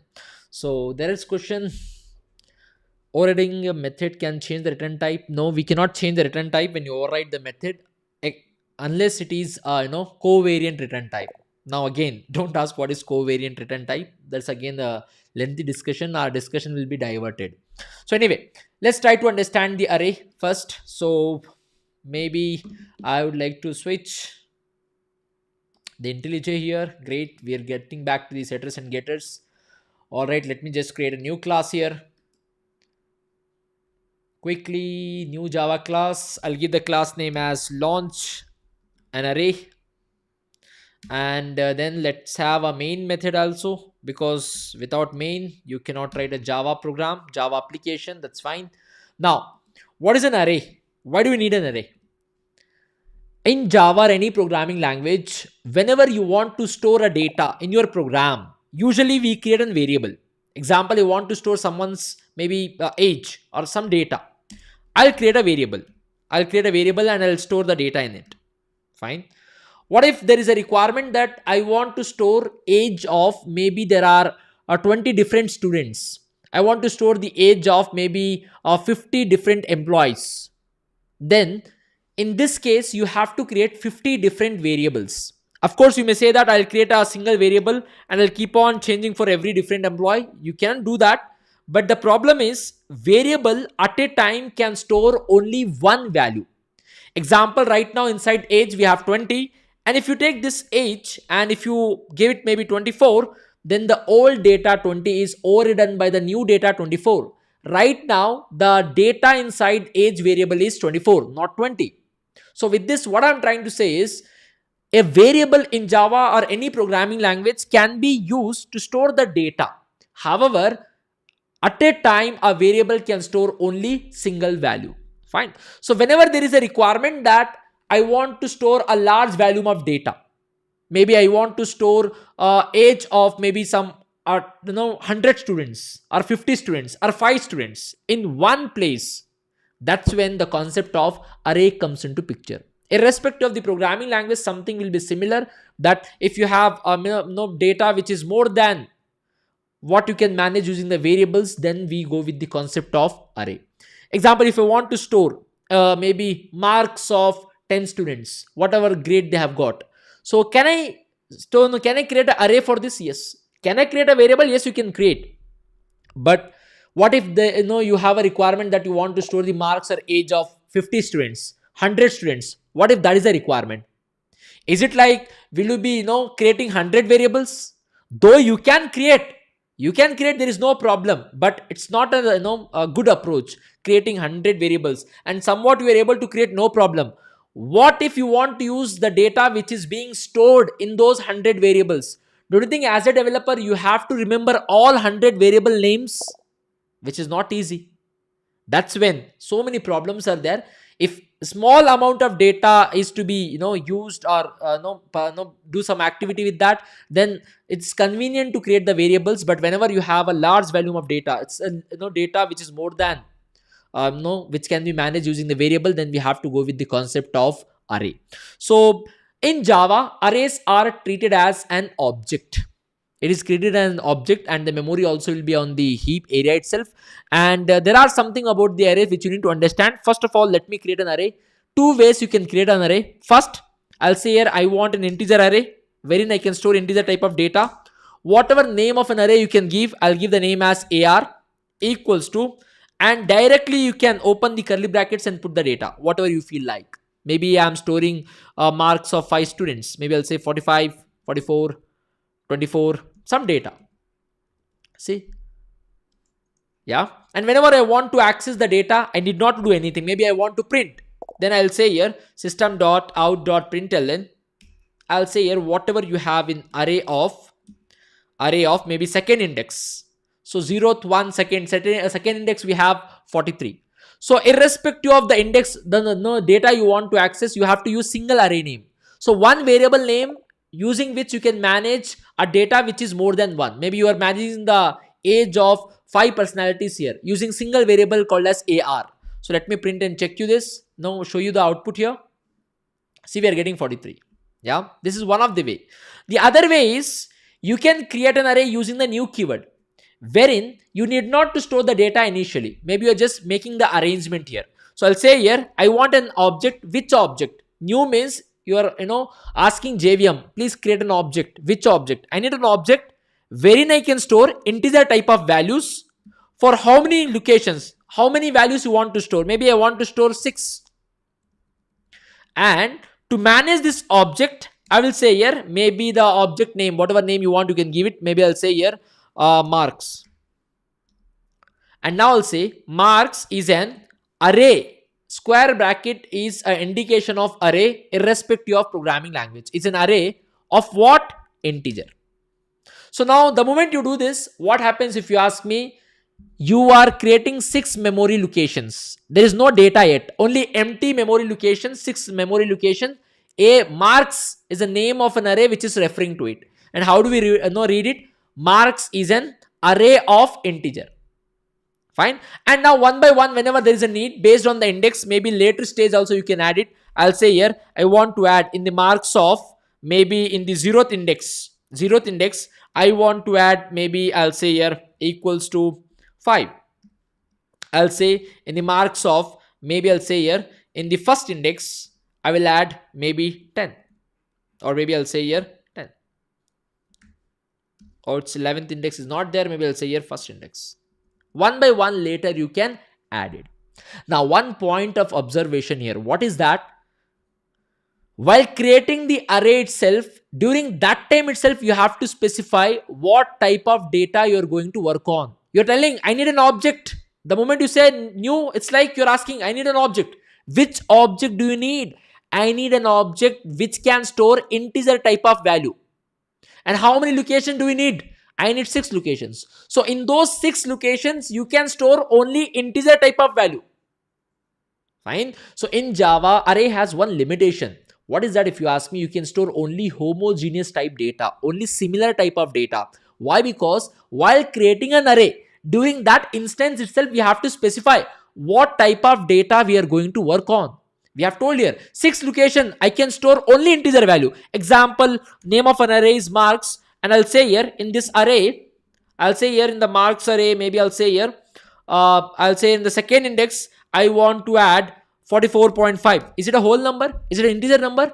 No, I'm getting an error here because it cannot store that. Because first only you have specified that I am going to work only on the integer type of data. And now if you're trying to store real number, it's not possible. Maybe I would like to store, I'll say here in my array of second index, I'll say here marks, and I would like to specify maybe in the second index, I would like to work with string data. I'll say here maybe, let's go. Can I store it? No. Because in Java, in arrays, you can store only similar type of data. So the definition, you can say that array in Java can be defined as index-based data structure. Every, what is the index? It's an index-based data structure where you can store large volume of similar type of data. We can store large volume of similar type of data, and that data can be managed using a single variable. Example, I'm not managing using the marks. All 6 location you can manage using the marks only. Using the single variable you're trying to manage, single name you're trying to manage the 6 location. Fine. So it's like index based data structure wherein you can store large volume of similar type of data in one array. Example, in the project. See here, we are creating an array. What's the type of array? Job. So in this entire array, can you add a data which is of string type, maybe the which is of not job type? Maybe you are adding something else. Maybe can you adding real number? Is it allowed? No. You can add only job type data. You cannot add anything else. Making sense? So let me just write one simple example just to demonstrate this. So I would like to comment this all for time being. I would like to say comment this, and maybe I want to store the age of 5 students, maybe ID of 5 students. So I want to store the ID of 5 students. So I'll create an array. I'll like create an array object wherein I want to store integer type of value. Great, you're storing integer type of value. That's fine. And I'll give the name whatever you want. You can give. I'll give it as maybe AR. AR, it's a variable which is not referring to ordinary object. It is referring to array object. So array object, fine. What type of array object? It is referring to integer array object. So you can read it in that way. AR is an array of integer. So here you can have, it is a such an array, you can have integer type of values. For how many locations, that also you have to mention here. So I'll say here I need for 5 locations, right? So now maybe I would like to use the scanner class here to take the user input. I'll say a scanner type scan equals to new scanner, and I would like to pass here system.in in the constructor. I have passed here system.in. Great. And of course you have to import it. Okay, there has to be some shortcuts in the IntelliJ. No problem, I'll just import it manually. I'll say here import Java. Inside a Java folder we have a util folder. Inside this we have a scanner class. That's the meaning of it. No problem, the problem is gone. Fine, now you can do one by one. You can say here, please enter the age of ID of student 1, ID of student 2, ID of student 3, ID of student 4. Is it not like a repeated task in one place? Is it not a repeated class? Yes or no? So if there is a repeated similar task in one place, can we use the concept of an array? I mean concept of a loop. I'll say here I want to loop around because it's the same activity. I'll like please start the loop from the 0, go up to how many times? 5 times I plus plus.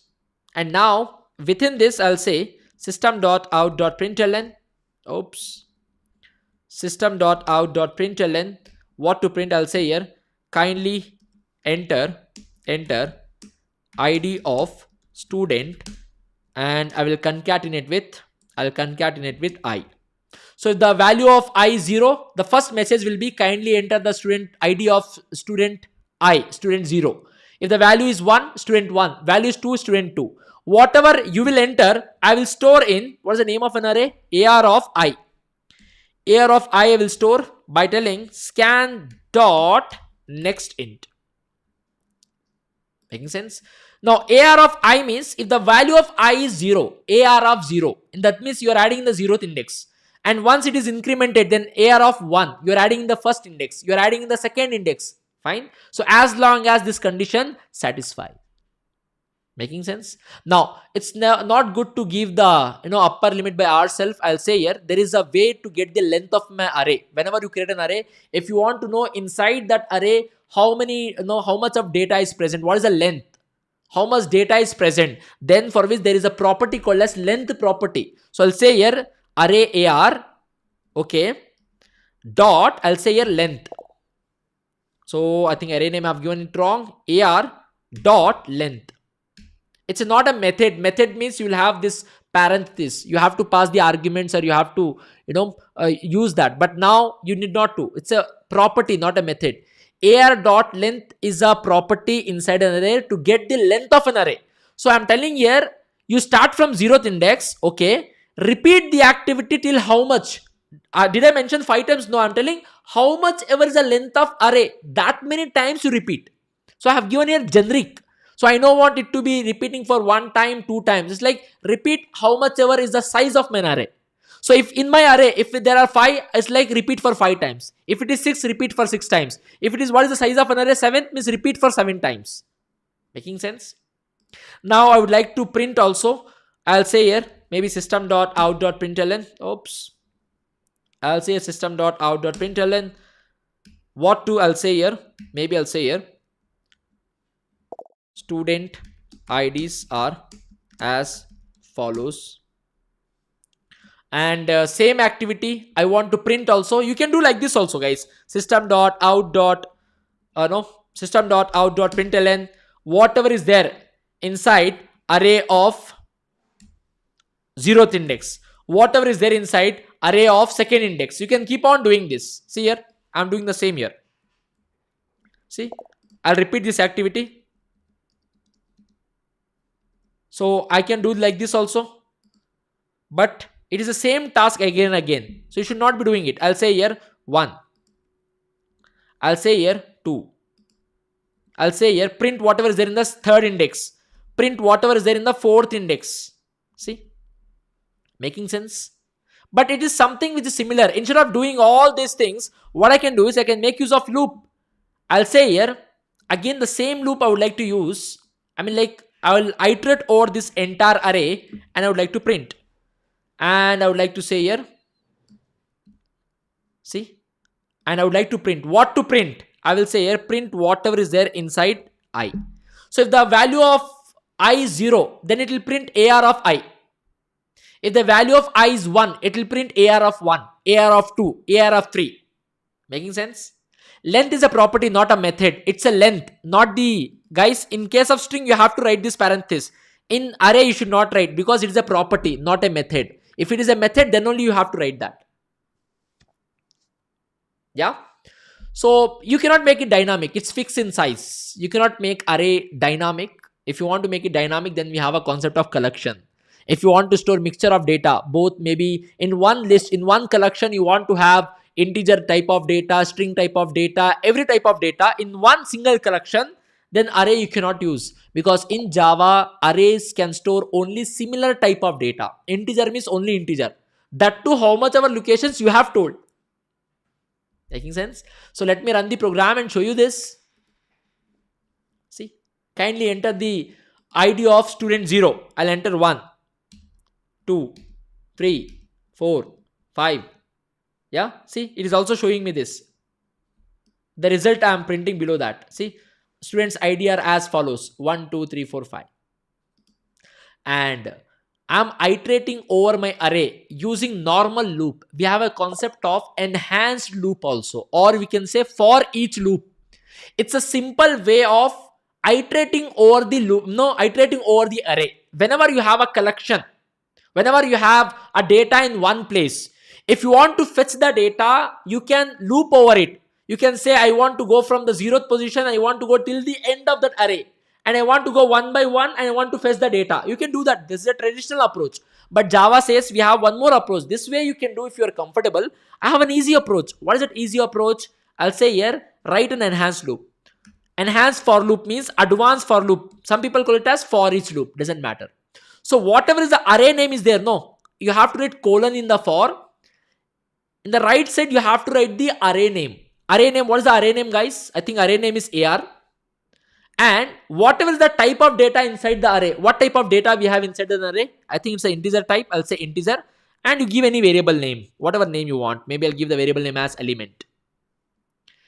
Colon in between. Right side the colon, array name. Left side, whatever data that array will give you one by one. What happens here is, it will go to the array automatically. Did you mention here which index you have to start with? Did you say here I equals to 0? Go up to how much ever is the length of an array? Go one by one, I plus plus. Did you say anything as such? No. You just have to specify array name, that's it. And the left hand side, just to collect the data which is being passed by that AR. So what happens is, automatically it will go to the 0th index. Whatever data you have in the 0th index, it will fetch and give it to the variable called as ELM, element variable, whatever I have created here. That variable I would like to print here. So in the first instance, whatever data is there inside the 0th index automatically will be printed here. I'll say here LM. Making sense, my dear friends? See here LM. So second instance, what happens here? Automatically, you need not to specify. See, in the normal traditional for loop, what we do is, we say, please go from the 0th index. How many times to repeat the activity? I'll say how much ever is my length of my array. Please repeat the activity. Then I will say go one by one. Go to 0, then first, then second. That means I'm telling I plus plus. That means it should be first, 0 should become first should become second, second should become third. Nothing as such in the for each loop. I have just told array name. Hey, I have given you array name. You only automatically iterate over it. So automatically it will go to first index. Whatever is in the 0th index, that will be fetched and stored in the element. You are printing it. Again, it will go to the second index. Again, automatically how much ever is the size of an array, that many times it will loop. You even did not to specify how many times you have to loop. No, nothing. Don't you think this is so powerful? Yeah. So let me just run it. See, I'll enter it first. See, I'm able to do the same thing here. I'm iterating over it. The IDs of students are.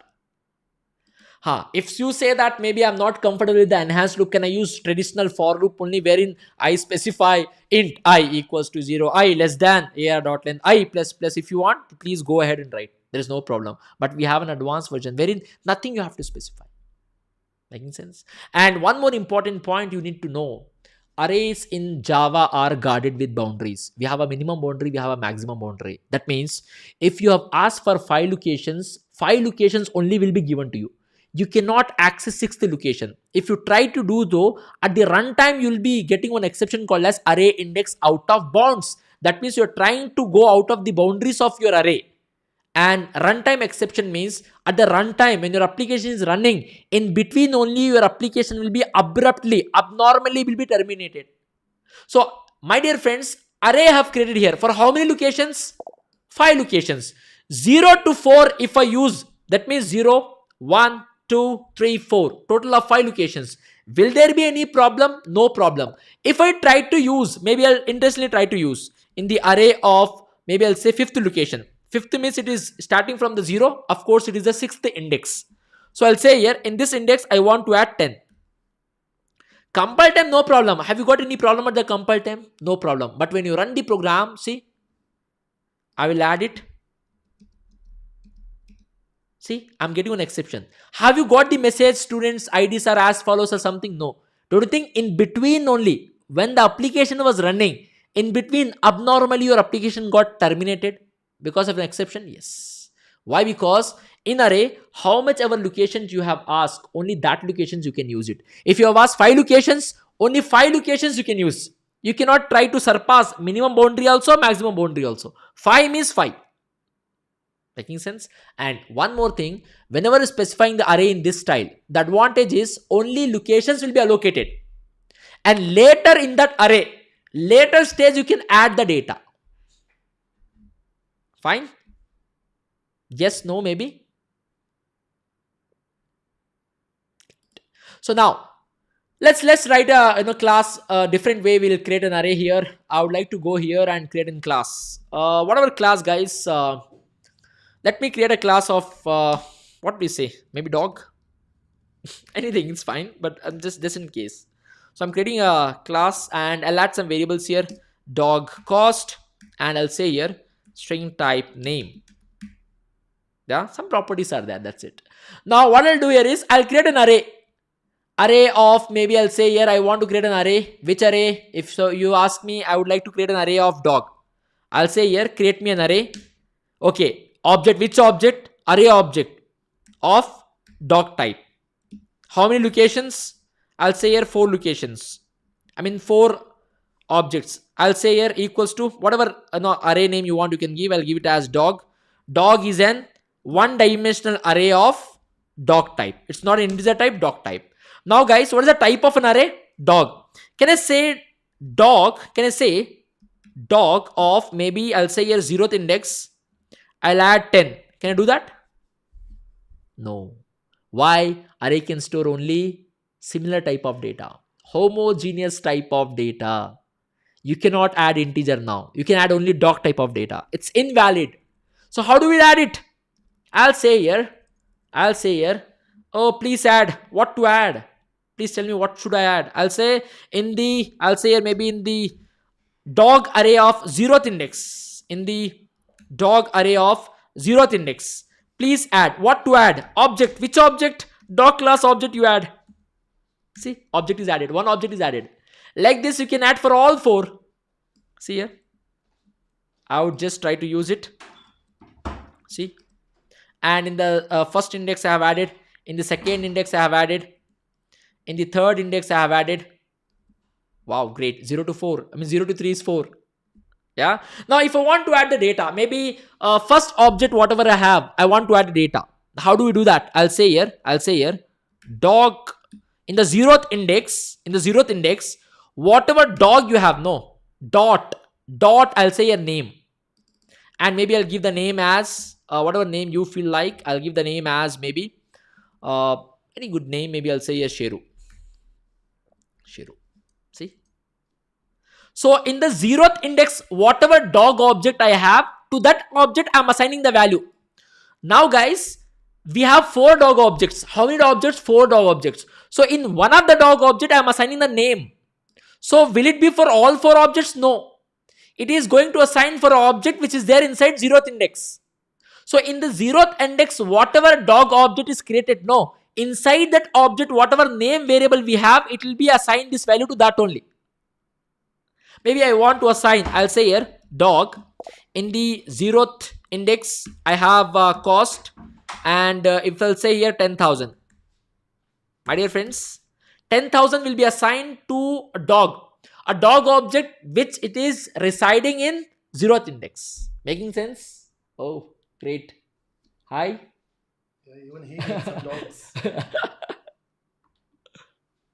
Say hi. So we have a special appearance. You guessed. He's wondering what is happening. From the beginning, we are just continuously talking, and he's wondering what is happening in here. You want to learn Java? Soon.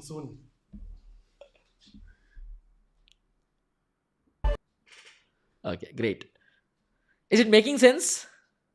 So what happens here is, let me show you this.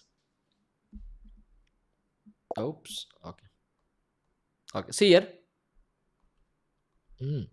Yeah. See here. The moment you are creating an array of dog, so how many locations? 4 locations are created here. Oh, I think I have to shake the pen. Yeah. 4 locations are created. 0, 1, 2, 3. And what is the name of the array? Dog is the name of an array. Fine. And the moment you have assigned a first object to it, a new object is created of dog. And what is there inside that object? Name and cost. And this object, whatever address will be there, no, that address will be residing here. That means this index is referring to this dog object.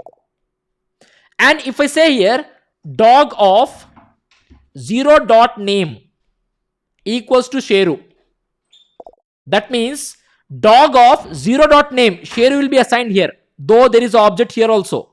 There is an object here also. But this object, this name is getting affected. Making sense, my dear friends? Yeah? Memory, I hope you are able to understand. And if you are creating a normal integer object, then it's like, I'll say here, I want an integer object. I create an object. Which object? Integer object, which is of array for 3 locations. So behind the scene, 3 locations will be given to you. 0, 1, 2. And what is the name to it? I'll give the array, AR. AR is referring to this. It's not a normally object. It's an object which is referring to an array of integer. An array of integer. And here I can add only integer values. I cannot add anything else apart from integer. Because arrays in Java can store only similar type of value. And that to fix whatever you have specified at the beginning itself. Making sense? All of you? Yes, my dear friends? Great. So what we have concluded here, what we have understood so far, that array, we can store a large volume of data using, and that can be managed using a single variable name. Are we not able to manage here? Maybe I'll say here.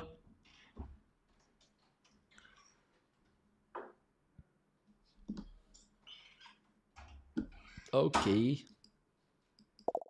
See, we have, yeah. Are we not able to manage using a single name? See here. I'll scroll down. See, I have an array. What is the type of an array? Integer.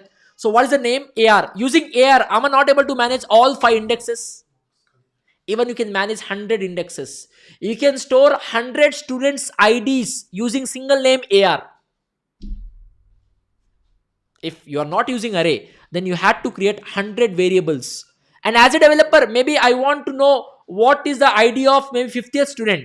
Then you have to know what is the variable you have written for 50th student. That means you have to remember all 100 variable names. Whenever you want to retrieve the data, you want to use the data which is being stored in those variables. See? But using array, that problem is gone. But there are some limitations in array. What is that? It can store only similar type of data. You have specified int, it's in integer type, nothing else. It could be string type.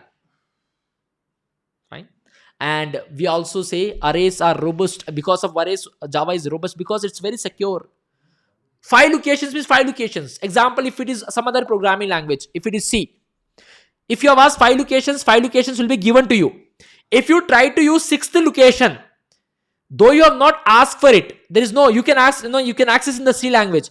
And if you add a new data in the 6th location, in the memory behind the scene, if some data was present in the 6th location, that will be overridden by your data.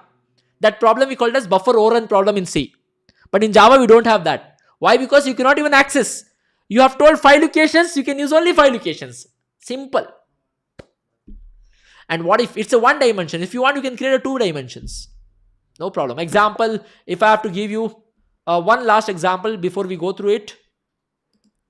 See here. Maybe the scenario is I have to store ID, maybe ID of some classes. Maybe we have 0th class, 1st class. Here we have 3 students. Here we have 2, maybe 3 students again. So how to create an array? Here 2 dimensions are there. Class also we have, ID also we have. I'll say here I need an array object wherein integer 2 classes and in each class 3 students. And to manage this, I'll create an array. Array is 2-dimensional array of integer. And if you want to add something here, I'll say here in the 0th class, 1st student, I want to add the ID as 2. Like this you can do it. It's a 2 dimension and array can have any number of dimensions. There is no restrictions here. Making sense? All of you? Now I hope everyone have an idea. So can we iterate over an array using the normal loop also and using the for each loop also? Yes, we can do that. There is no problem in that. Dog type array, see here, simple. I'm just creating an array. What is the type of array? Dog. You can specify integer type. You can specify string type. Now, what is the type of an array? In these 4 locations, can you add data other than dog? Can you add integer, string value? No. So, I'm telling in the 0th index, I want an object. Which object? Dog type of object. Apart from dog type, if I add integer type, will it accept? No. Because this array is being written only to have dog type of objects. This array is only for dog type of objects. Yeah. Yes. When we don't know the column numbers, we will be, use jagged array. We have a concept of jagged array. That means whenever the data is like example, whatever example I've given here, I think this is Saurabh sir. Not sure. Okay. Now please see here. Example, in this ID we have, in this class we have 3 students. In this class we have 2 students. The ID is different. Example, we have a 2 here maybe, not 3.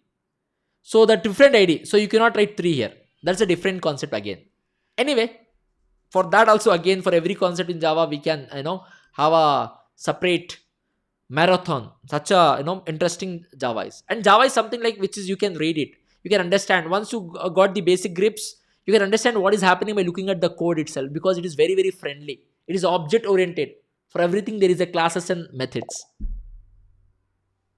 Yeah. Great. So I hope you have gotten a brief idea about what is an array and some important parts of an array.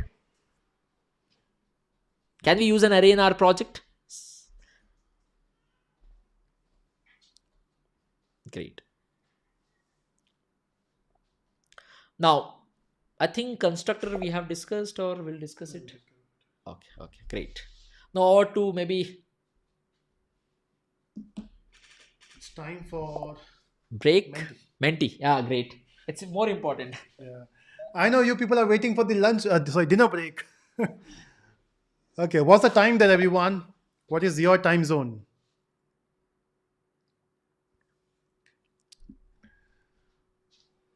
This is the first time we are going live for such a long time. It's 5 hours completed. Yay! After every hour, we should do a celebration. So, congratulations to everyone who is sitting there from 5 hours. At least trainers have been exchanging, so we are taking some break, some breathing time, but sitting there continuously. Good job. Yeah. So after the Menti, we are going to take a break of 20 minutes. It's just that the timer which we have is only for 15 minutes. So I'll ask my team to start the timer for 15 minutes and then 5 minutes so that we'll know. So what do you want? You want the break first or the Menti first? Okay, Abhinav is afternoon time. Okay, that's better. North Star Central Time Zone, USA, 9 a.m. Okay. Nadeem is in the same time zone.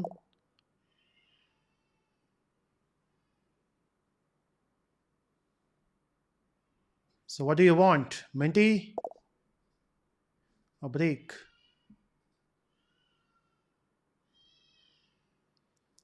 Okay, Menti. Okay. So let's do the Menti first. Just a second. Give me a minute. I will set up the Menti.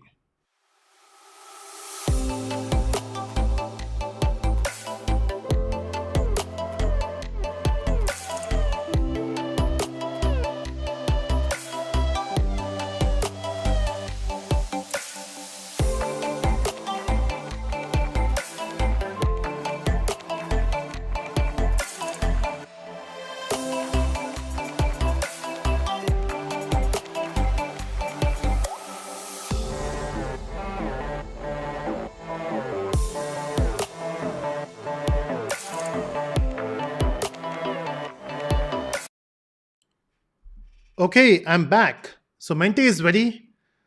Um, okay, Abhinav is asking, can we buy the course using PayPal? Yes, you can. So once you start the payment, there will be option of PayPal as well. Select that. Okay. Explorer Adi says, I'm here from 3 p.m. Oh, good job.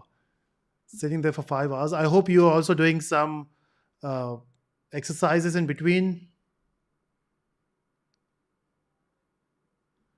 Number says GMT 3 p.m. 3:30 p.m. Okay, looks good. Okay, so it's time for Menti. Everyone, please join for the Menti. You can see. Okay, so how do you join the Menti? It's you can simply scan the QR code.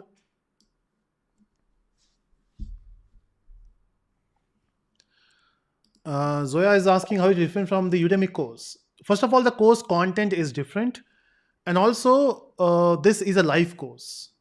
And Udemy we have a recorded one. And live course has its own advantage. Yeah, we'll take a break after the Menti. So we'll complete the Menti first, and then we'll go for a dinner break.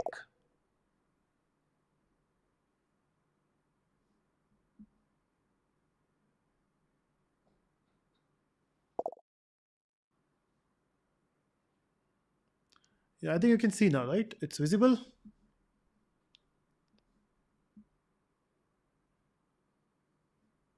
Vinay says me too from 3 p.m. Good job. Saurav is also sitting there from 2:58, even before we started. Nice.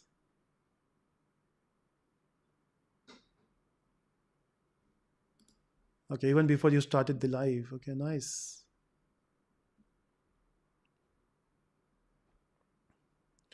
So we'll start the Menti once we cross 150.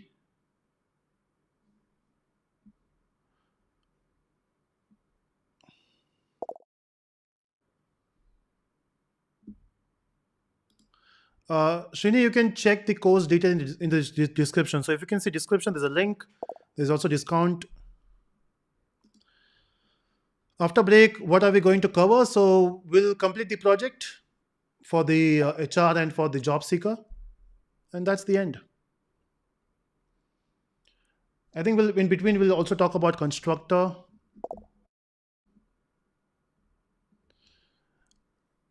Okay, Madhurji says first time sitting for 5 hours, 5 continuous hours. It feels good, right? You have learned something. Menti is basically a platform where you can play quiz. So if you want to play the quiz, scan the QR code. Don't worry, it will not take any of your details.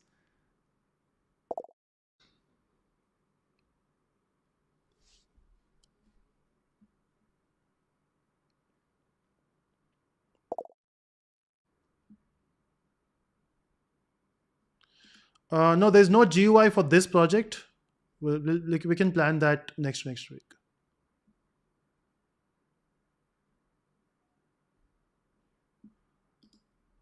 Okay, we loved your content. My mom know you.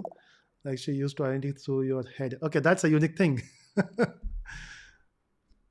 Oh, that's great. That's great. Sitting here from 3 to 12.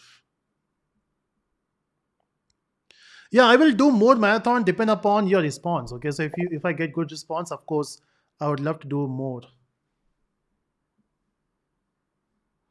Pratik says scan to pay. No, this is not the UPI code. Next time I should do that. For donations, scan the code and donate.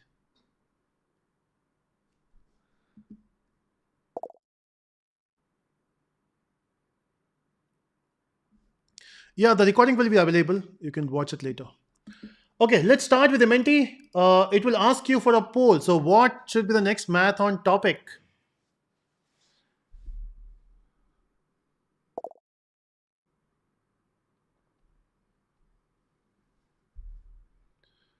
Let's see which one wins.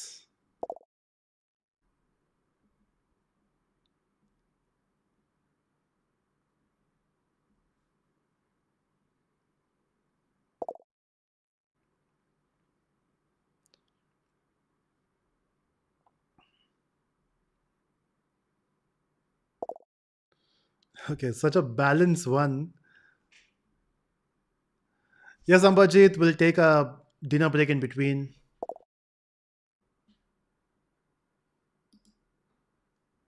Uh, look awesome today right now. Why it looks awesome today? Maybe because of this green T-shirt. Okay, looks like SQL and JDBC is what we're going to do next week, and then after that week we'll do Spring Boot. If you still want to join the Menti, you can see the website. So you can open your browser and you can mention menti.com and enter this code, which is 14575130.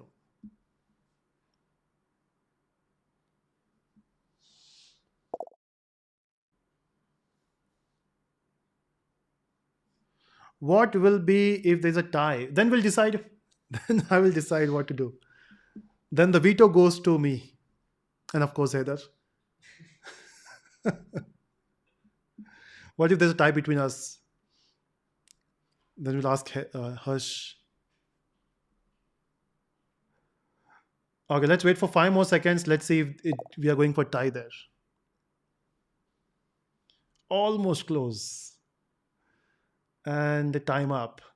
SQL wins. There's about to be tie, but yeah. Okay, so let's go for SQL. It feels like you're purposefully doing the tie there. Anyway, so let's start with the quiz. The first question will be coming on your screen. Please mention your right name. The Menti code is mentioned on the top.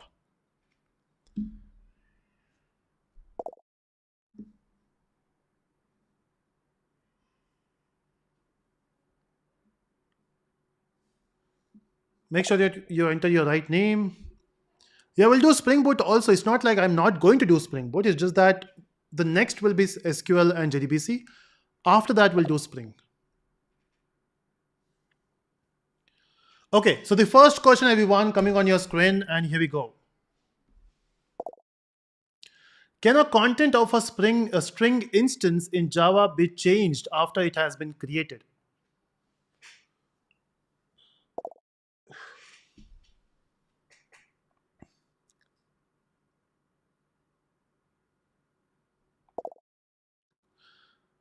And time up. Okay, now there's a tie here as well. So the answer is no, you can't do that. Of course, you can change the reference to a different object, but once you create the object in Java, string object, you cannot change it. To know more, go to YouTube and search for string is immutable, and you will get to know. Question number two, coming on your screen.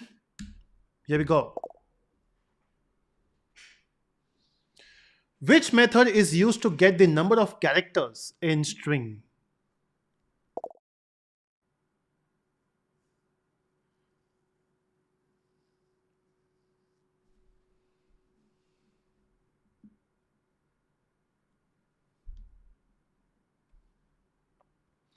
Okay, majority of you are saying length, and that is correct. Okay, so before we go for the next question, please hit the like button there. Okay, so we have a leaderboard. Any new name in the list? So I can see Anivia, Anyway. Okay. Rahul is the fastest for this round. Good job, Rahul. Then we got Rahman, Anivay, Murari, Nizambad. Okay, Bills, Nizam. Okay, how can we have two Nizambad there? Using your two phones? We also got two Rahul here. What's going on?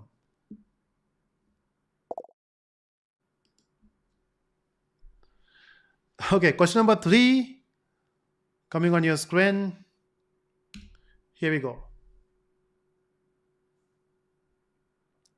Which method is used to compare two strings for equality in Java?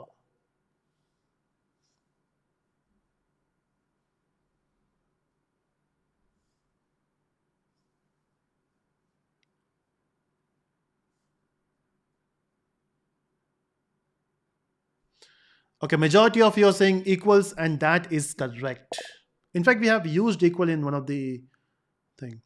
Okay, so where should we answer? So if you want to join this game, open your browser and go to menti.com, which you can see on the top here, and mention this code, which is 14575130.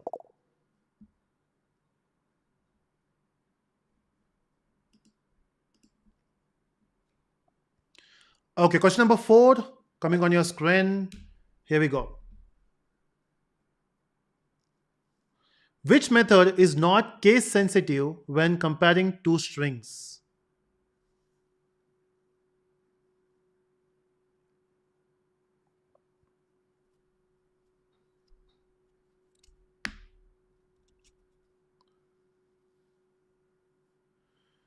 Okay, time up. That's right, equals ignore case.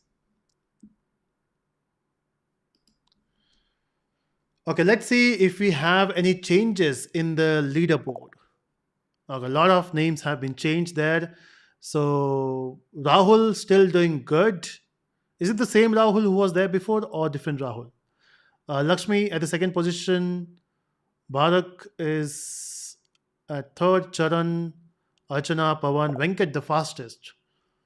Flex, Flix, Naga, and Ramadevi.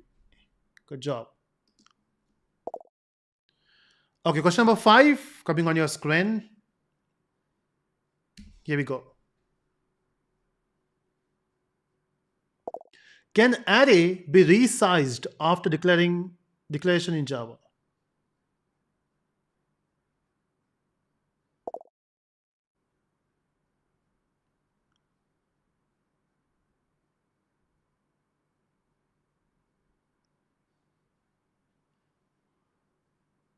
Okay, and time up. No, array has a fixed size.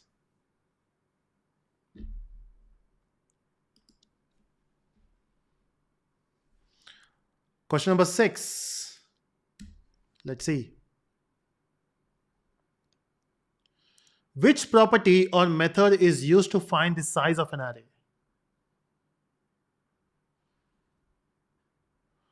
Now, this is easy, right?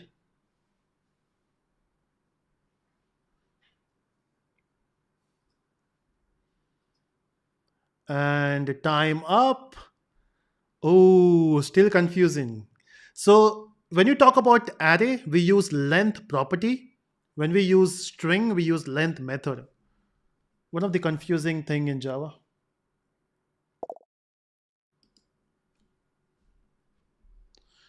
Okay, seventh question coming on your screen, everyone. So we got three more questions. Where are the arrays typically stored in memory in Java?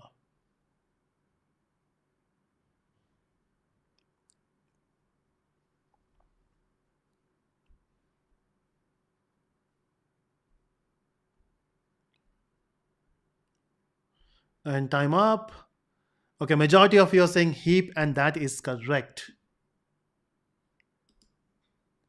Let's see, do we have any changes in the leaderboard? So Rahul still doing good, and is at the first position. Pawan fastest for this round. Archana, Naga, Man Prakash, Lakshmi, Ramadevi, Nizambad, Jayakar, and Pratik. Okay, and you are very close. You can see second and third position is only 1 point away from each other. Nice.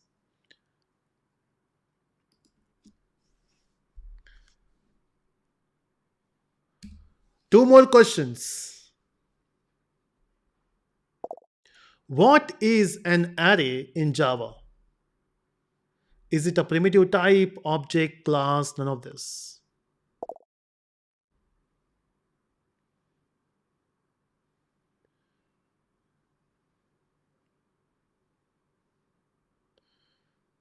And time up. Okay, majority of you are saying object, and that is correct. And that's the reason array goes into the heap memory, right? Okay, last question. Let's see who will win.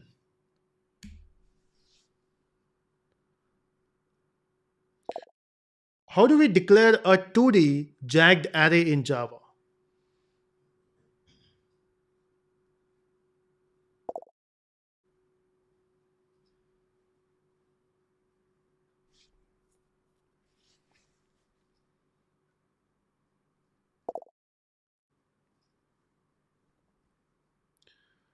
And time up.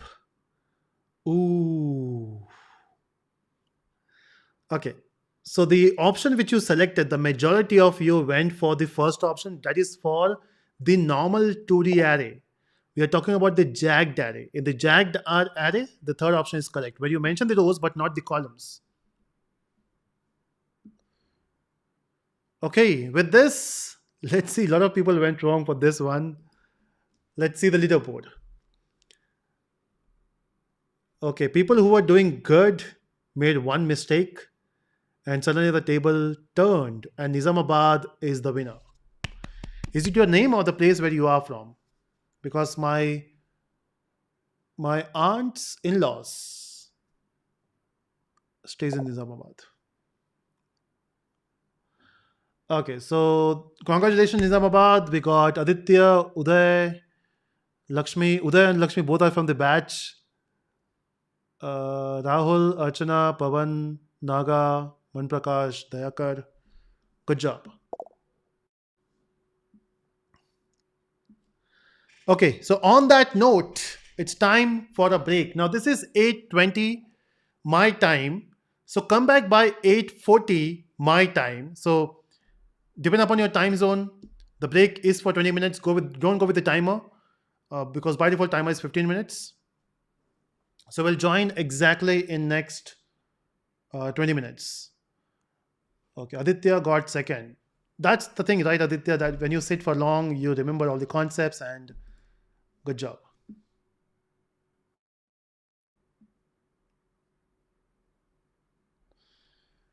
Okay, so the timer starts now. See you in next 15 minutes, 20 minutes.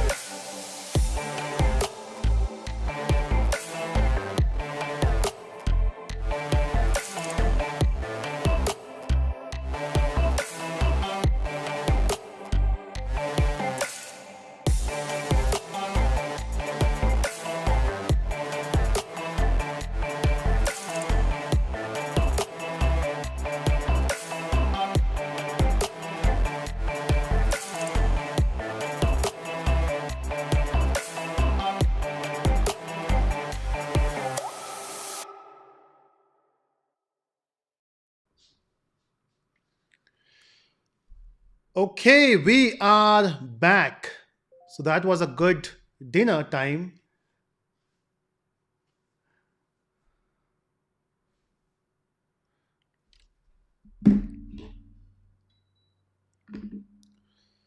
I hope you're back from the break. Just let me know in the chat if you're there or you just kept your laptop open, went for a break, and then not came back.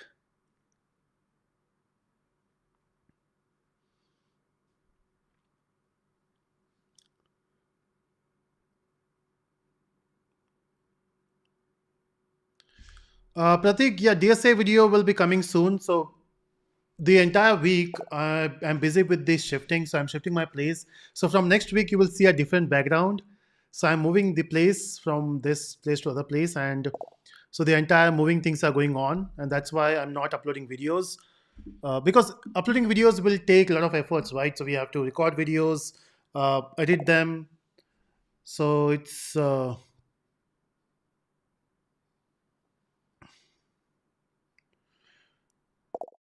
going live is better.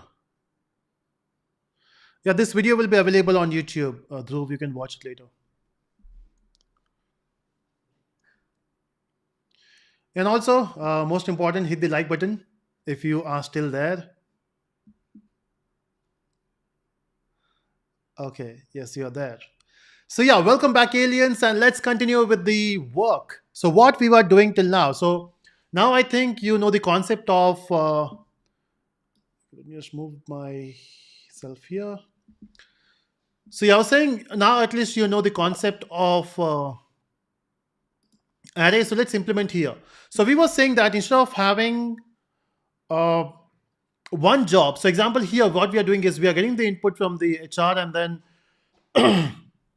we are storing here. But don't you think we should add into the array? So what need to be done here is once we created the array of jobs here, every time you create one job object, just add the data in the jobs. But the problem is there's one little problem here, which is how will you know what should be the current value? Example, if you say job for the first job, the index will be 0. For the second job, the index will be 1. For the third job, the index will be 2, right? So how will you do the increment? So we also need a for loop here. So when you say you are an HR, so every time you have this application, I think this thing need to go in a loop, right? So what I will do is, I mean, I want it to be a continuous process, right? So one thing you can do now, since this is not a event-driven programming, so normally when you create a website, you can click a button, right? What you want to do. Here we don't have a button. We want to go with the flow of what user says. So one thing you can do here is you can use a variable which is int I equal to 0 initially, and then we can use a loop, and we'll say, okay, what should be the ending of loop? Now this is interesting. How do you end this loop? Okay. So what else we can do here is we can check if the role is equals to JS, then we will do this part. Again, we have not coded for the job seeker yet. We are still focusing on the HR.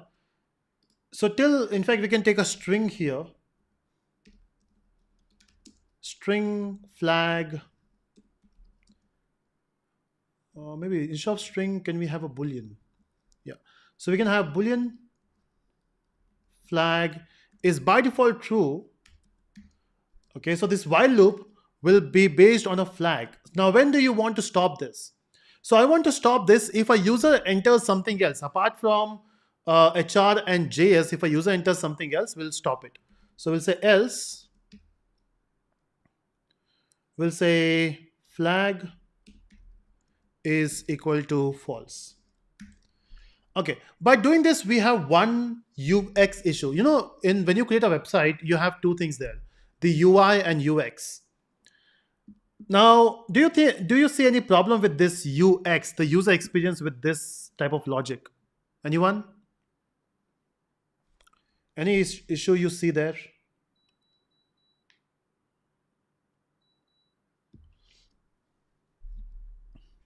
Yes, no.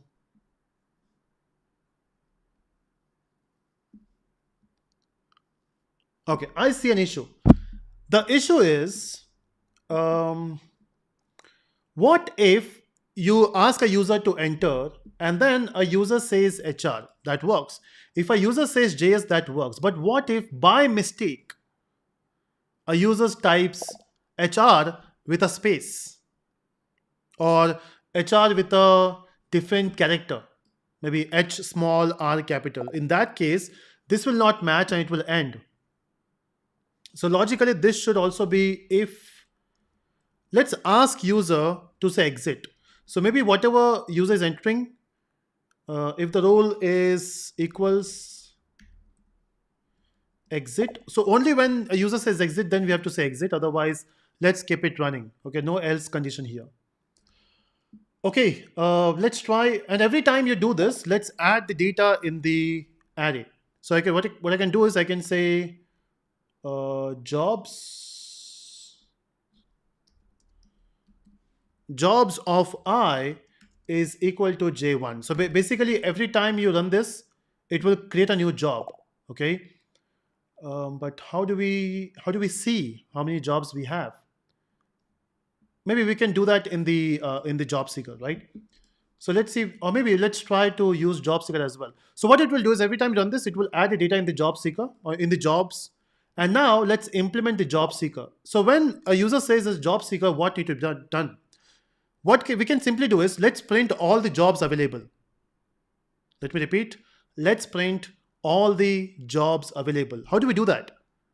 So when I say let's print all the jobs available, we can simply print using loop.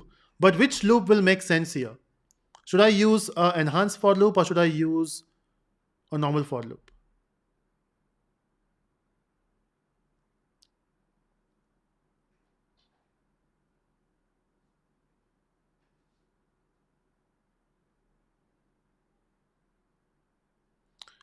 A response.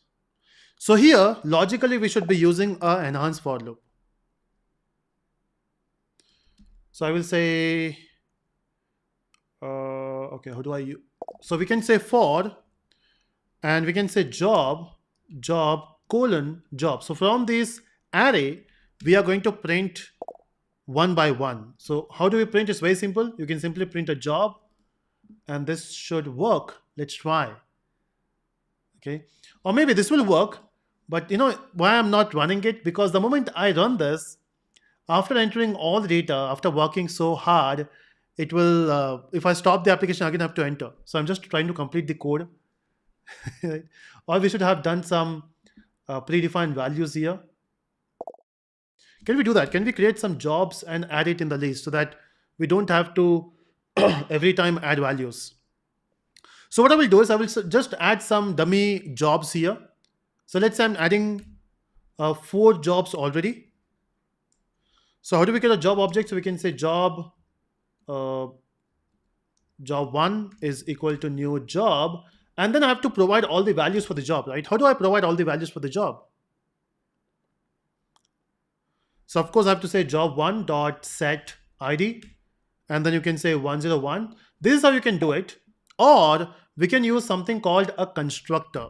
Now if you see, we have something called job here, right? So every time you create an object, it will call something called a constructor.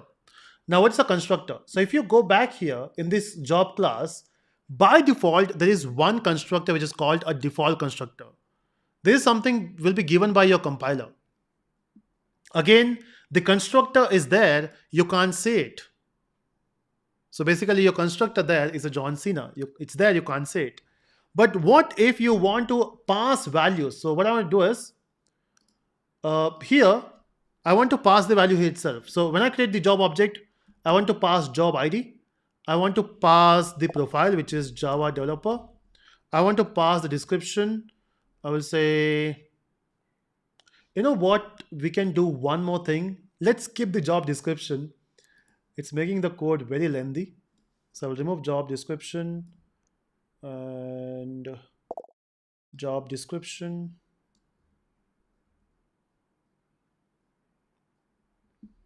And let's remove this. So basically, I've removed job description from everywhere so that we can have less number of lines to type. Come back here. Job description gone. Directly, we can jump on the technology, which is Java in this case. That's done. But when you're passing these values, you're passing the values in the constructor. So what is a constructor? So constructor is a special method which is there in the class, which is called every time you create the object. Okay, and also the name of the constructor will be same as name of a class. So the name of the class is job, so name of a constructor will be also job. But then this constructor, in fact, you can ask your IntelliJ IDEA to give you the constructor. So I will right click, I will say generate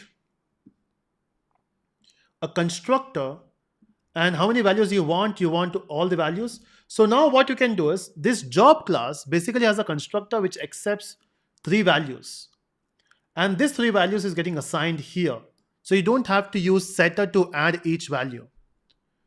So what I can do here is I can simply create an object and pass these values. The same thing can be done for the second object. I can just copy paste this 3 times. 3 more times. This is job 2, this is job 3, this is job 4. Job ID is 2, job ID is 3, job ID is 4. Let's say they're looking for .NET developer. Is it my phone?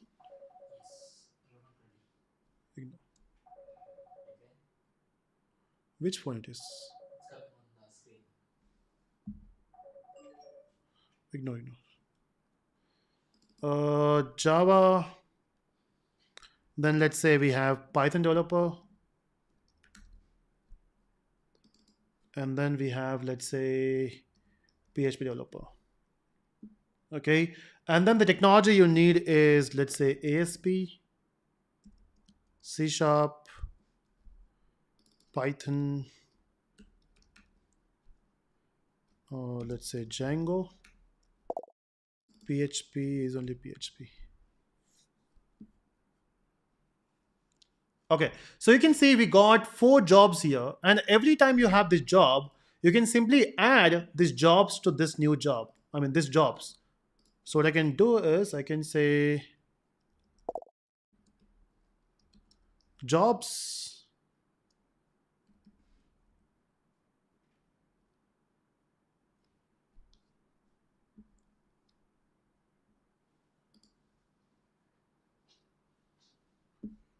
And then jobs of 0 is equal to job 1.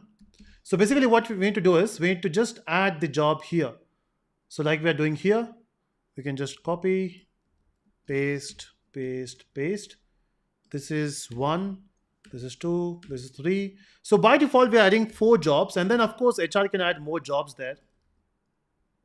Right? So the index we are starting this time is from 4 instead of 0, because we already have few jobs available.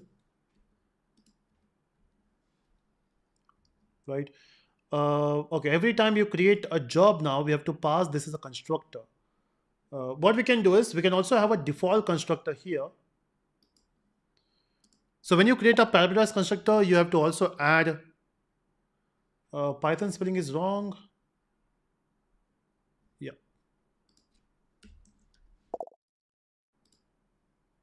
So what you can do is you can also get the default constructor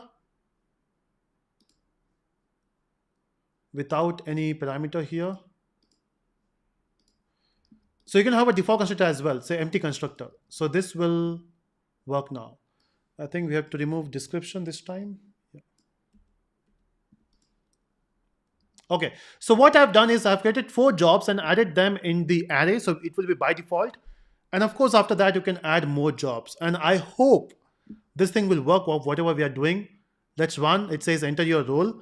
Now let's say I'm a job seeker, or maybe let's say exit and stopped.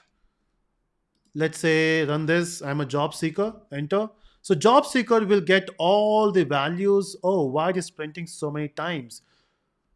Okay, the problem is it is printing so many times is because this is in the loop. Okay. It should ask for the value once more. So this thing, this thing should be a part of the loop. So cut and make it a part of a loop. Every time it should ask a role. Stop, rerun, and that's how you make mistakes and learn. JavaScript, I mean not JavaScript, job seeker. So you can say it will print all the jobs, but it is also printing null values. I don't want null values. The reason it is going for null values is because we are iterating between all the values. So I want to print this only if the job is not equal to null. So print this only when the job is not null, and you're good. So now, if I run this code, and if I say job seeker, it will print only 4. So it will not print the null values. So now I'm a HR. I will say enter. So HR says, okay, enter new ID. I will say 104. So normally, or 105. So normally what happens is the ID is auto-generated in database. So you don't have to do that manually. So 105, enter profile. So let's say I'm hiring who? Who want to hire? Let's say AI engineer. Nowadays everyone call themselves as AI expert on LinkedIn just because they know how to use ChatGPT. It's something like I can call myself as a WhatsApp engineer just because I use WhatsApp. Enter technology. Let's say you should know Python, and you should know how to use ChatGPT just for fun. Okay, enter, and you can see the new job is created. Now let's say as a job seeker, if I search now, you can see we have 5 jobs. I don't know if you can see that. Let me move myself. Where should I move? Okay, where should I keep myself there? The top.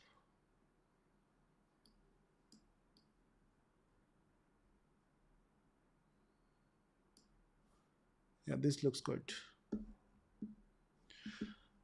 Everyone got the point, right? So we basically creating a job here and then listing it here. Of course, I can again be an HR, and I can add one more, which is 106, and we can go on. But I want to make one more thing here. As a job seeker, it should print all the jobs, plus it should ask you, do you want to search a particular position? Let's say we have thousands of jobs. Of course, a job seeker will see all the jobs, but what if you want to search? So in that case, we can say, do you, okay, enter the text you want to search. Enter the text you want to search. So we'll take the input and we'll store that in the input. We'll say sc dot next line. So what we're trying to achieve here is, once it displays all the jobs, it should also ask a user, which do you want to search something? Okay, so I will say search. Now how do you search? Now that's tricky. Example, let's say if you search for Java, so it will print this one, right? What if you search for mm, if you search for te, or not te, if you search for, I mean, anything which is there in multiple places. So in that case, we can search not just for profile, because we don't have any idea what a user is searching for. So that's tricky. So we can say if, okay, again we have to use a loop because we need to iterate. But while iterating, you will print only those things which are matching with the text. So this will change. What will change is job.get. Let's not search for ID. Let's only search in text, tech and profile. So tech.contains. Now there is something called contains. In this contains, you can pass a string, whatever you're searching, which is input, or job.get profile dot contains input. So I'm searching for the things inside this profile and tech. If it is matching, it will print. Not sure this will work. Let's try. So enter the role. I'm a job seeker. Enter. Okay, so it's printing all the jobs. But let's say if I search for a text which is dev, let's say, enter. And you can see every job has a dev here. Okay, null pointer exception. Oh, okay. So what I want to do is I also want to make sure that it is not null. So we can put everything in a bracket. And the first condition I want to check it should be not null. So job should not be null. And then. So this should execute only when it is not null. Otherwise, you will get null pointer exception. And we need to stay away from uh, exceptions. Run this. Job JS. What we are searching for is dev. And you can see this time we don't have any uh, exceptions. Is this making sense?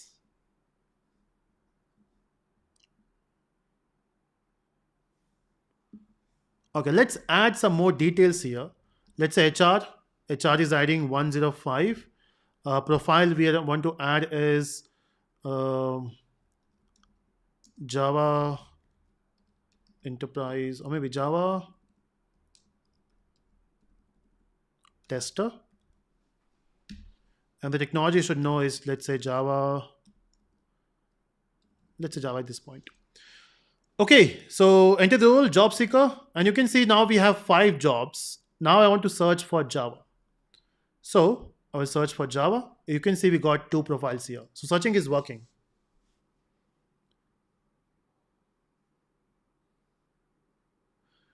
Is this making sense?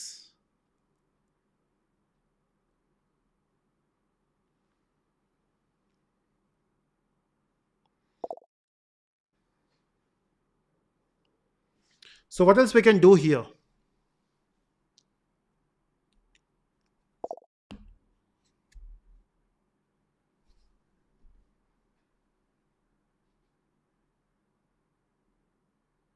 Maybe we can talk about, Heather, we can talk about interfaces.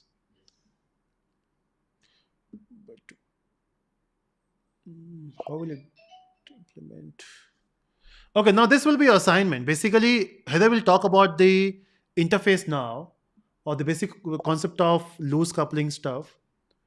You need to change this code. Basically, I will give you this code. Okay, Aditya says can't understand anything now. Okay, so do you want me to explain the code once? Such a lengthy code, right? We are not even using job service. We should be using that. Everything is so messed up. That's right. When you write the code, now since the thing is why I'm writing code like this for 2 reasons. One, I don't have this code in my mind before doing this code. I just started coding and then adding few things. And second, I wanted to write in a way that you will write the code. Normally, as a developer, we try to create different layers, but here I did everything in one thing. But don't worry, once we convert this project into Spring, it will make much more sense. Having different layers and things will work out on a button.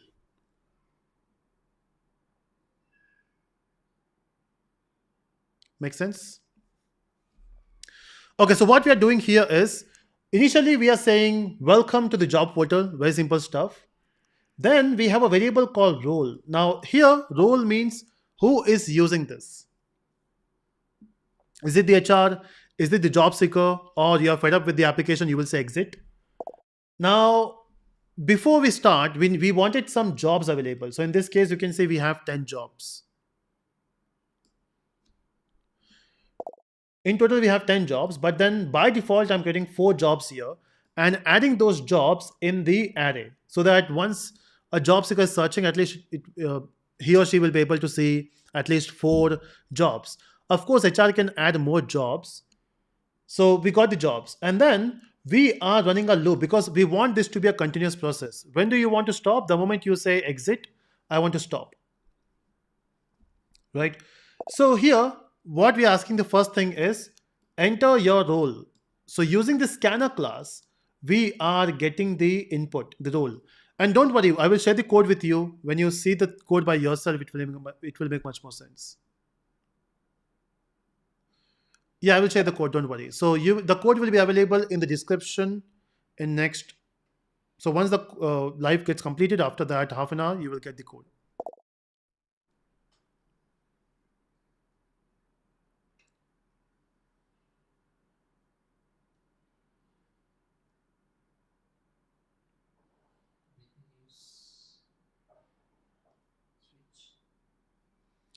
Yeah, we can also use switch here. Yeah, you have a choice. So yeah, either you can use if else or you can use switch. Yeah, that's right. So this particular marathon is not for the freshers. In fact, when I made the video for the marathon, I mentioned that this is not for the freshers. This is only for those people who are coming from other languages. They know the basic concept of if else, arrays, and stuff. And someone who have learned Java before want to refresh their concept, because see, it's very difficult to teach, or not difficult, it's impossible to teach Java in one day to someone who is new to programming, and no one should even try that. Yeah, so basically we got the role here. Now once we got a role, we are checking the role is equals to HR if the person who is using it is HR.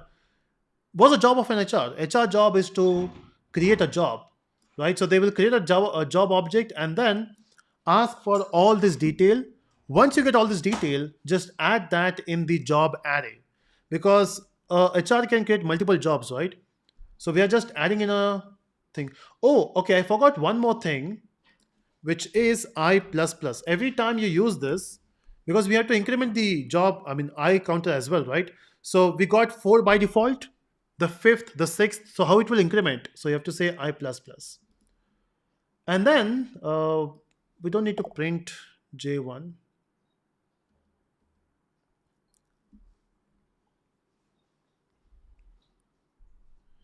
Yeah, that's right, Abhinav. So we have added that increment there. So that's the HR job. What about the job seeker? The job seeker, when he says I'm a job seeker, it will basically print all the jobs, whichever is there, and then it will also give you an option of searching for a particular text. So I'm searching for that text inside the tech and the profile. If it is matching, great. And then you can basically print it. So I will give you the code. Look at the code once, then it will make much more sense.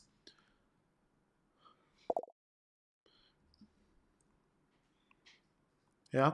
Now it's time to talk more about the concept of abstraction. So Heather will come back to talk about abstraction now. And then after that, we'll do one more Menti to end the today's session, the today's marathon. All yours, Heather. Thank you, sir. And as I hope everyone knows that this session is dynamic. Yeah. So it has to be in a way. It should be like real time. Fine. So this application is also based on that itself, that wherein we will be discussing doing the project dynamic way, and this you can upgrade to yourself. Like you can make the changes, you can try, you can see whatever concepts you know. And if you don't know fundamentals, there is no problem. I hope everyone knows that. I think there is a 12 hours of video and also playlist available in Naveen sir's YouTube channel, which is Telesco, on the same YouTube channel. And if you could dedicate 1 week of time, I guess it is sufficient. Maybe 2 weeks of time, even if you watch 1 hour of video in a day, then you can maybe easily learn the entire Java, even if you have a problem. The only thing is dedication. And now we will discuss about the abstraction, which is the most important part. You should be coding to interface rather than having the direct implementation in order to achieve loose coupling. Fine. And especially most of them are talking about Spring framework. The basic idea is to decouple the dependencies which we have between the classes. And if you want Spring to do that for you, then you have to follow one of the design pattern under the behavioral, which is a strategy design pattern, which says that you should never implement classes directly, rather you should code to interface. Fine.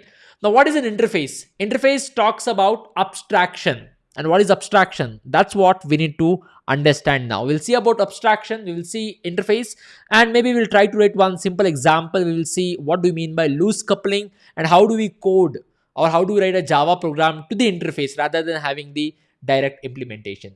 So, okay, disconnect. I think the thing will go wrong. I'll stop the first. Okay, I'll stop the AD. Great. And yeah. So let me open this ID wherein we were discussing the things. Great. Wonderful. Now, what is an interface? I mean, what is an abstraction, first of all? It's hiding the implementation, is what we say. But what exactly it is? We will try to understand a bit about that, and then we will move forward towards the code. If you all guys could able to focus. I know I'm bad at board handwriting. Maybe a doctor can write better than me if you see the handwriting. But yeah. Now please see here. Example in Java, you know that for everything you have to write a code. Even if you want to store a data, you have to write a code. From your Java example, for an instance, from your Java, oops, where is this? Yeah. Is it, I think, pen charge or something like that? Battery zero. Yeah, I guess. No problem. This pen also has a battery? Yeah. Okay. Welcome to Apple ecosystem. Just wait for 5 minutes. Great. Fine. In the next 5 minutes, I'll just try to see that. But before that, abstraction. We say hiding the implementation and having the abstract. What do you mean by that? And also we say abstraction can be achieved in two ways. Number one, using the class, using the abstract class. Number two, using the interface. And usually what we'll have in that, we will not have any implementation. Implementation means basically what? Implementation means some activity you are writing. Some activity means you have a method, right? So using the method, we write the code, we write whatever activity we want to write, whatever task we want to perform, whatever code we would like to give. So if you are writing the method, that means that is the implementation. Fine. So abstraction talks wherein you will not be implementing. That means you will write only method signature. Someone else will give the body for it. And that you can achieve using two ways: abstract class and interface. Abstract class, you cannot achieve 100% abstraction, wherein if you would like to use the concept of interface, you can achieve 100% abstraction also. Why? Because in the nature of the keyword interface, you'll be getting it. All the methods by default inside an interface is public and abstract. Now, first let's talk about this. I would like to create a new class. I'll say new Java class. I'll say here maybe launch abstraction. I would like to write it here, and of course let me have a main inside this file as well. So I would like to go with the main. My dear friends, here practically I would like to show example. I'll write a class here, class anything, maybe I'll say here class human. Yeah.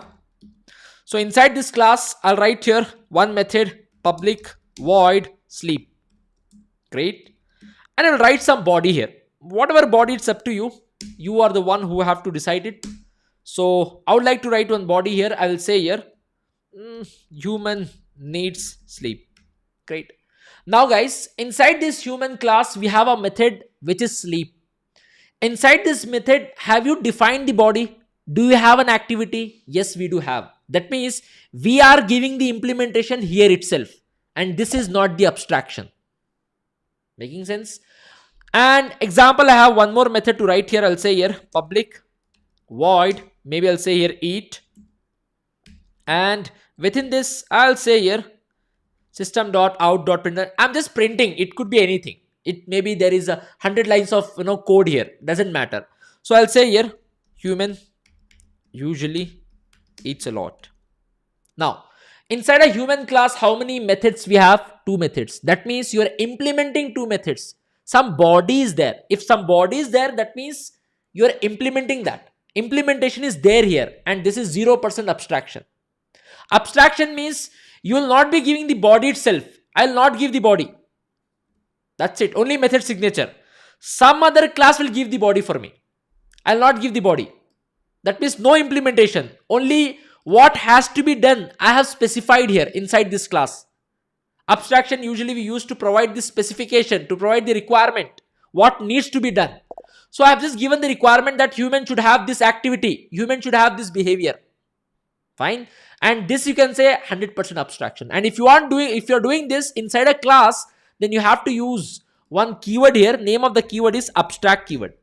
See here, I would like to write here abstract keyword. Fine. That means 0% implementation here. And if it is 0% implementation, none of the things you have implemented, this is only 100% abstraction. You have not given the requirement. Now, who will write the code? Who will give the body? That's what we need to understand here. So basically, have you got what is abstraction, wherein you're just specifying it? It's about with respect to the class. And in a class, if you're trying to achieve abstraction using the class, to a method, you can use one keyword called as abstract keyword. Abstract methods are such methods wherein you will not have implementation. We'll have only method signature, no body, in simple terms if I have to say. Now, in a class, if one method is also abstract, then must and should you should declare the class also abstract. Class also abstract. See? Now, you are using this class to provide the requirement specification that what is required. And this is 100% abstraction. What is 50% if you ask me? I will not use this abstract keyword here. I would like to give the body for it. See here, I would like to give the body. That means I am giving the implementation. If I am giving the implementation, can you call this as 100% abstraction? No. Human, I'll say here, needs, or maybe human usually eats, or I'll say here, eats a lot. Whatever body, it's up to you here. I have an implementation here. So it's like you can say 50% abstraction. It's a 50% abstraction. Here you have not given the and here. But do we need to give the class also abstract? Yes. If one method is also abstract, you have to make the class as abstract. Now, whichever class they want to implement, they can say class. Maybe I'll say here human, or maybe student, or maybe I'll give the, okay, I'll say here student 1. I use the keyword called as extends. Extends means is a relationship it will establish.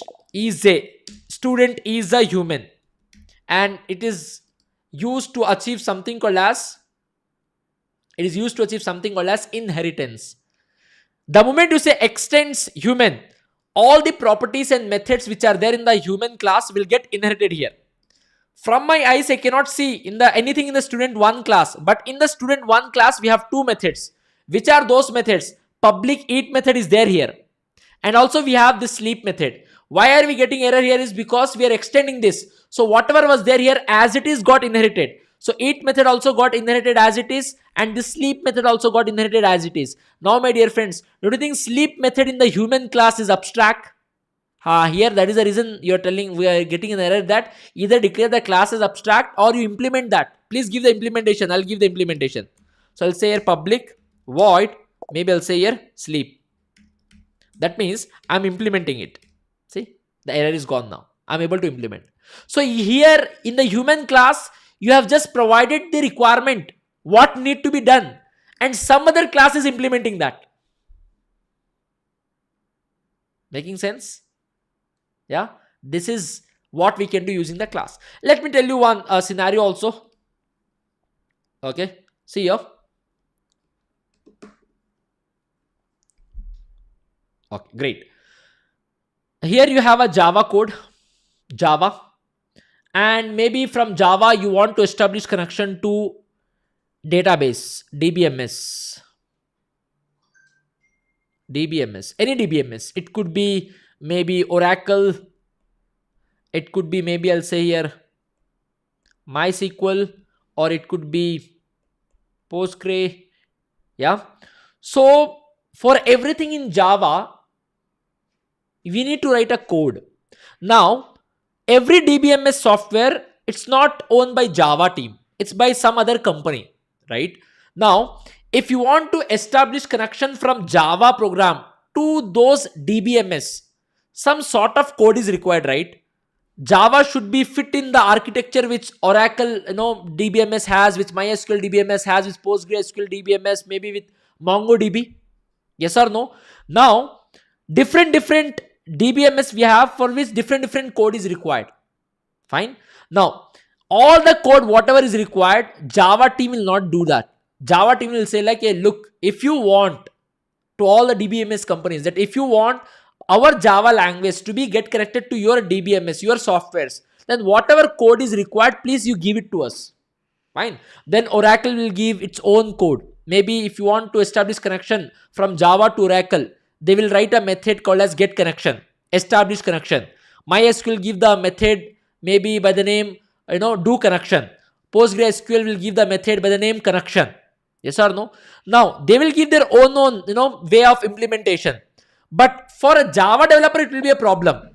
What problem, if you ask me? For a Java developer, if he has to get connected to the Oracle database, I have to remember the method name as do connection. For an instance, if I want to get connected to the MySQL, I have to remember the name called as get connection. If I want to get connected to PostgreSQL, I have to remember the name as connection. Don't you think for me it is a problem? That's when what Java team has done is, hey, look, Java team has given the requirement specification in the form of interface by using the concept of abstraction. What is that? Java team has given just the requirement. If any Java developer want to establish connection to any of the database, they can use a method called as get connection.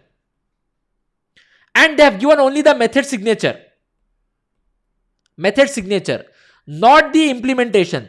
And they have told, Java told, hey, look, this is the interface. This is a abstract level thing which you have to implement. So whatever code is required for a Java to get connected to Oracle architect, you Oracle team give it. Whatever code is required for a Java code to get connected to Microsoft team let them give the implementation their own way. If you want to get connected to MongoDB team, let MongoDB team give the whatever code actually required. Java has given only the requirement of what needs to be done. The implementation has been done by their own teams. Whatever architecture MongoDB has, based on that, they have given the body. Whatever architecture MySQL team has, based on that, they have given the body. But all of them will have same common method name. So now for a Java developer, if you want to get connected to Oracle, to MySQL, to MongoDB, whichever it is, you have to use only one common method, get connection. Close connection, or maybe close. Why? Because through this interface concept, through this abstraction concept, we were able to achieve standardization here. Irrespective of the database I want to connect, I have to call only one method name. Fine. Different codes are there. Those codes have been coded by different teams, but method names are common. Making sense? One more example I would like to give here. Example, I am a manager. I want 3 of the developers to develop application which can perform calculation, maybe addition and subtraction. Developer 1 will write a implementation with a name called as void add for the addition. Developer 2 will write the method addition, void maybe addition. Developer 3 will write the method which its own style of implementation. He will give the method as void maybe you can say sum. Yeah, implementation in different way they have given, let it be given. But if someone else have to call these methods, they have to remember all 3 methods, add also, addition also, sum also. Don't you think it is a problem? So what manager will do is, manager will create an interface, will give the requirement. Hey, look, you guys have to implement one method called as add. However you want to give the body, it's up to you, your choice. However you want, you can give the implementation. I am not bothered about this. This is a requirement. Now all these classes can implement this abstraction or this interface and give the body in their own style. But can they give different names? No. They will be giving same name. All 3 will give add only. All 3 will give add only. So this, with this, what I'm trying to say is, through abstraction, it's like one of the way to, provide the requirement specification of your application. Someone else will implement that. Making sense? So through this class, I have given the requirement that please implement sleep. I am not going to implement. Whichever class is going to extend this human class, they will provide the implementation. But if you are achieving abstraction using the classes, then it is 50%, or it's there is a possibility that you can achieve 100% also, maybe 50% also, but through the interface 100%. And moreover, in Java, a class can extend only one class, not more than one class, because in Java multiple inheritance is not allowed. If there is a requirement for the student one class, that there is a need to extend some other class, in one go the student one class cannot extend more than one class. It can extend only human. At the same time, can it extend some other class also? No, not possible. It may create problem here. Fine, all of you? Final means which does not participate in inheritance. That's the meaning of this. And if it is a method is final, then you cannot override it. That's a different case altogether. Now, instead of this, I'm not going to provide this using the class. Rather, I'll provide the requirement using the concept of interface. If you want to do the requirement specification, I'll say here interface, one keyword you have to use, and whatever name you want you can give. Maybe I'll say here interface human for an example. See here, and here I will say void, maybe I'll say here sleep, I'll say here void eat, I'll say here void eat. Making sense? Now, did I write here public or abstract or anything? No. Why? Because that's the power of this interface keyword. Inside an interface, all the methods by default, by the nature of this interface keyword, are public and abstract. You need not to specify. Yeah? Making sense? So using the interface concept, can we achieve 100% abstraction? Yes. You are just providing the requirement, what needs to be coded. Are you giving the implementation here? Zero implementation. What needs to be done? You are just giving the requirement here with the concept of interface. Some other class have to implement. I'll say here, I promise this interface implements. I promise this interface called as human that I will give the implementation. Now, it will be mandatory for this class to give the implementation. So I have to give the implementation now. So I'll give the implementation for sleep also. I'll give the implementation for eat also. So I'll say here, void eat. Whatever implementation you want, you can give. I'll say here, maybe I'll say here, system.out.println. It's up to you. I'll say here maybe student, based on your need, eats, or maybe students need sleep. Making sense, my dear friends? Yeah. So I am going to implement here. So this is the implementation. So what Java says is, in order to achieve 100% abstraction, you can go with the interface concept. And whenever you're writing the code in Java, directly don't give the implementation, rather code to interface, through which you can achieve loose coupling. Fine. Now, I want to call this. If you want to call, you have to create the object of student. Of course, you cannot create the object of interface. That's not allowed. I'll create the object of student. I'll say here new student one. I'll create the object.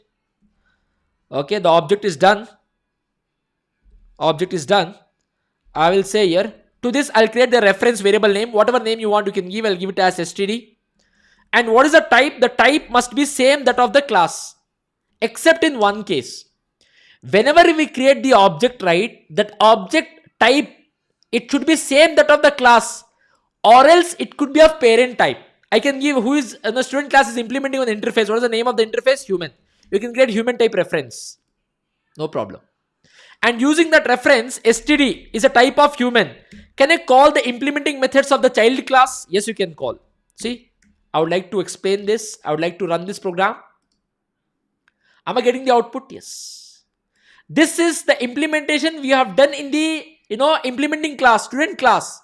But whatever the reference type you have created, it's of human type.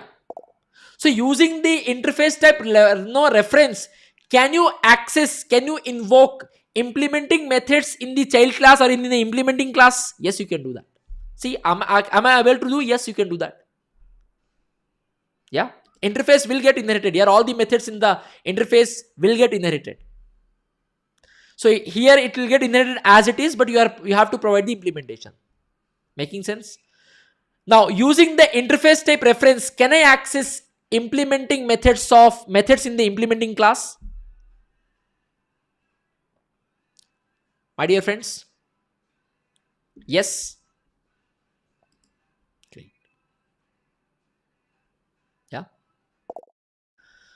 So I hope you are able to see this. Now, what is the advantage of having interface? Please see very carefully.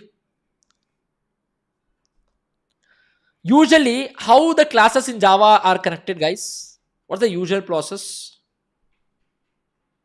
If you have a class, example, we assume that we have a class A, and we have a class B, we have a class C. Please see very carefully. What do you mean by strategy design pattern? How do we actually write applications in the real time? Please see very carefully. Guys, there is a method called a display in the C class, and there is a method maybe eat in the B class. In the A class, I want to call this eat method. I want to invoke. Can I invoke? Yes. What is the approach? Can you call it directly? No. Then what do? We create object of B class. We say B type B equals to new B. And using the reference of B, we call that eat method. That's what we do. This is only we call as composition. And if I want to call display method in the B class, then I should be creating the object of C. I'll say here new C. And I'll create the reference. And using the reference, I'll call the display. This is only called composition. But there is a problem here. In this style, if you write it, the application will be tightly coupled with each other, tightly bonded with each other. What do you mean by that? If something goes wrong with the class C, maybe the class C is deleted. Do you think class C object you are creating in the B class? Yes. If C class is only not there, can you create the object? No, you cannot create. Don't you think B class also will be affected? If B class there is an error, don't you think A class, B class object you are inside the A class, you are creating the object of B. Don't you think A class also will be affected? Why? Because all these classes, they are tightly bonded with each other, tightly coupled with each other. Making sense? All of you? And we can do extends also. If you use extends, it will get inherited. Through that also you can access. That is one more way. Fine. Sunil, we can have in abstract class, we can have normal concrete methods also, implementation also. In interface, all the methods are by default public and abstract. Making sense, everyone? And that's where interface comes into picture. If you code to the interface, then you can create the reference of an interface and you can access it. Example, if I have to give, see here, maybe I have an interface human, okay, and some other class, wherever I want, I can just, this is implementing, right? This is implementing, great. So I would like to create maybe inside this one more class. I would have created multiple files, but anyway, running short in time, I'll create one more. Maybe I'll say here employee. Intentionally spelling wrong because that class I've already written. I'll create the reference of maybe I'll say here private. I'll create the reference human type reference variable I'll create. And after which I'll use public void set ref, and inside this I will take human type ref, and within this body I'll say here this dot ref equals to ref. Fine, my dear friends. In some other method, maybe I'll say here public void, maybe I'll say here utility, some example normal util method. Within this I'll use this ref dot, I'll be able to call sleep method. See guys, I'll be able to call ref dot eat method. Guys, in the employee class, did I created the object of student? Did I create the object of student? Still, am I able to invoke all the methods which are there in the student class? Am I able to do that? Why? And this application is loosely coupled. Employee class is not directly tightly bonded with student. In the employee class, you are able to call the methods of student class. without creating the object, without using the extend keyword. Why? Because student class, you have not provided the direct implementation. Student class, you have coded to the interface. And if you are coding any class to the interface, you can achieve something called as loose coupling. And this is what strategy design pattern says. Never code interface, never write the code direct, never do the coding with the direct implementation. Rather code to interface, so that you can build a loosely coupled application without any dependencies between each other. Making sense? Yeah. And you also, before writing the project, after getting the project, provide the requirement specifications, and then you go ahead with the implementation. Don't try to directly implement it. Yeah. All of you. What if interface is deleted? Then of course all the classes will be affected. That is a different case altogether. That is a different thing altogether. The entire project only will be affected. Yeah, that's like too much. if what if entire main method, everything is related? That is a different case, right? I'm just trying to say here how to decouple the dependencies, and this is what Spring is for. We use Spring so that our Spring will take care of object creation. Spring framework will create the object. We will not be needing to create the object. Spring only will take care. Making sense? Now what I'll do here is I'll create the what do you say? Okay. So I would like to go here.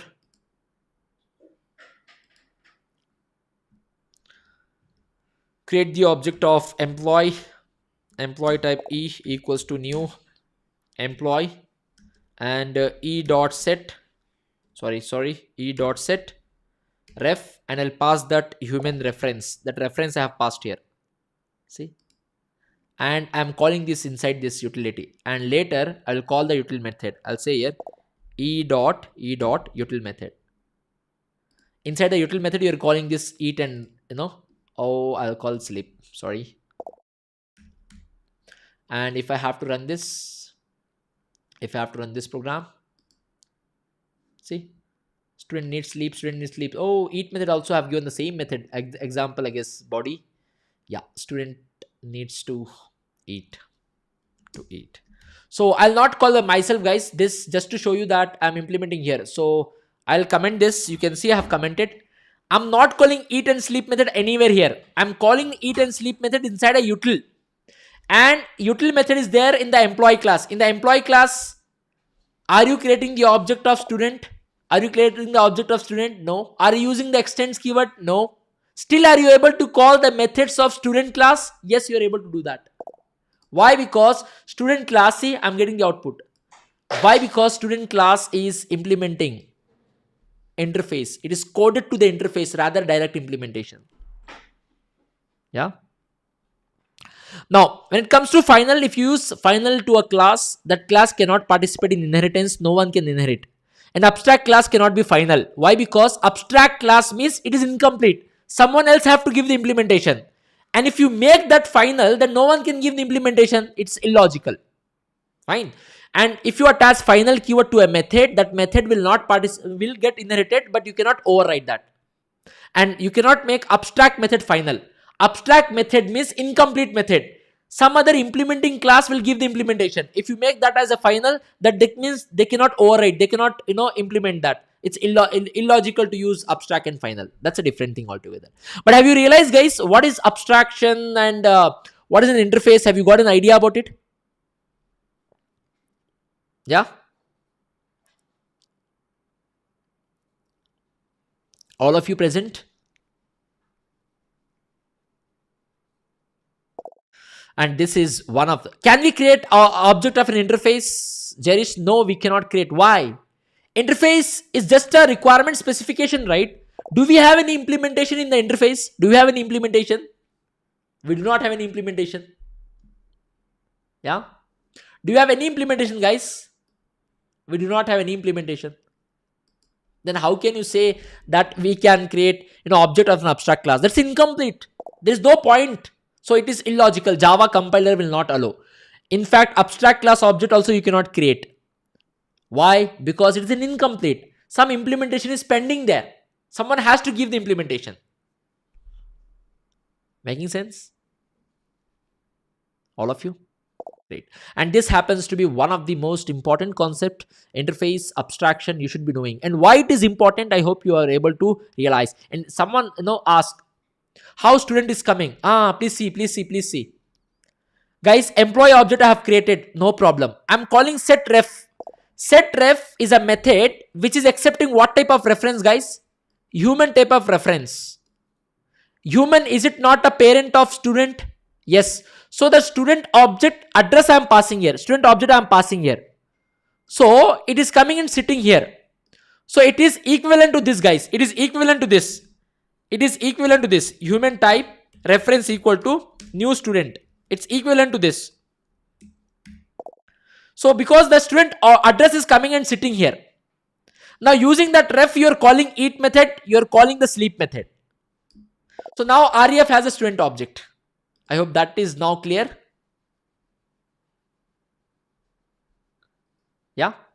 So I'm just creating the parent type, human type reference, which can hold address of all its implementing classes. Whichever class is going to implement the human, they can have the address of it. Fine. See here, human type reference. It's an interface, right? And whichever class is going to implement human, they are child classes, child implementing classes of human. And human has a power. The type human type has a power to refer all the child objects. You can do that. And using the reference, you are able to call all the methods which are there in the student class. Fine.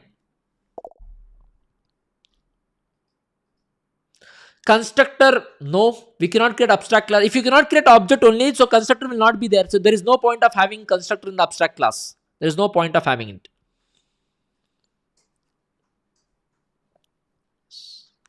Abstraction interface. Fine. And some sort of inheritance also we have seen. Extends keyword, the moment you use, all the properties and behavior will get inherited here.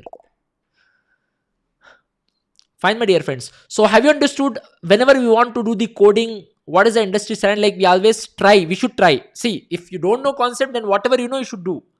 But after learning this, after learning interface, right now you have learned the interface, code files will be shared with you. You have to try to implement in different ways. Coding is trying. As long as you're trying, you will get the result. And if you give up, you will not get the result.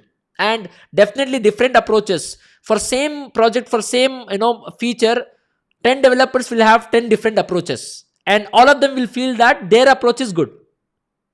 And it's all about try and you have to keep on trying. You may not assure that, oh, whatever I am trying, that is only correct. You cannot say that.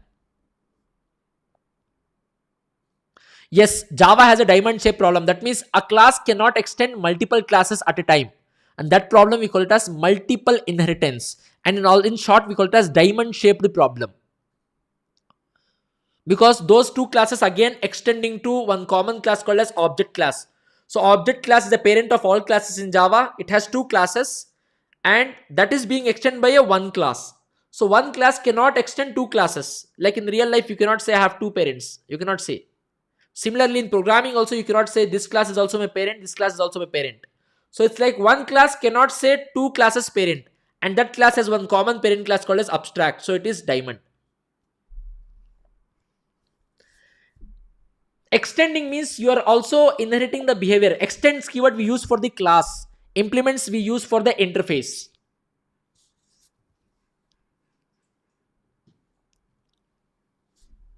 See here, how can, that's what I have told you here. Here itself I have told. Whenever we create the object, to manage this object, we create the reference. That reference must be same that of the object. Whatever, you should write student only. But in one case, the reference can be changed. What is that one case if you ask me? The reference can be of its parent type. And who is the parent of student right now? Human. Because student is implementing human interface. So it can be of human type or student type.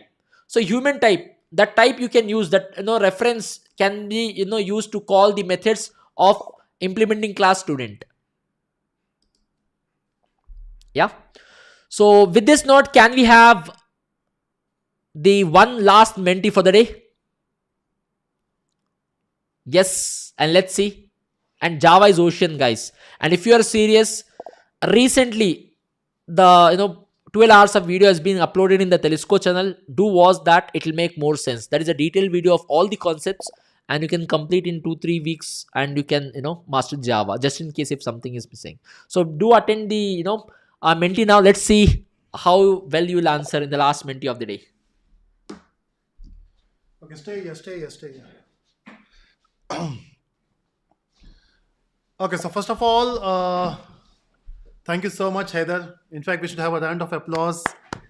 So, Thank you in the so much. morning, Heather taken a session for a batch, and now for 7 hours he was here. So this is called energy. So how do you get the energy? In fact, um, in fact, Sushil was also asking, what do you eat for this much of energy? It's how you guys react. If you are really interested to learn, then and no, whoever is a mentor, they will get energy automatically. It's up to you. If you are interested to learn, people are ready to teach you. That's how it works. Yeah. So your comments basically sends the energy so that we can teach more. Exactly. Yeah. So thank you so much once again, Heather. Thank you, sir. Thank you so much Yeah, for and the we'll do one more. opportunity. Yeah, we'll do one more marathon next week. Definitely, sir. We'll see you all again. Yeah. Okay, with this, we have one more mentee, but this time the mentee is not based on the topic we have learned. This is going to be a fun mentee, fun in the case, something which you don't know about, or maybe we have not talked about these things. So I'm using the same mentee which I've used for the Java Fest.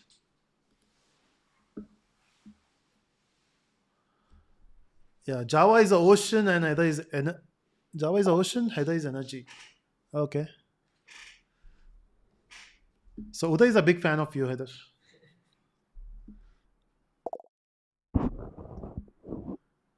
Right. Okay, so one final mentee. So I'm sharing my screen. So before we talk about the mentee, again, check the description. There's a link for the batch. So there are two batches running. One is the industry ready, which just started. So if you're new to Java, you can go for that batch. If you already know Java, if you want to start with the advanced part, you can join the mastering Java in Spring, because we have done with the core part there. The advanced part just started, so you can look at that. Okay, so sharing my screen. Join the mentee, everyone.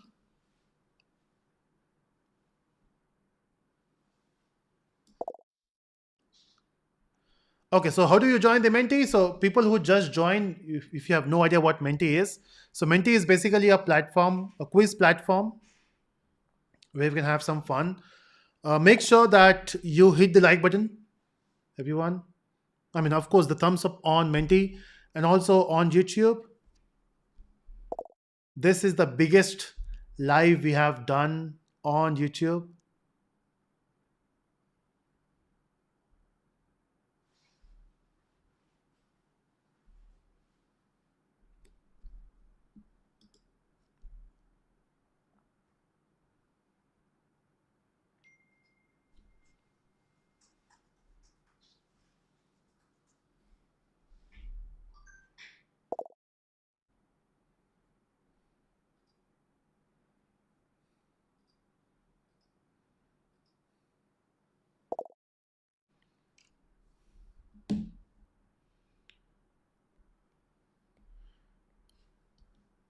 So we'll start the mentee once we cross 100 or 120. Come on, scan the QR code. If QR code is not working, you can go to mentee.com and mention the code, which is 15816396. No, Mangesh, we don't have offline class. It's all online. So, Heather, do you have energy for tomorrow morning session? Yeah.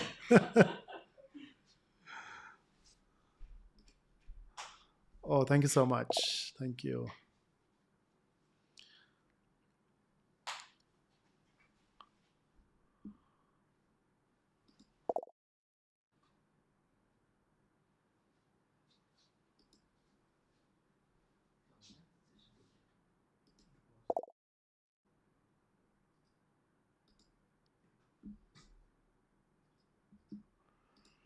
You will find the GitHub code in next 30 or 45 minutes in the description, or maybe 1 hour. So after this session, we'll take a break and then we'll come back to the office to add the GitHub code.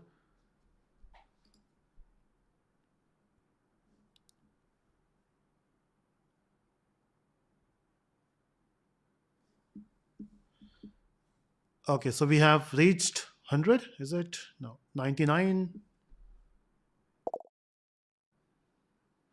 Next session will be on next Saturday, next weekend. Yeah, tomorrow is a batch which is going on, right? So Heather will be busy tomorrow morning. Heather, sir, can you share your diet, please?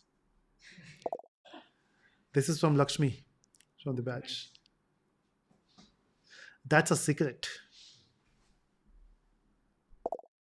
Maybe you know the Boost company will send you an email, Heather. You can promote their products. Yeah, Boost is the secret of my energy.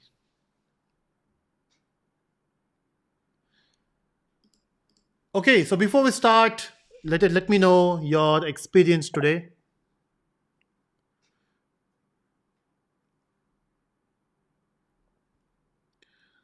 Good, great, super, very, very good, really awesome, fine, awesome.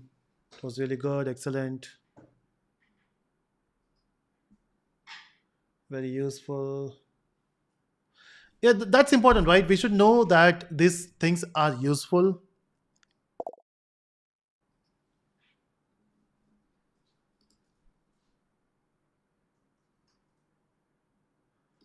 How can I join your class online? So you'll find the link in description.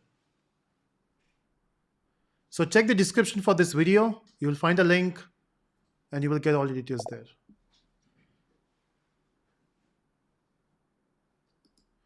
I'm working a Java developer, not still watching this session from starting. Okay, nice. Okay, but still watching. Okay. Does Heather sir have a YouTube channel? Yes, he has. So the channel name is Nafa, no? Nazafi Code. Okay, so you can comment in the chat.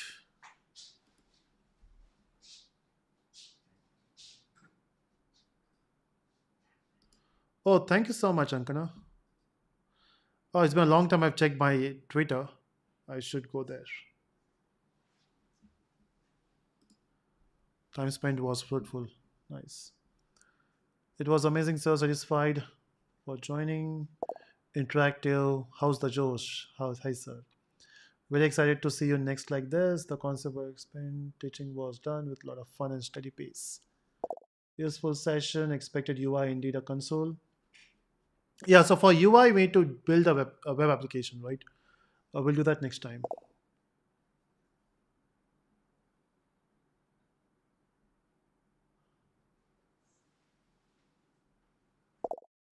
Okay, thank you so much.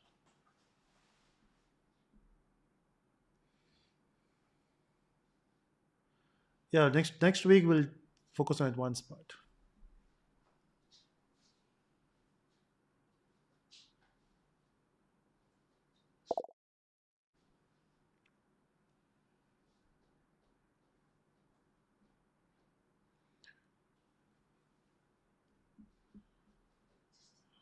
Oh, thank you. Now it's time to get started with the quiz. So before we start, again, there's a QR code you can scan.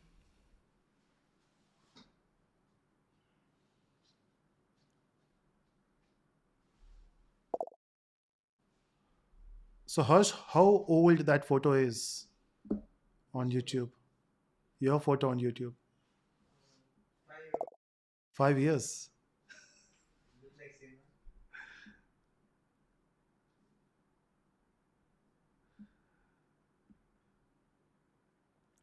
So I hope everyone joined the Menti. It's time to so hit that thumbs up so that I will know that you have joined.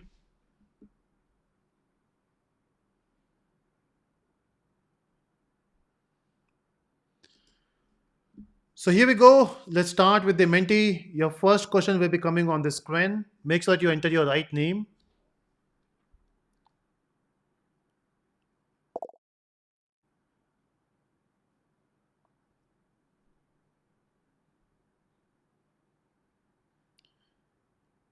Okay, so I hope you have entered your right name, and here we go. So the first question, again, these questions are not from Core Java, these are some advanced part. So what is the role of a compiler in software development?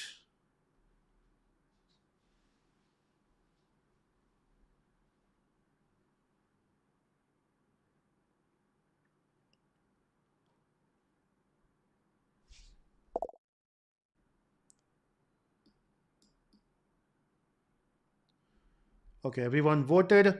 And the answer is converting high level code to machine readable code. That is correct.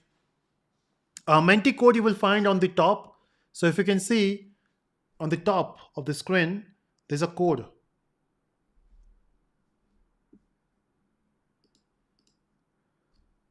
Okay, next question.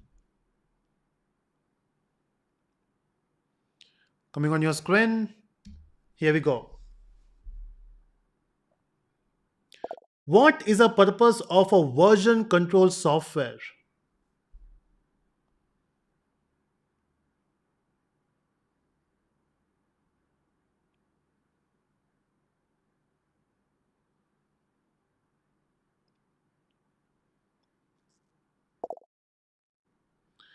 Okay, most of you are saying tracking changes the source code. That is correct.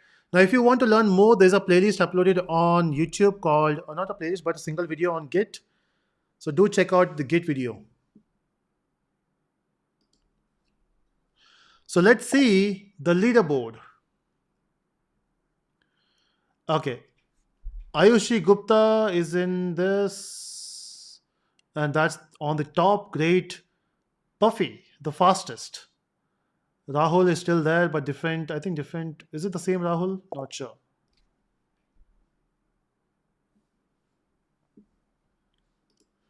Okay, next question. Question number three coming on your screen. And here we go. What does the term API stands for in software development?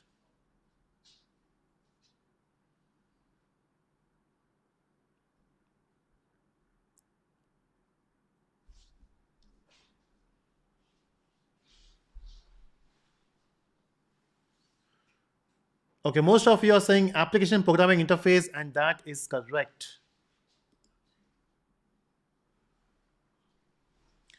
Fourth question.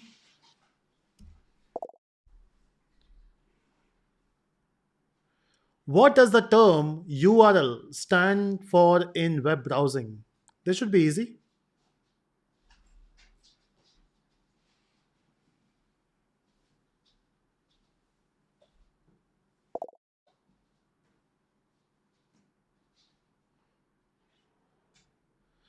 Okay, this uniform resource locator, that is correct. What are you searching for?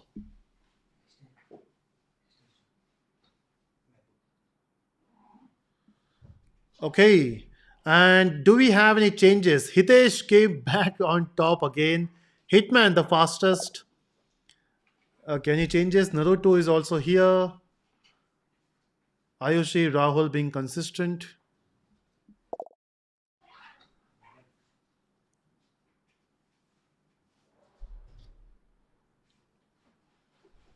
Question number five coming on your screen.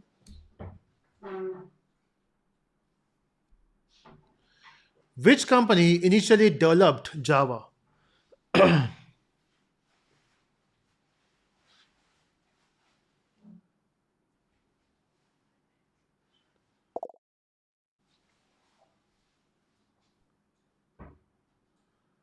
And time up.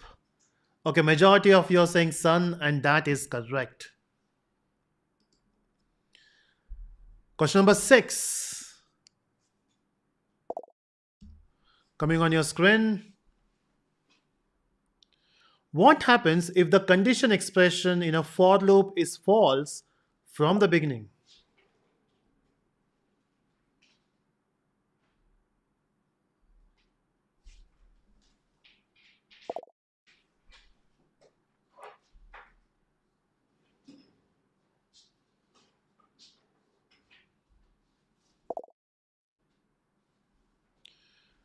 The loop is never executed. That is correct. Easy questions, right? I think in further we'll have some difficult ones. So let's try. Let's see who is on the top. So Ratan doing a good job. Ayushi fastest for this round. Hitman, Naruto, Pratiksha, Harish, Rahul, RZF, Amit, and Manprakash. I think Manprakash is also doing good, being consistent.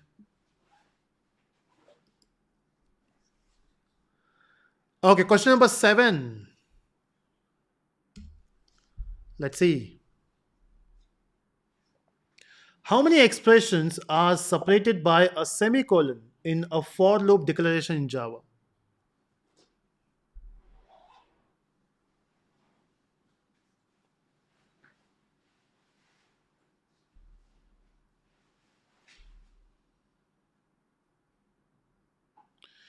Okay.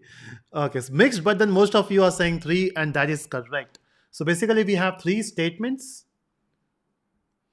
or three expressions, and then, uh, but we have two semicolons.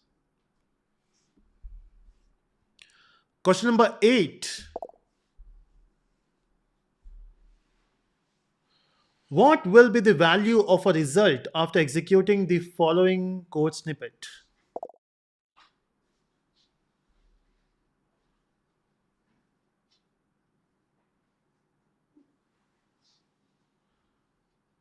I don't even want to try this. Let you decide. Okay, the answer is true. And let's see the leaderboard. So Nizamabad is back. Sai Kiran. Nizamabad Krant is also here. Are you sitting together? Side by side? Okay, Ratan, fastest and doing good. Ayushi being consistent at second. Good job. Question number 9 coming on your screen. And here we go. What does the ORM stands for in Java development?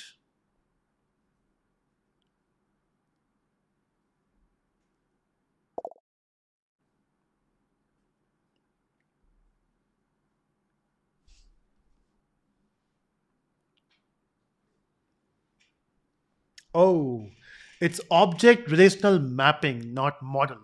So before we go forward, hit that like button. And if you still want to join Menti, you can still join. I think the video is a bit cutting here.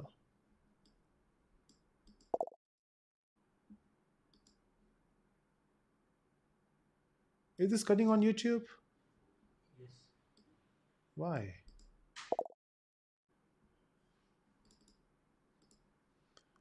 Can you come here to align this? Okay, done, done.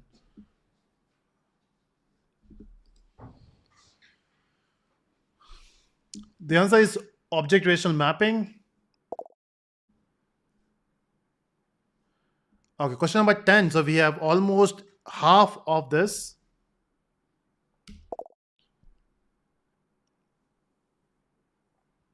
Which popular Java ORM framework provides an implementation of the Java Persistence API? Okay, I can see it's moving very fast now.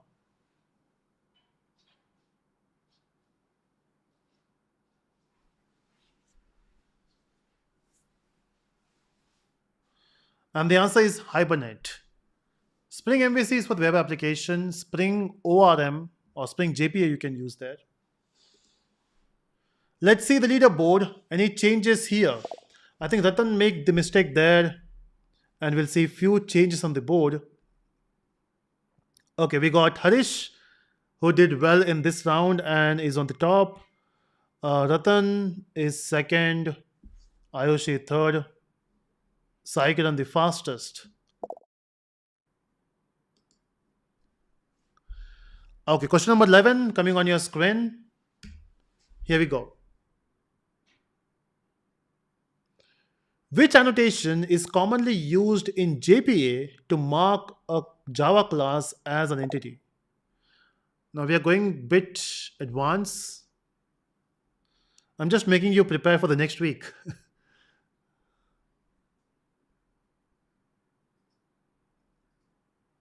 Oh, all mixed. The answer is none of the above because the actual answer is at entity, which is not there in the options.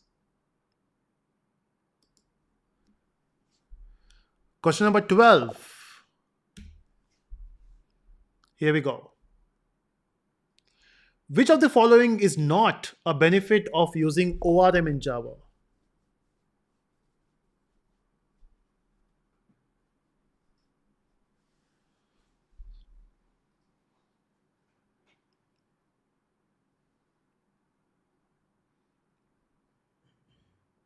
4 seconds, 3 seconds, two, one, time up. Okay, such a mixed answer.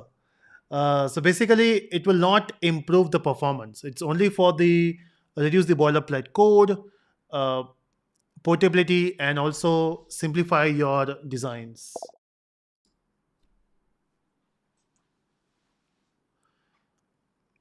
Okay, question number 13 coming on your screen. Which interface represents a unordered collection of unique elements in Java?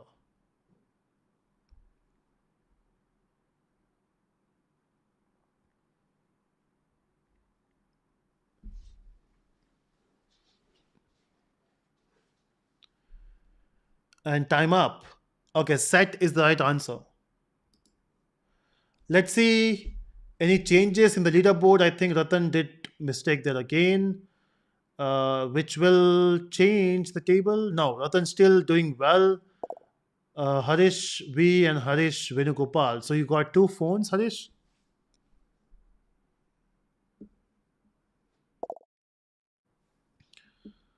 Leda, okay, is it a real name? I'm not sure. But fastest, good job.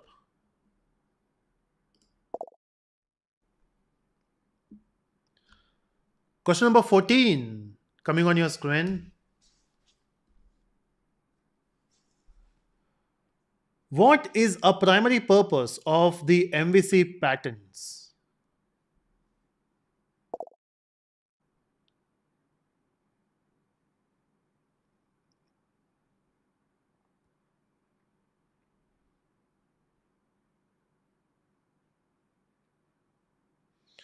And the answer is separating the concerns.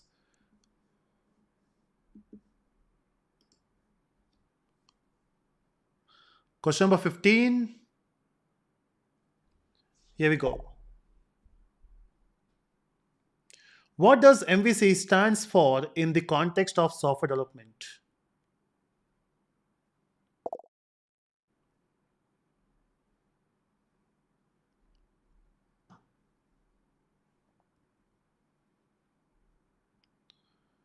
And time up. Okay, model view controller, and that is correct. Hush. TT. It's outside.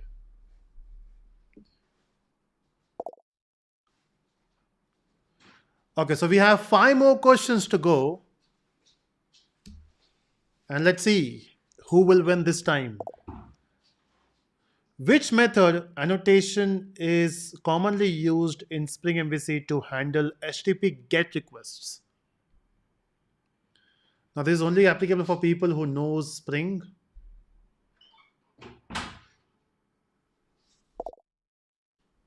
Thank you.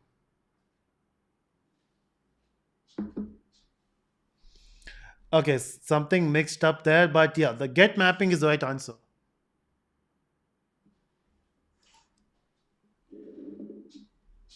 Okay, any changes in the leaderboard?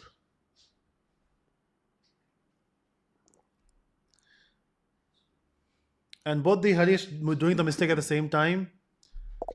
That's suspicious. Ratan doing good. Rishikesh, the fastest. David, Manoj, new entry in the leaderboard.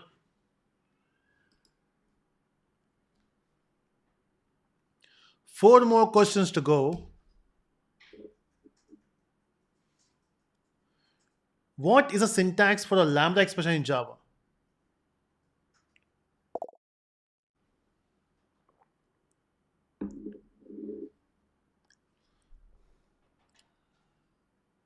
Now this is core Java again.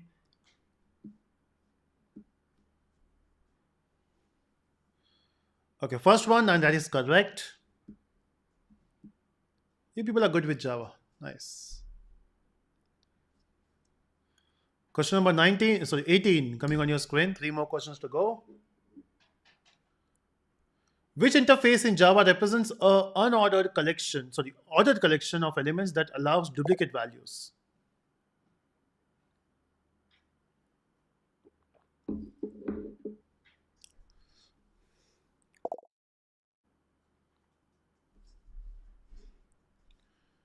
And time up, and the answer is list. That's right. ArrayList is a class, not the interface. Leaderboard, any changes here? Okay, Ratan is still doing well. Yeah, so Ratan is the fastest. So Ratan is being consistent throughout this Menti.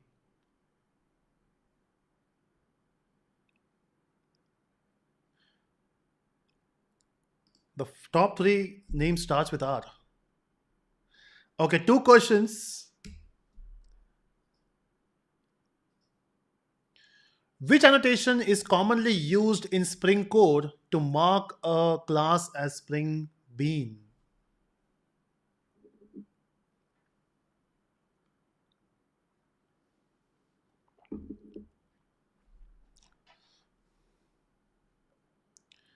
And time up. And the answer is component. That's right.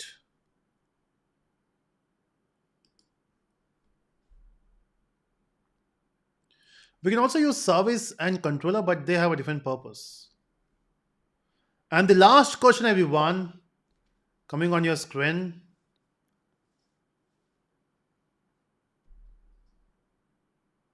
Okay, Smart King says Harish and Harish are two different people. Okay. Which annotation is commonly used in Spring Data JPA to define a repository interface?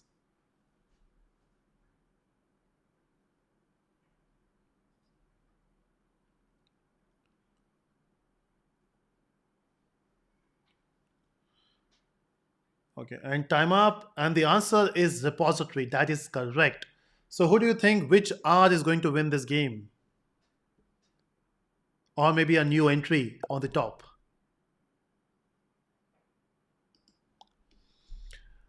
And let's see the leaderboard. Any changes here? And the winner is Rishikesh. Good job, Rishikesh. Okay, MJ, Manoj is me. Okay, Manoj is in top 10. Rishikesh is the winner. We got Rahman. Second, Harish. Later, Ratan, Rushi, and Karthik, David, Manoj, and Harish. Good job, everyone. So, this was our last Menti. How was it? Enjoyed today's day? A long day. A very, very long day. Krishna is at 12th. Good job, Krishna. So, again, thank you so much, everyone, and congratulations if you are sitting there from more than 7 hours. That's a big achievement. So, we'll do more mentees or more live sessions, more marathon later. So, thank you so much, everyone, for joining, and check out the course link in description. I will upload the code in next 1 or 2 hours.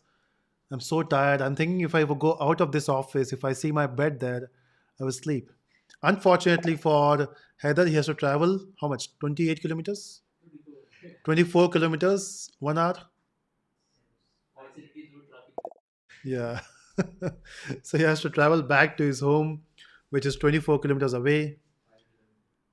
25. Only 5. Acha, for you. Heather, Harsh will go back his house only 5 kilometers. For me, it's only 10 meters. Okay. So thank you so much, everyone. See you next time, and check out the link in description. And that's it. It was a great day. See you next time. Before you leave, hit that bell icon, hit that like button. If you have not subscribed yet, please subscribe. And what's the secret of your energy? No, I don't have energy now. I'm too tired. Maybe you can check with Heather.